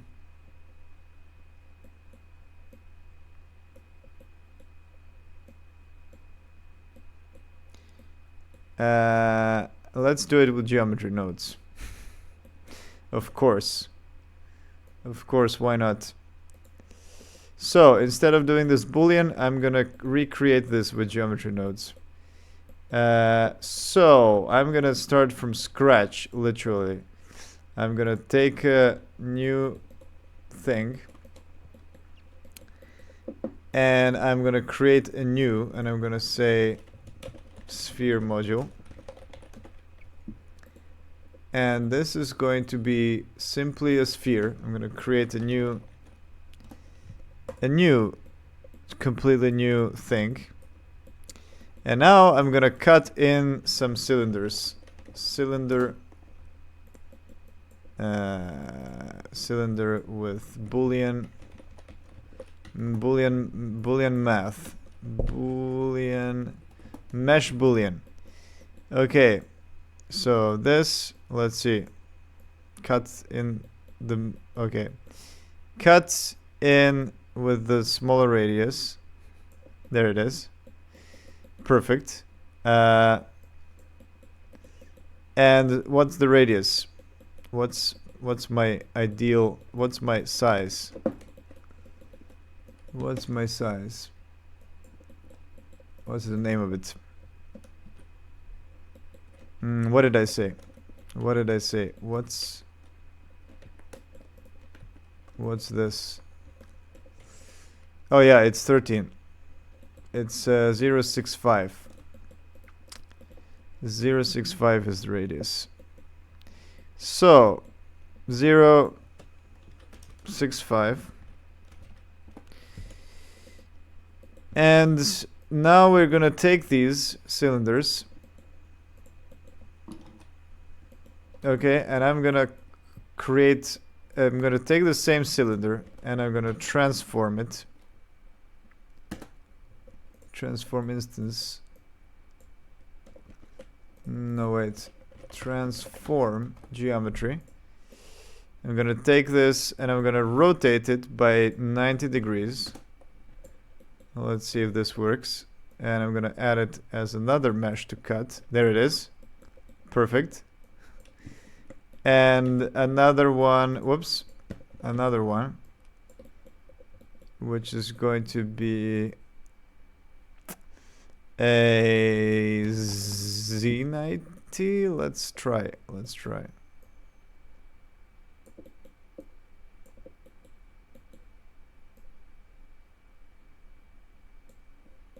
There it is.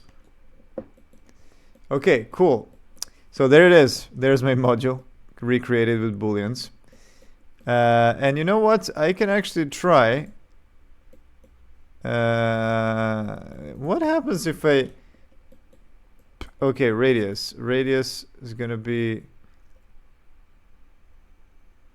What is it going to be? Okay, let's make this bigger. So what did I say? The radius should be 2.5, which means 1.25. And then I need to make the cylinder bigger. Depth should be, yeah, let's make it like 10 meters. Cool. There we go. Well, I can reduce the number of vertices. And, well, here's the thing. Another thing is that this needs to be a hollow sphere. So instead of having the UV sphere, I'm gonna extrude this. Whoa! Nice. Okay, let's actually reduce the number of segments.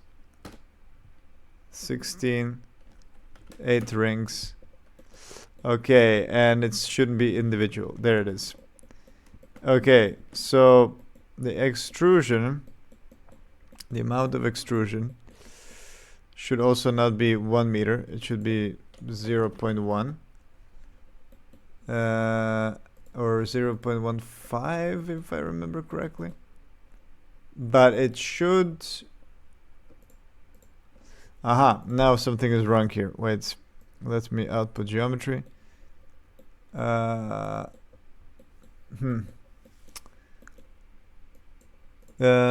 should also make it smooth.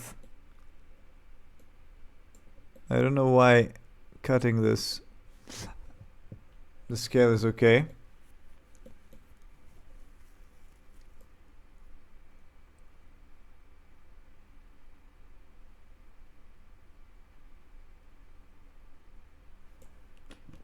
Interesting.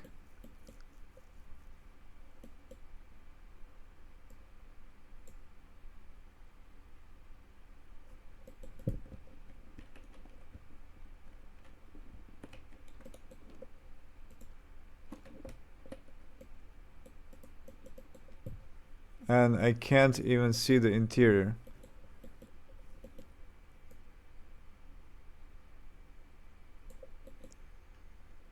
The radius is good. What the hell is going on? What am I not getting here? Extrude mesh. It is correct. Okay, let's put a very little one.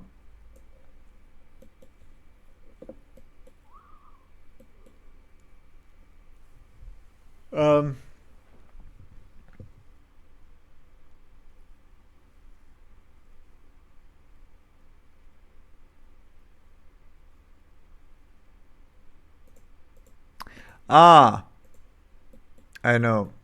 It actually doesn't include the interior. So I need to merge. Well, yeah, I actually could have made this with two spheres. I need to, you know what? That's what I'm gonna do. I'm actually gonna generate two spheres. That maybe. No, let's do extrude mesh because that's gonna work with multiple meshes, multiple kinds of meshes. Faces, yeah, it should be faces, but yeah, I should join geometry. That's what I was trying to do. Join geometry, and I need to join this one and this one, basically, and then display it. And now we have double mesh. There we go. So 0, 1, 5. But the question is it actually double-sided? Backface culling? No, it's not. So from the original mesh, I need to flip vertices, flip faces. Right?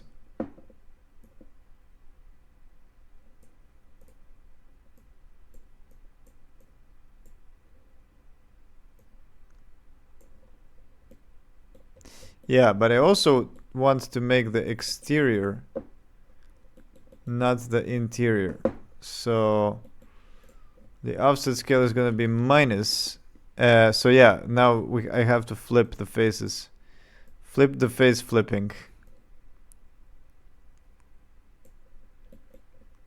So instead of this, I'm going to do... Oh, well, I'm going to do this. Yeah, there it is. Cool. Okay, we have the two. But another thing is that I want to shade smooth before... Wait a minute. What is going on here? No, let's do this. Okay, let's shade smooth before. Let's see this. Yeah, good. The interior, good. And let's preview the cut. There it is. Okay. Totally fucked. Totally fucked. Everything is fucked. But at least it works. Also shade. Yeah, I need to split again. Split edges by edge angle. And again, I need to do greater than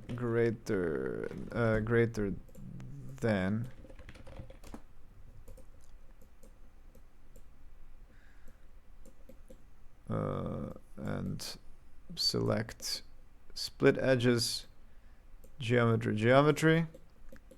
There we go. Make it split. Okay. But also, the split should probably happen not here.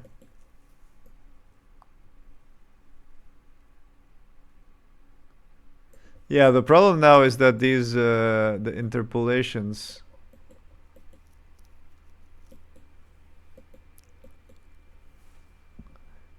Okay, here's the funny thing.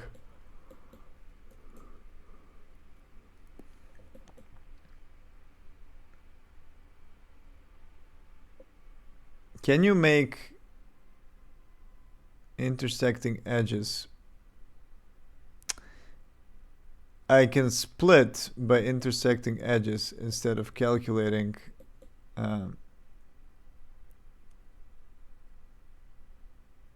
Yeah, basically this. There we go. Yeah. So I've now split by intersecting edges instead of the... Yeah. And I can just shade smooth everything. Let's try that. Yeah, perfect. Shade smooth everything. And then I just use intersecting edges as the cutter. Okay, but okay, let's try to turn up rings to 10. Okay, yeah, much better. It still has weird normals. Maybe I shouldn't cut... Here's the thing. Maybe I shouldn't be cutting the cylinders. Instead, I should have got cubes.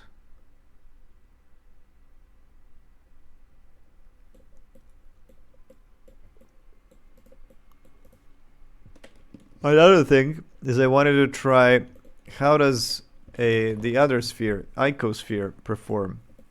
It's probably gonna have terrible topology, but let's see.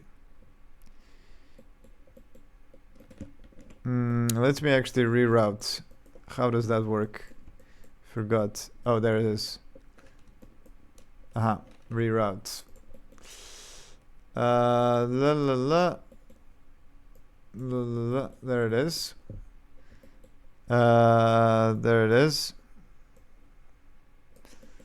So now I can plug anything into this. Like this. Okay, and radius is going to be, should be consistent. 1.25. Whoops. What? Okay, there it is. Whoa! What the hell is this? Corrupted sphere. Subdivisions. Okay, let's increase. Yeah, that's doesn't look great. Doesn't look great.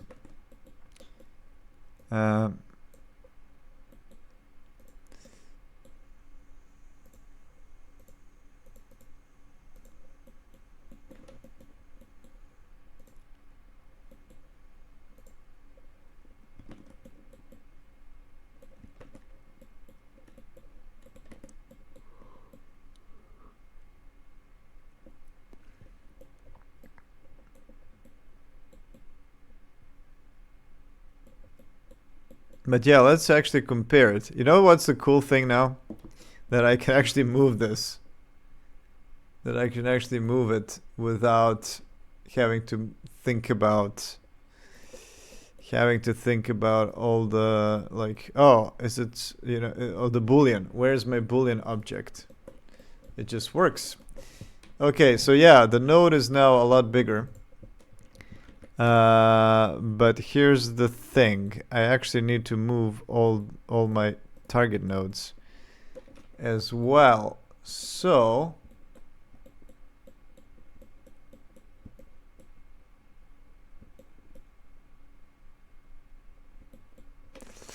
okay, yes, I need to copy this. Let's put it at a nicer value. Here, 6. What is this? X. Okay, makes sense. So now, let's take the port ring and let's copy it and put it align objects. Why is align objects never like automatically, and why is this not automatically on? Anyway, let's do this, and then I'm gonna move it by, how much did I say? It's not 2 but 2.5. No, 125, right? And this should be 6. Oh wow, now the sphere is a lot bigger.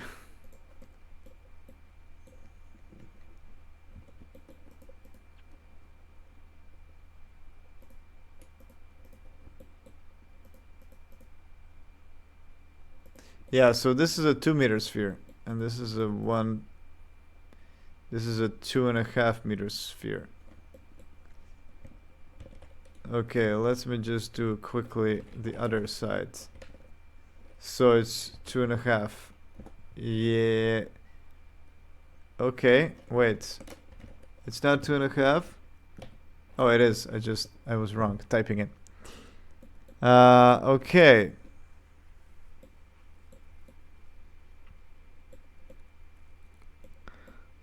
So yeah, now we have to match these new ones. And as we can see, we can actually even increase the radius. And there's another thing that is really interesting. And that's that I can use boxes instead of this to cut into my boolean. So let's try to do that.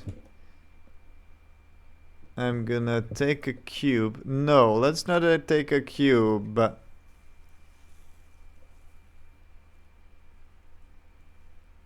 No, let's take a cube. Yeah, I'm gonna do this quickly. So cube.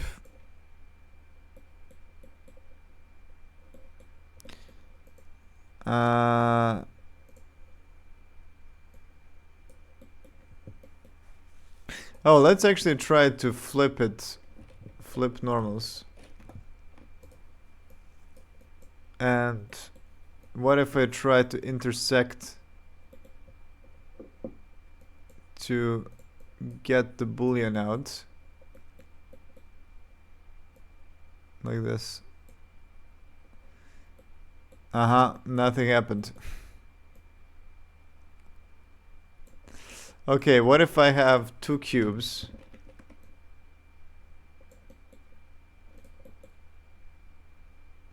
No, I'm gonna extrude the cube.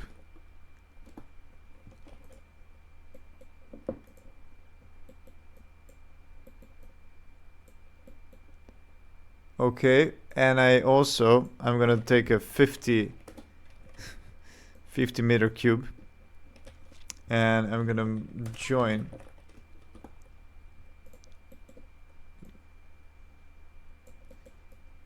the two. By the way, let's check out how does look like. Oh, jeez.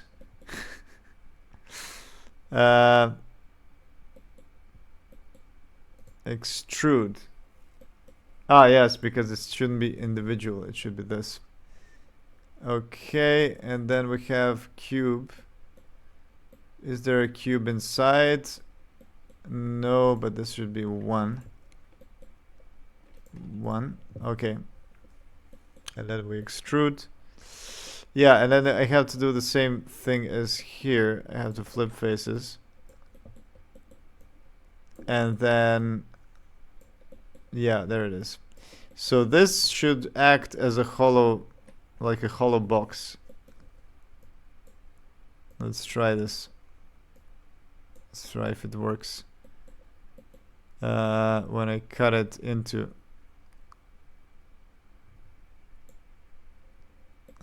Something is happening.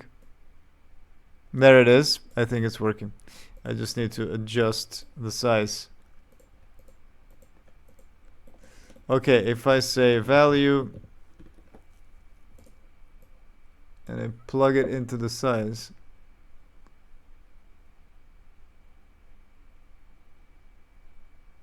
Yes, that works. Okay, so now, yes, what I can do is I can also cut as, oh, this looks way better. Yeah, this looks way better. Okay, yes. So I can actually cut, like, instead of cutting with cylinders, I could cut with boxes. So let's try to not use cylinders at all.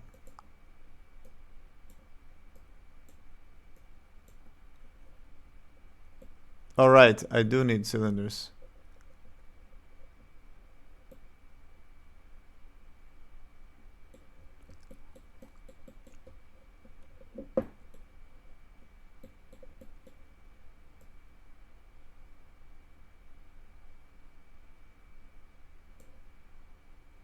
To cut the inner sides.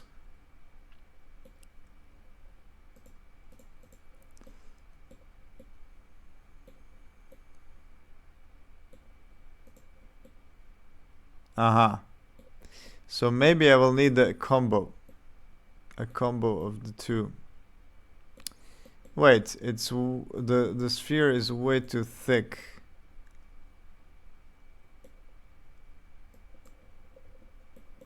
I think. No, it is 05015.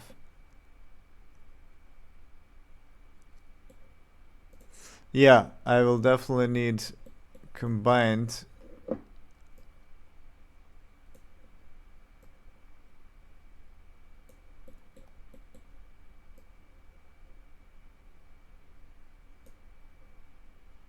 With the cylinders. So there's both. There's both the cylinders. Yeah, nice. Because this is a much nicer cut. Okay. So basically what I need to do now is I need to like adjust. I definitely know that, by the way, let's make the port thicker, as I said.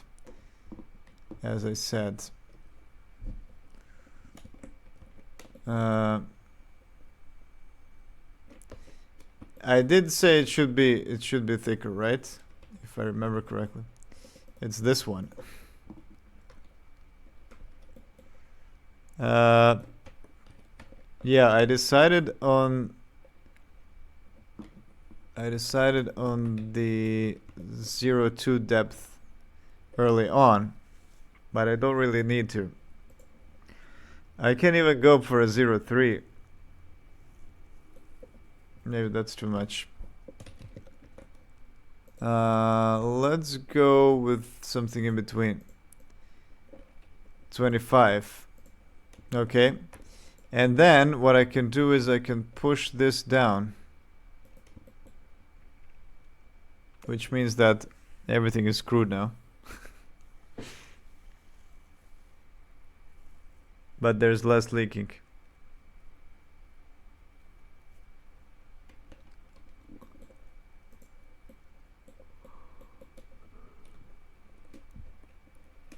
Less light leaks.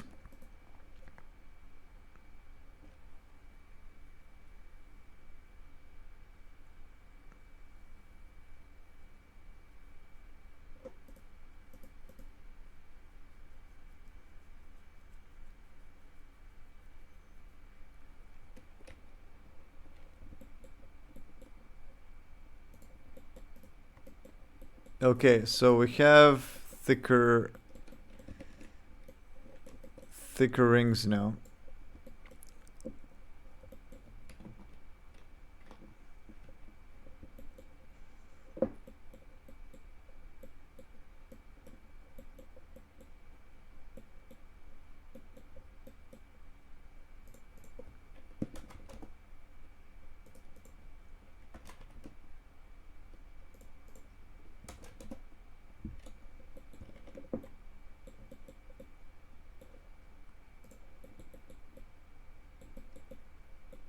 Okay, I think now I need to reduce the cylinder.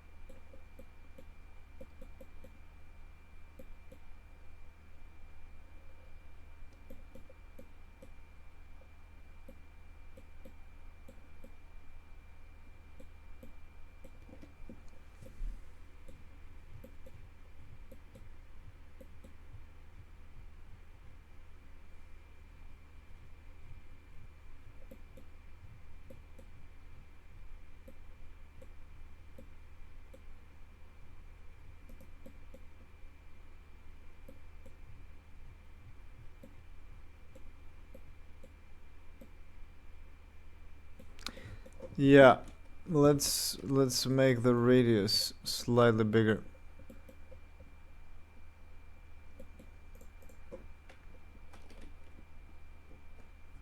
Not this diameter, this diameter.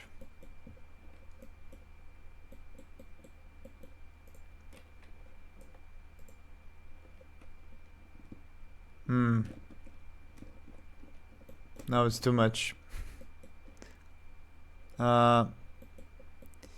Yeah, let me actually push out.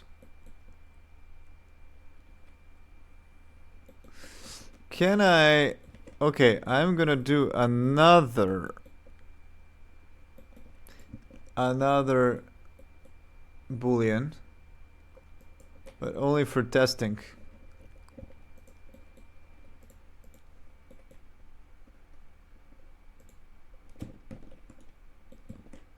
Is there some kind of a split volume? No.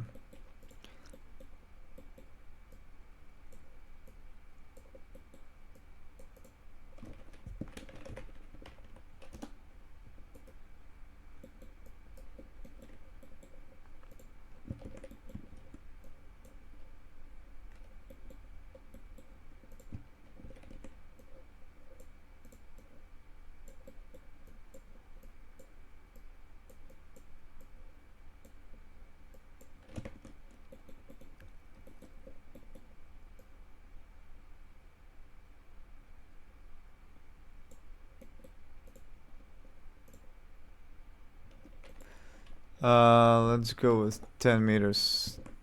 10 meter cube. Which means that when I put it at 5, it will give me half. Nice. Okay, let's go with not this half, but the other half. 5 here. No, -5. There we go. Okay. And then I can also split edges by selection.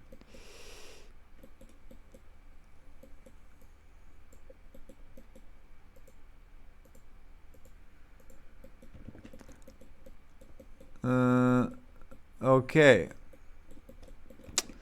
Did I actually split this? I did.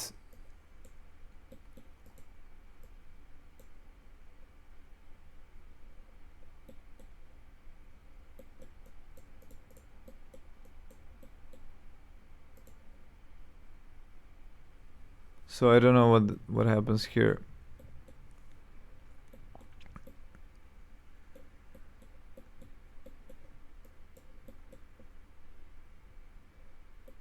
Okay, let's go with nothing. Okay, good. So, what I would like to do is I would love to decrease the size of the cylinder.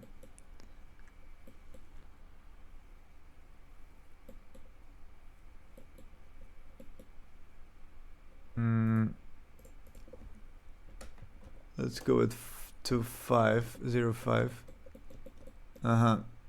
Slightly bigger than 05. 055. Yeah, something like this. 054.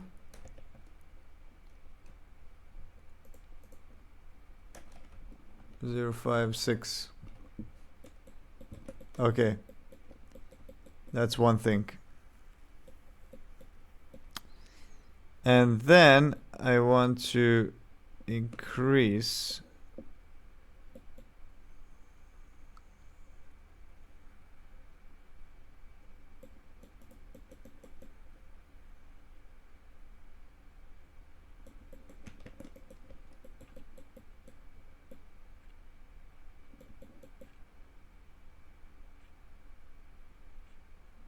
yeah, this edge looks awful.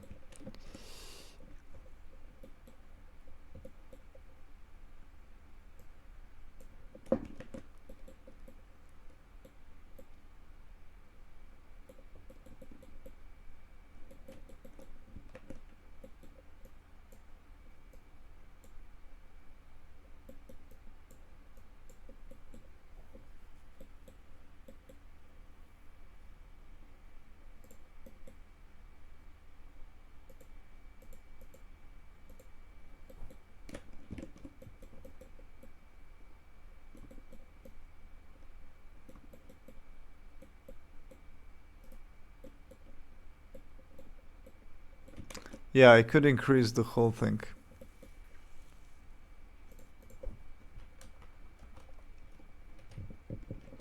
No, this is for cylinders. The real thing is this. All right. Yes, but I need to also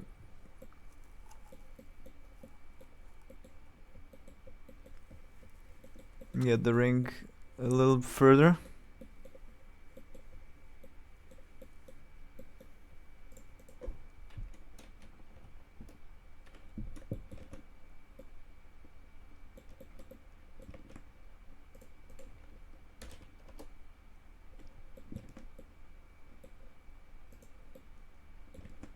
Mm-hmm.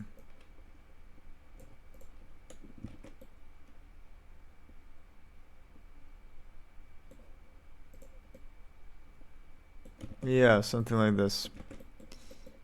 And yeah, let me do a switch.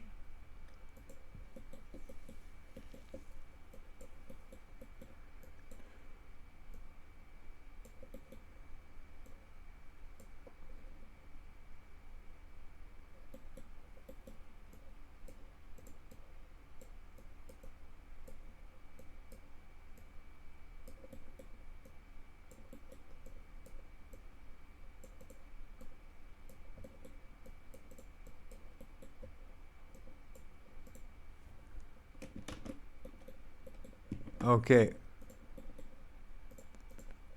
How does this look like?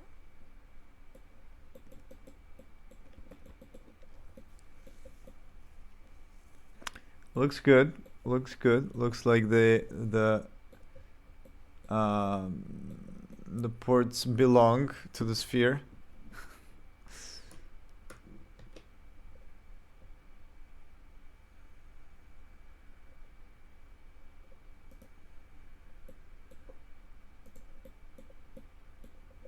It does still look a bit wonky in the middle.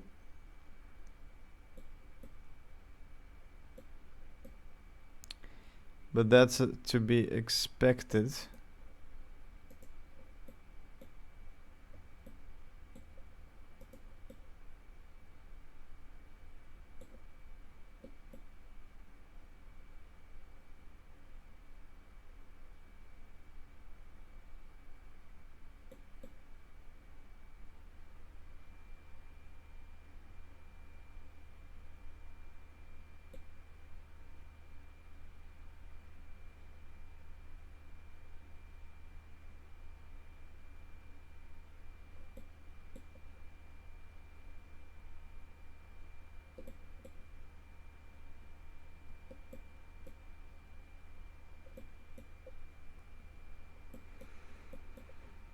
I'm thinking about the different method of creating a sphere.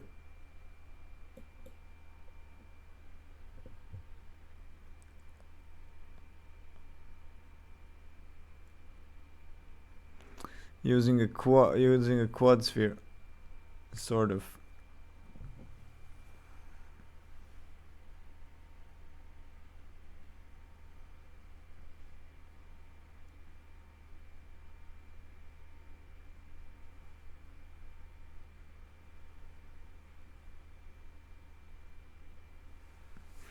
Oh my god, I have a idea for a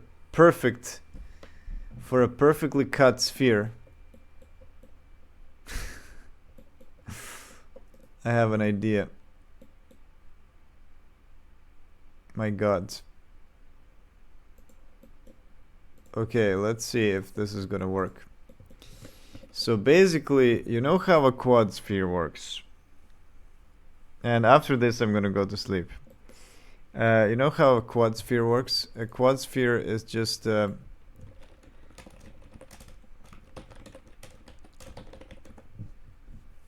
quad sphere is a sphere which has like a projected, which is basically a cube that is just projected onto a sphere. That's it. Here it is. So you can imagine this is one side of a cube here. This is one side. This is another side of the cube. This is another. So it's just like a cube that is projected onto a sphere. And yeah, there it is. Like, you know, if you try subdividing, you turn it into a sphere. So that's what, yeah, there it is. That's what a quad sphere. And I'm had an idea, because this is each side of the cube in my case has a port. If I just do a UV sphere, I get this shitty, problems here everywhere. So I just thought of an idea where you have kind of a circle-backed cube, if that even makes sense. For example, yeah. Well, that would mean that I don't get to modify my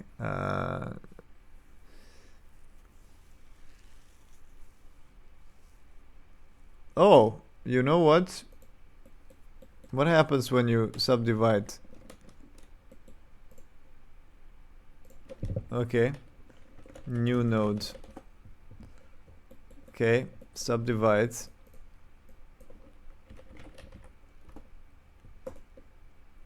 You get a circle, don't you? But no, subdivides. Subdivision surface, that's what I wanted. Not subdivide. Subdivision surface. That's it. That's it. Okay, yeah, this is a quad sphere. This is a quad sphere. But, yeah, my problem is that I want to make it out of circles. So here's my idea. Okay, what if I have a hole inside, actually? Yeah, there we go. That's my port. My god, this is perfect.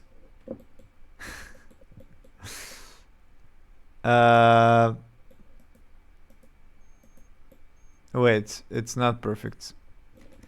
Let's try to do a inset for all of the edges.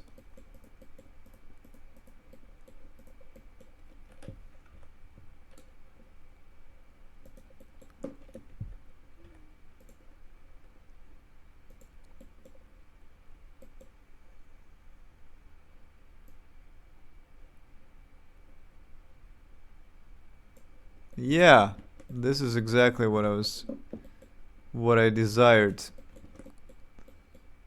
And now I simply project this into a sphere. So to make this, the problem is 1, 1, 2. 1, 2, 3, 4, 5, 6, 7, 8, 9, 10, 11, 12. Yeah, this is actually 16. Okay, so I'm gonna take this and I'm gonna project it onto a curve. So I get position, and then I normalize. How do you do normalize? Okay, and then I say set position. And then I gave it this. There it is. Oh my god. Perfection. And now what I do is I simply modify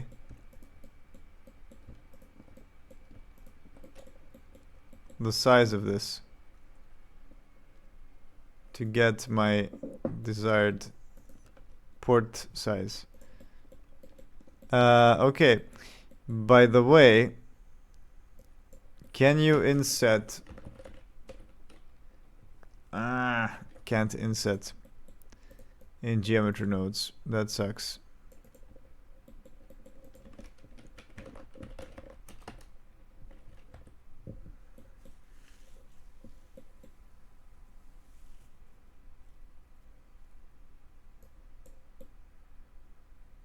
Okay, but what I can do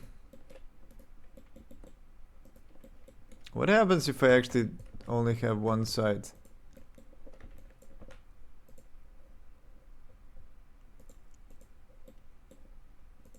Okay.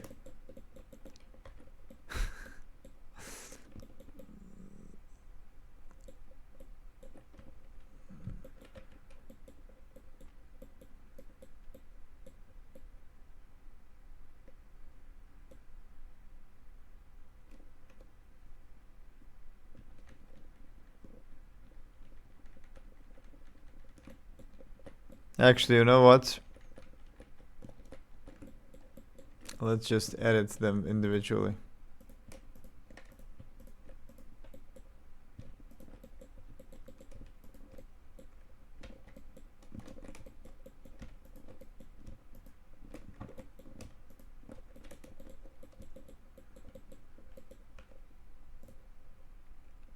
Here's what I can do. I can add them into a vertex group. I can say holes. Whoa. Holes. Assign. Okay. And now I can actually scale them even in...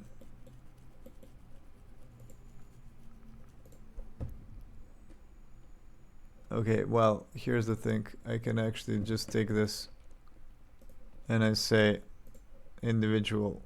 No. Connected. Okay. It doesn't have individual.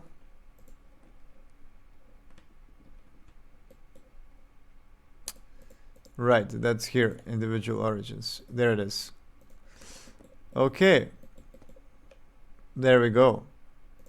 And it's perfect every time.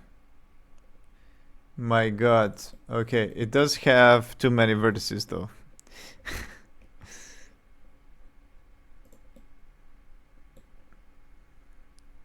For a low poly game.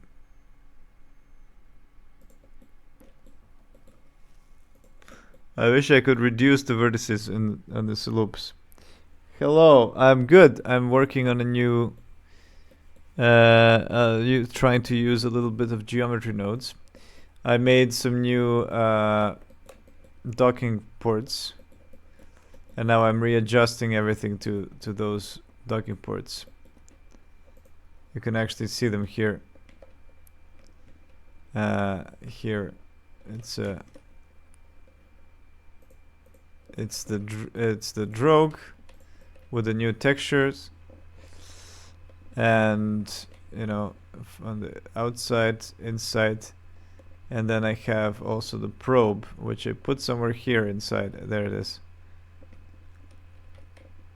So yeah, just a better looking oh.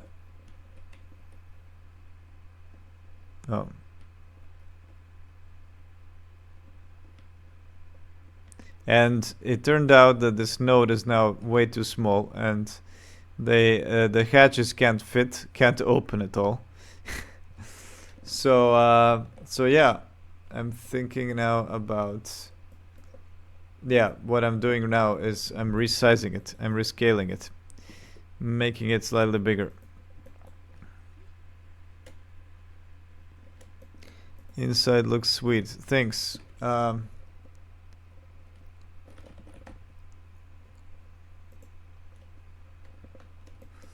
Okay, let's see how much this...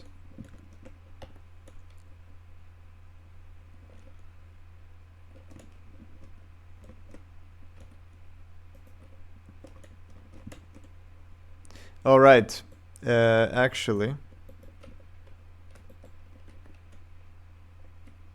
yeah, it's only the scale that matters.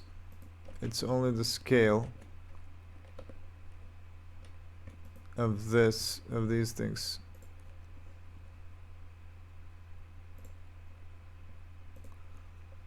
Everything else actually comes from the scale.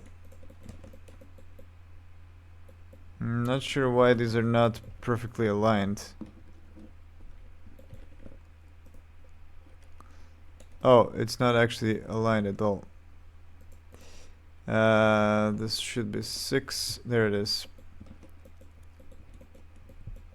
Alright, let's try to remove that. Yeah, and now I need to just multiply this position.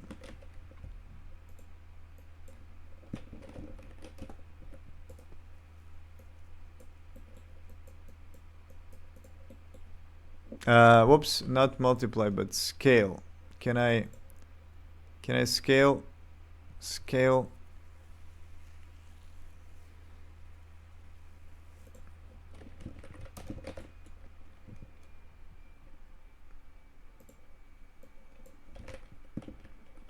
Vector math scale. There it is. How come I didn't see it here?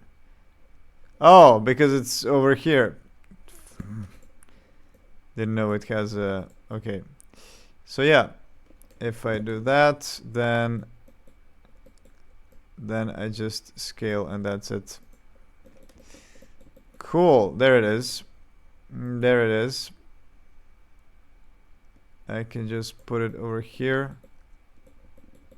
Let's see how different from this it is. Okay, something like this. 1 3. All right, and then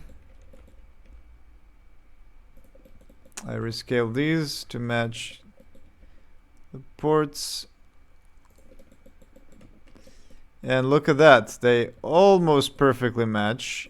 It's not perfect, but almost.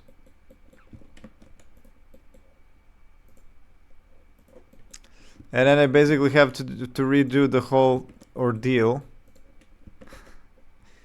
with extruding a mesh.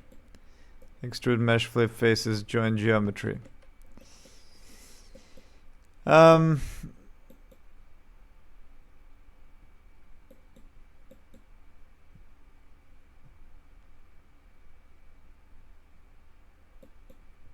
Okay, let's group this.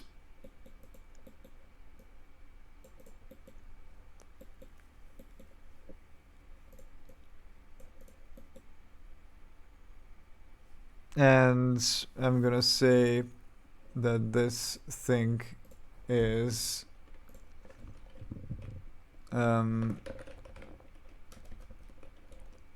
extrude.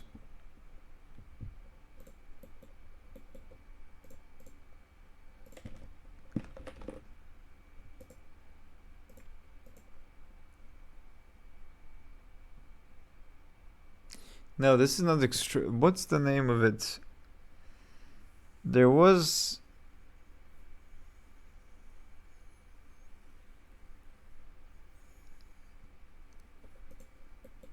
yeah, I don't know. Yeah, I'll just call it extrude.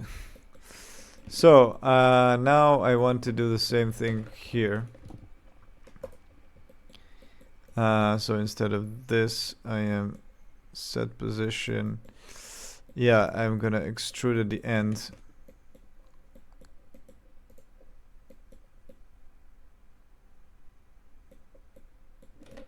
Okay, and I should be able to select the amount of extrusion. Like this. Offsets.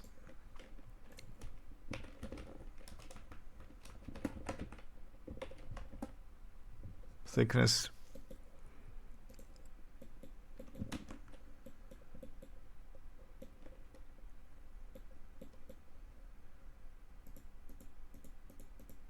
Yeah, it's almost the same. Almost the same, without hacks. Okay, and of course, I need to set smooth. And I need to split faces.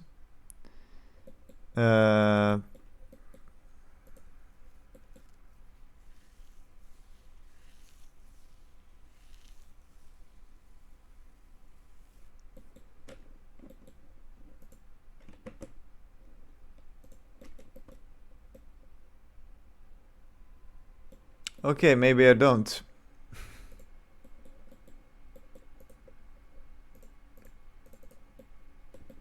Already works. Ah, the inside is not. The inside is not correct. Where did I have this in this other? Where is it? How did I do with? Ah, because I had a boolean. No, I don't have a boolean in this case. I only have this to work with.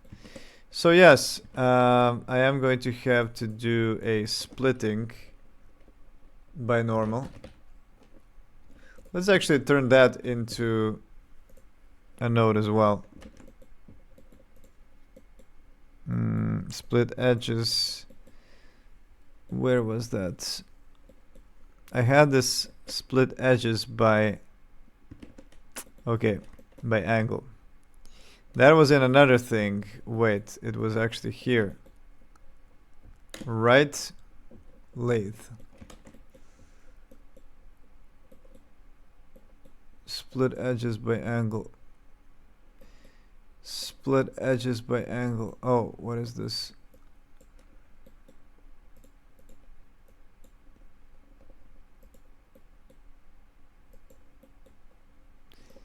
Yeah, there it is. 2 degrees greater than split edges.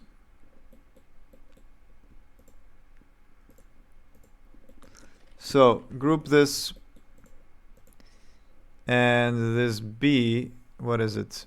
What is the B? Smooth angle. Yeah. So this is going to be angle, and I'm gonna call this split out auto split auto normals.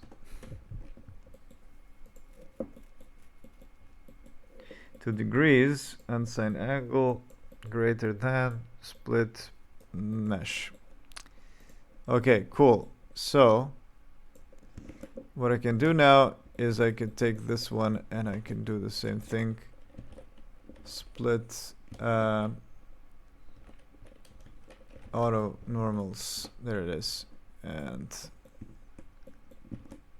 that's it. Yes, except no, it's good. It's good. Wow, it is so smooth. So smooth inside. Nice. Okay, and everything is hidden inside inside the port. Cool.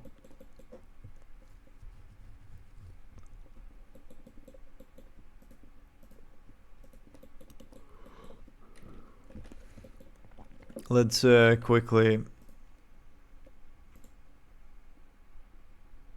recreate this medium point. 90 and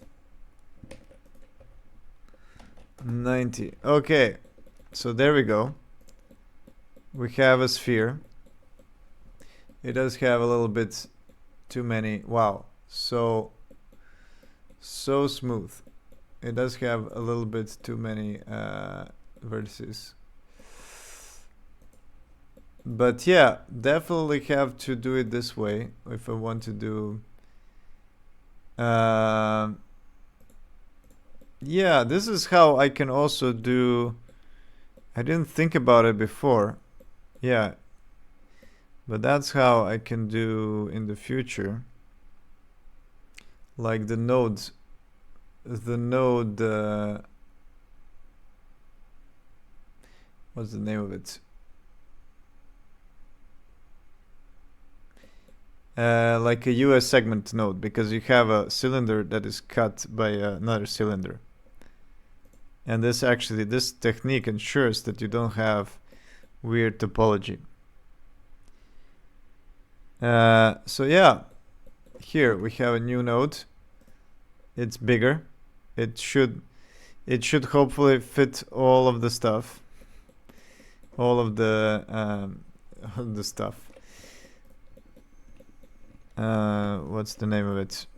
Escaping me. Should fit all of the hatches. That's what I wanted to say. So now we have this hatch, which opens up like this, right? Oof, it's gonna be tight again. Still, it's gonna be tight. I think this is inevitable.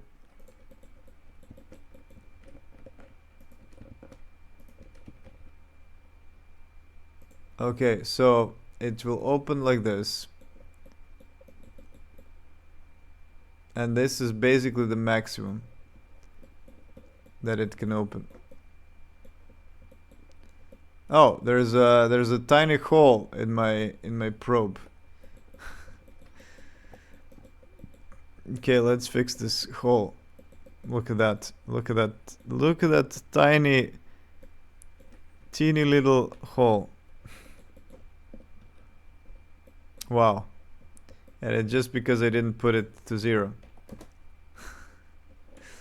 Also, there is a merge, no? Yes, there is a merge actually. A tiny, tiny merge. Does that mean that this is also fucked? Yes, it does. So this is also now merged. Good. What about other stuff? Are there tiny holes as well? No. This one doesn't have a bottom. And let's just make sure that all of these are at 0.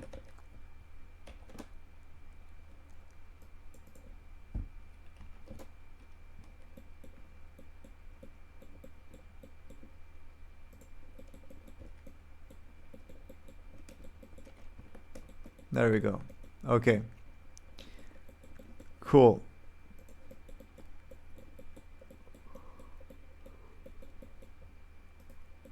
So if this one goes here, Jesus, they're still colliding.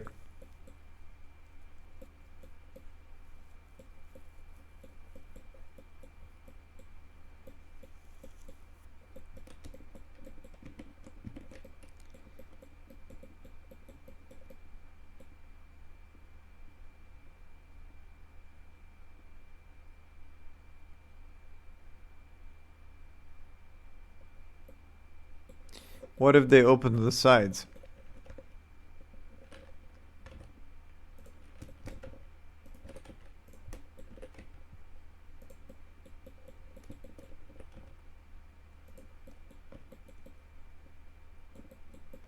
Yeah, maybe that is doable. If each of these ports opens sideways, yeah, then there's no room for this one. Yeah, I think that one of these should not have a hatch at all. Yeah, because one is permanently actually attached. The one with the station.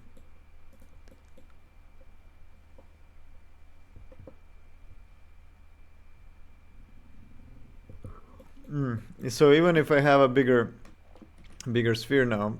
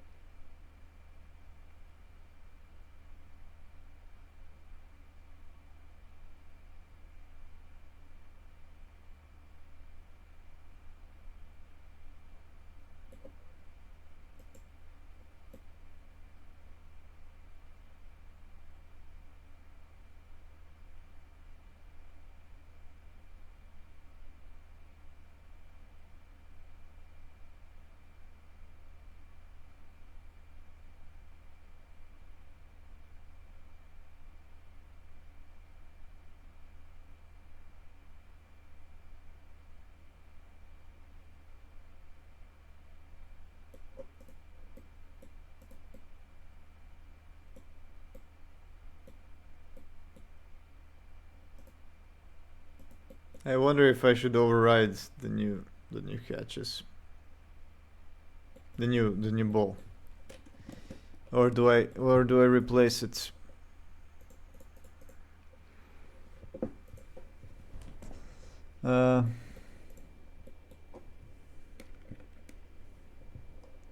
Hull sphere, yeah, it's definitely using.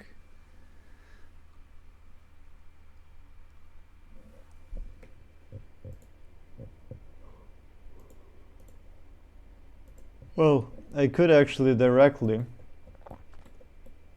change it to a different. Okay, so let's give it this tube material. Oh, nice texture. Yeah, now you can see the difference in topologies thanks to how the texture looks.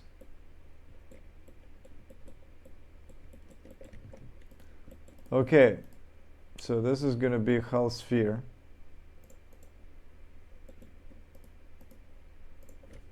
And this is the new Hull sphere.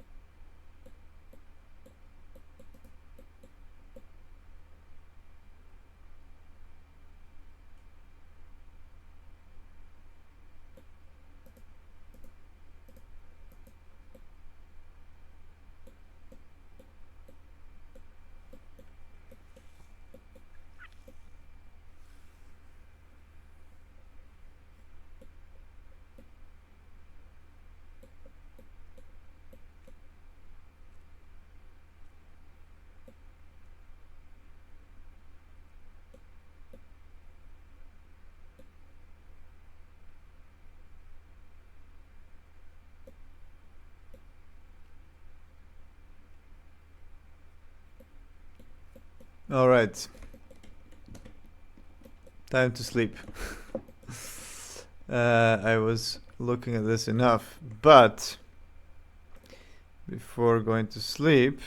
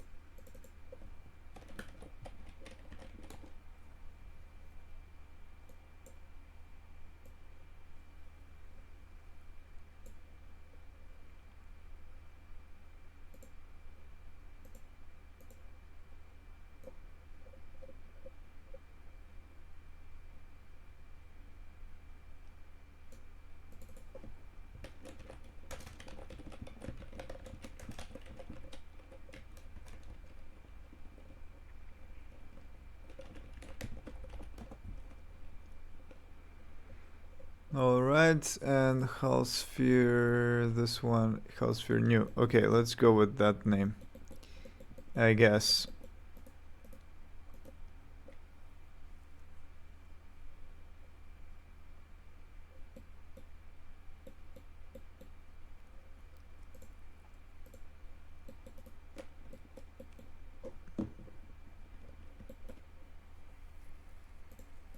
export.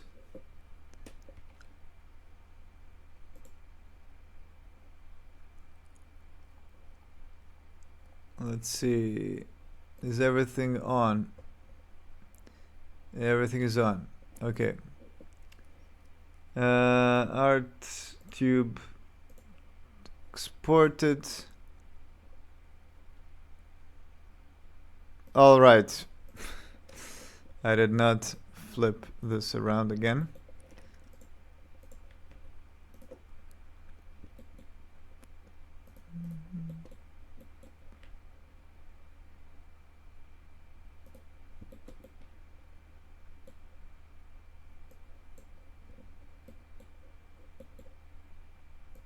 What the hell?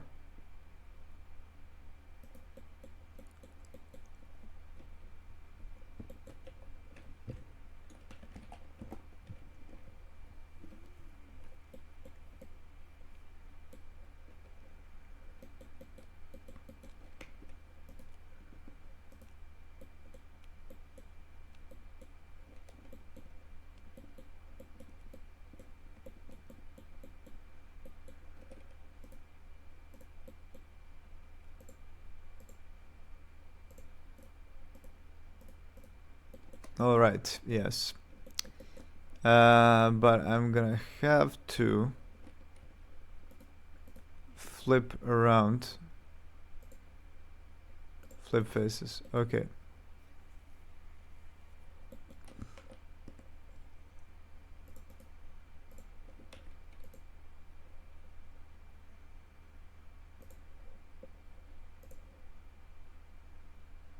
There we go.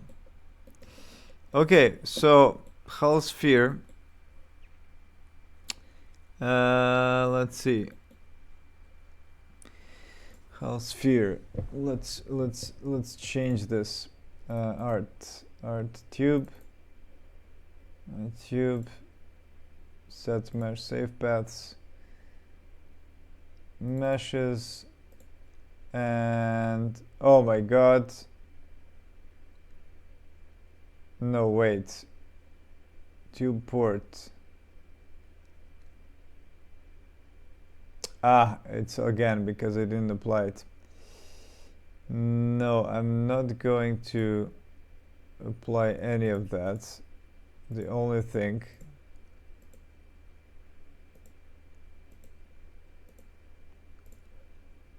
Jesus, the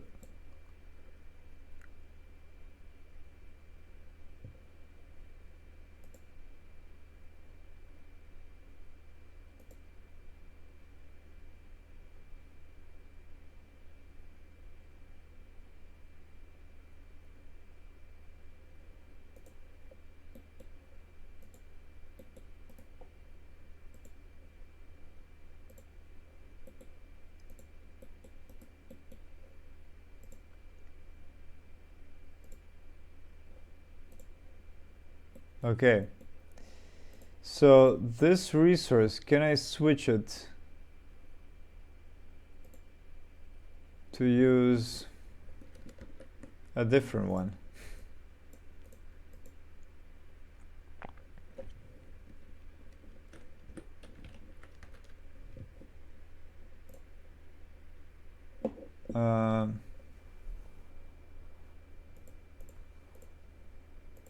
Can I just drop a different mesh?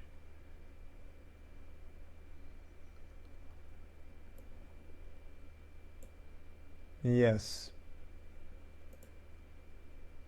Hull sphere new. Okay, that works. Oh yeah, right. By the way, I didn't even commit anything. Let's just at least commit the first part.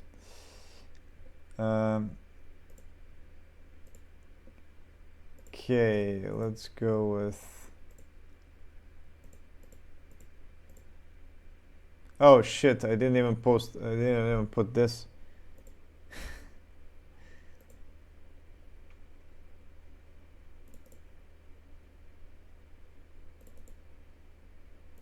Okay. Docking ports.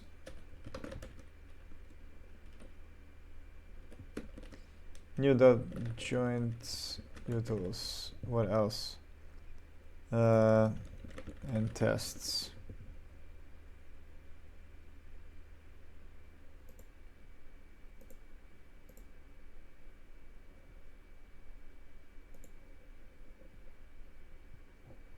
Okay. And now let's actually replace this.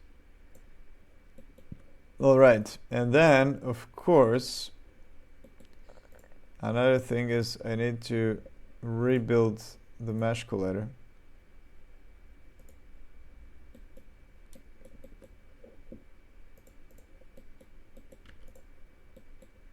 And then I need to move these out to 1 to 5. And now I need to copy to everything.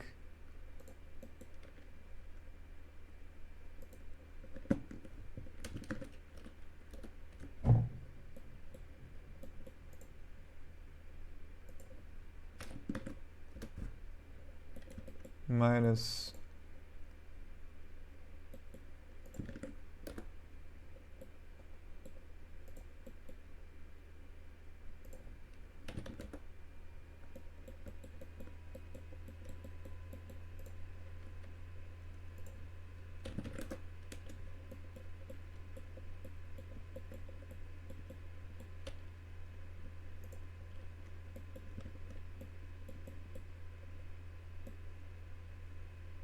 look at this. What the fuck is going on?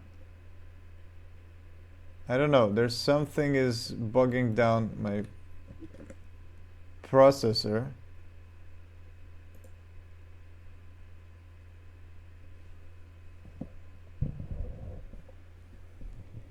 Not even Task Manager could start.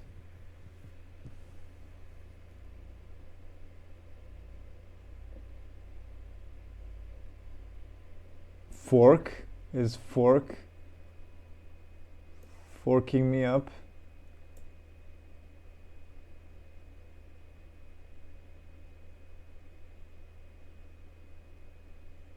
No, everything is like 0, 0.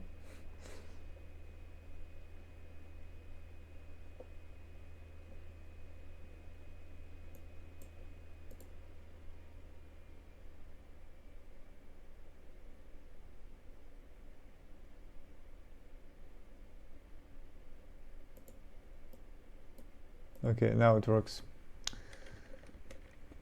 Had to process something. Okay. Yeah, so let's see how it looks like now. But I have to move everything in my main scene because my node is now bigger.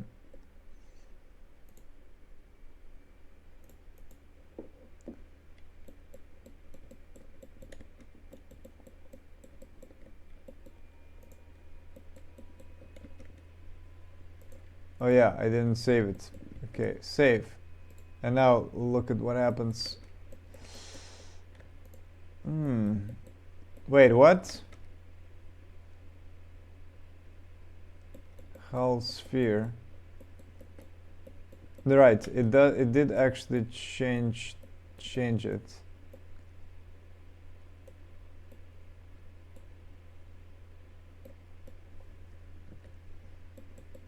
Okay, what?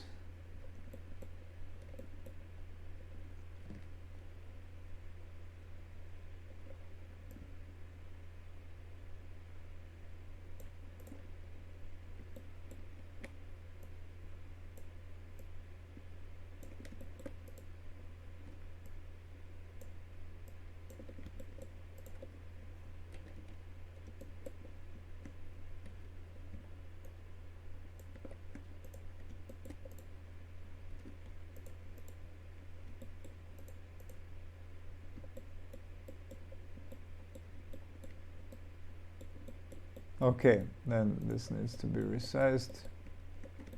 Yeah, so basically everything.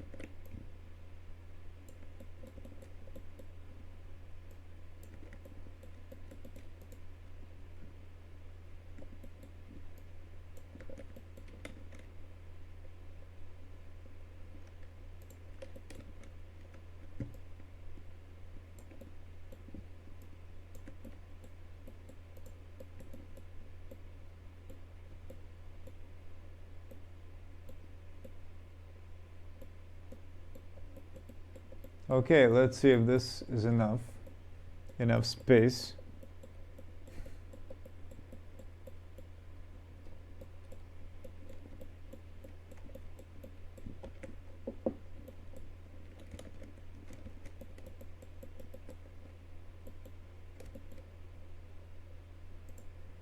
And then I'm done. And I'm gonna go to sleep.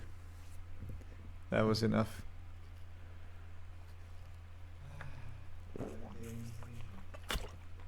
Yeah, another day in the station. This is my reality now.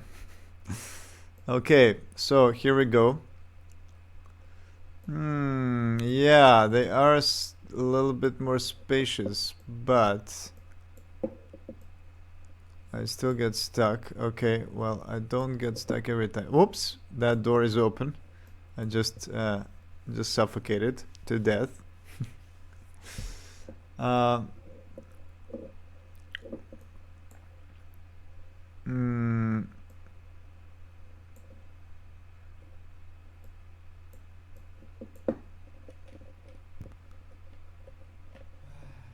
oh, accidentally pressed R. Yeah, let me actually see. Why is it so slow? It didn't happen this didn't happen before. Yeah, there was also, let me check.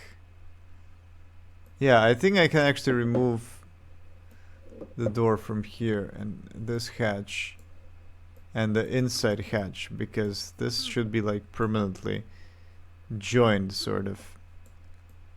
And then even though it has, there are two hatches here. Okay, and then this should also be open. Oh no, it's wrong because I just spun around in space. Let me see, where is the bottom? Ah, the bottom is here. Okay, so yeah, on my left is the cargo. Ah, but I can't pass. I can't pass because of the hatch. Yeah, great. And yeah, I'm afraid of also getting stuck. Yeah.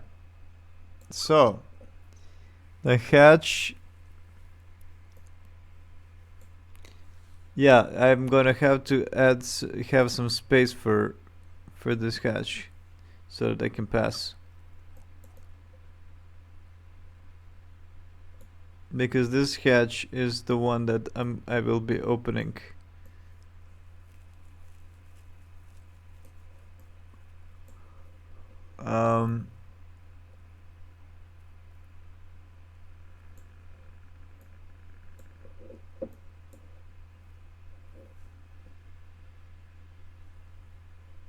Yeah, this looks cool. Yeah, but maybe I can really like make the rim slightly thinner, like the rim of the hatch, so that, you know, oh, this has too many polygons. The pit where the probe falls into. Okay.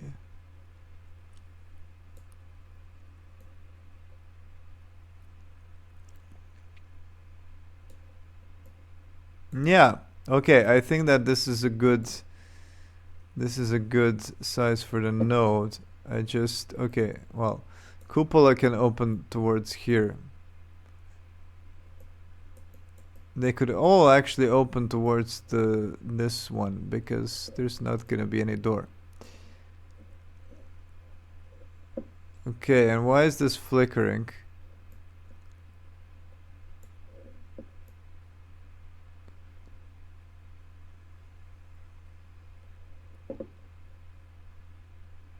I don't know, there's some kind of a double mesh.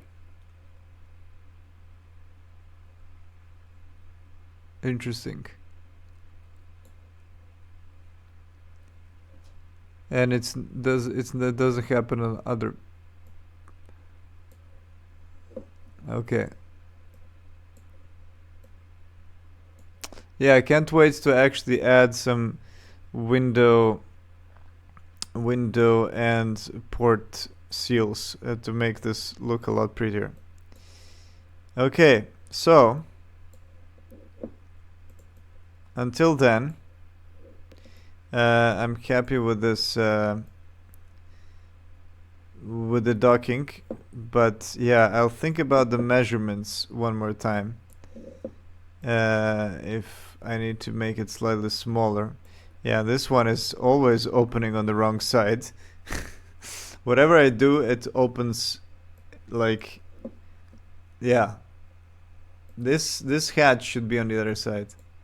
That's why there is this like hole for this sole purpose.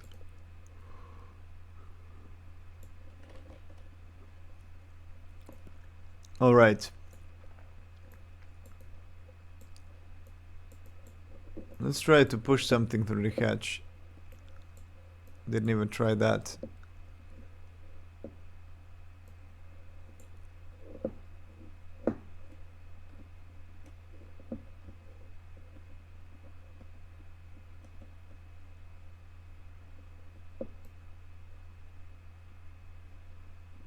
Can this fit?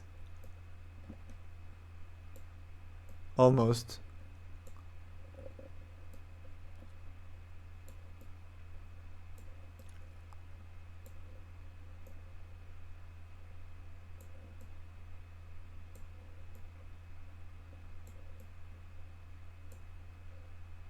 Oh yeah, it can. Nice. This is going to be, I think this is going to be the most fun part of the gameplay. And I don't actually have any part of the gameplay that requires this. Carrying stuff through tubes. Oh! Yeah, and this is a problem I have. I still have this problem.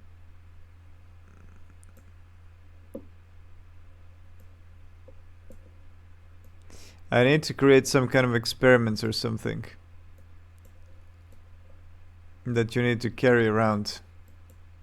You need to rescue. Or maybe food.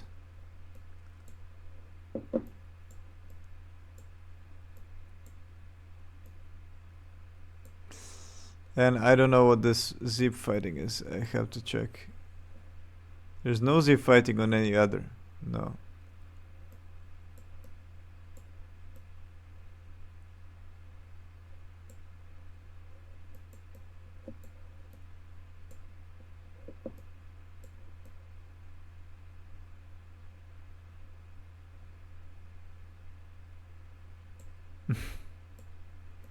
Okay, finally. Yeah, it's doable. It's a little bit quappy, but I'm glad that it's just a little bit. It's not a problem. It's actually quite fun to move through the station. You know, it's not the only problem is this bug that I have to fix where you can fly like this. Yeah. There's like some kind of phantom force being generated between the person and the item that you're carrying, and I can't figure out what it is.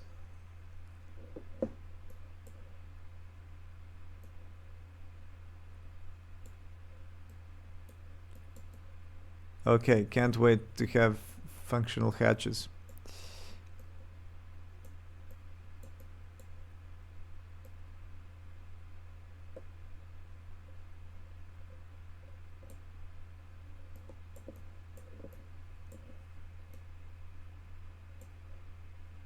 Finally.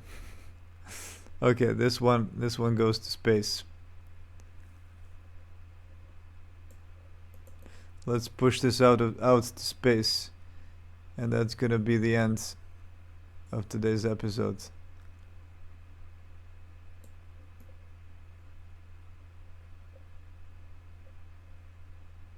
We're throwing out some junk.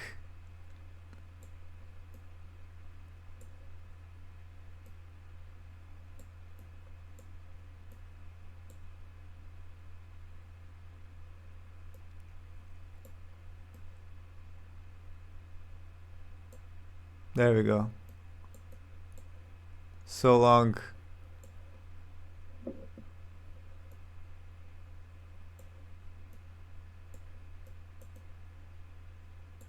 I wonder if I can actually see it from the cupola.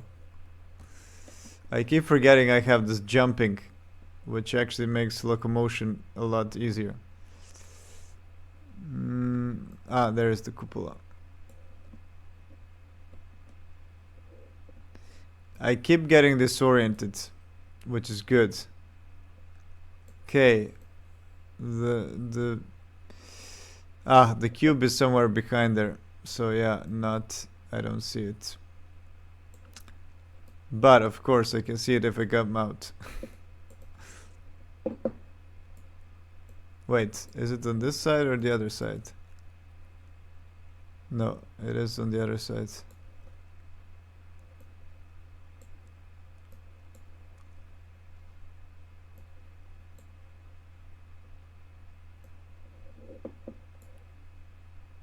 There it is. Gone.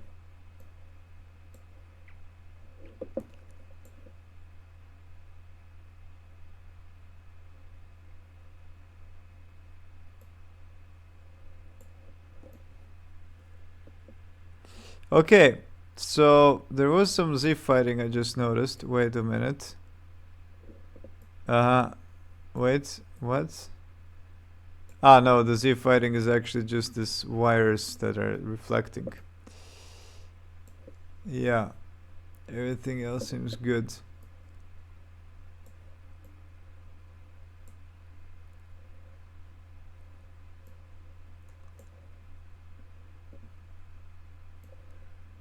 Is any of the doors open?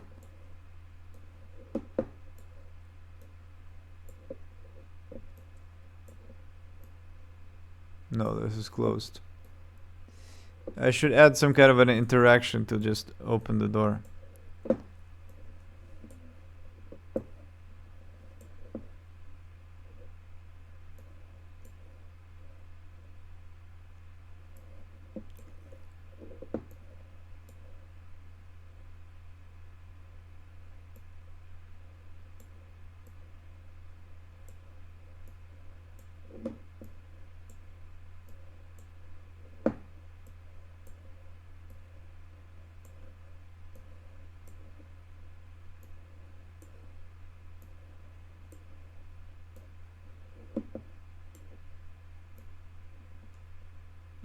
It's open here. But it's completely dark. If I turn off the lights, can't almost see anything. Except the light that comes in through there.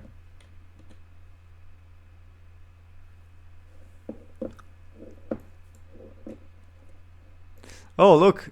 The light is actually reflected from from this porthole, which is cool.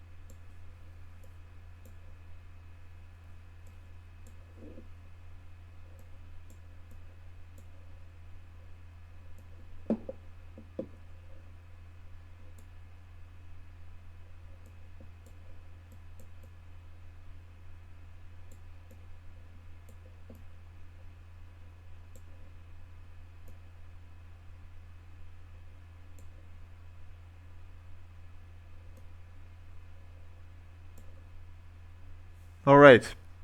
So that's it. And I'm stuck. Okay, I'm not stuck.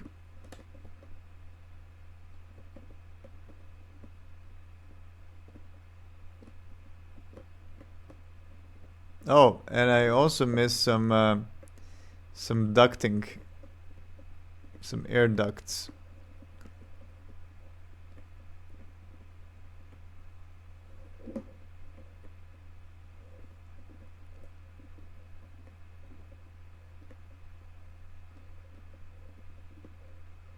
Yeah. That's it. Thanks for watching. Maybe I will do another stream tomorrow. I'll see. I'll see. It depends. Where is my... Oh yeah, this is the cargo. This is the cargo module, which I can't access. Yeah, I need to resize the cargo now. All right. See you tomorrow. Bye.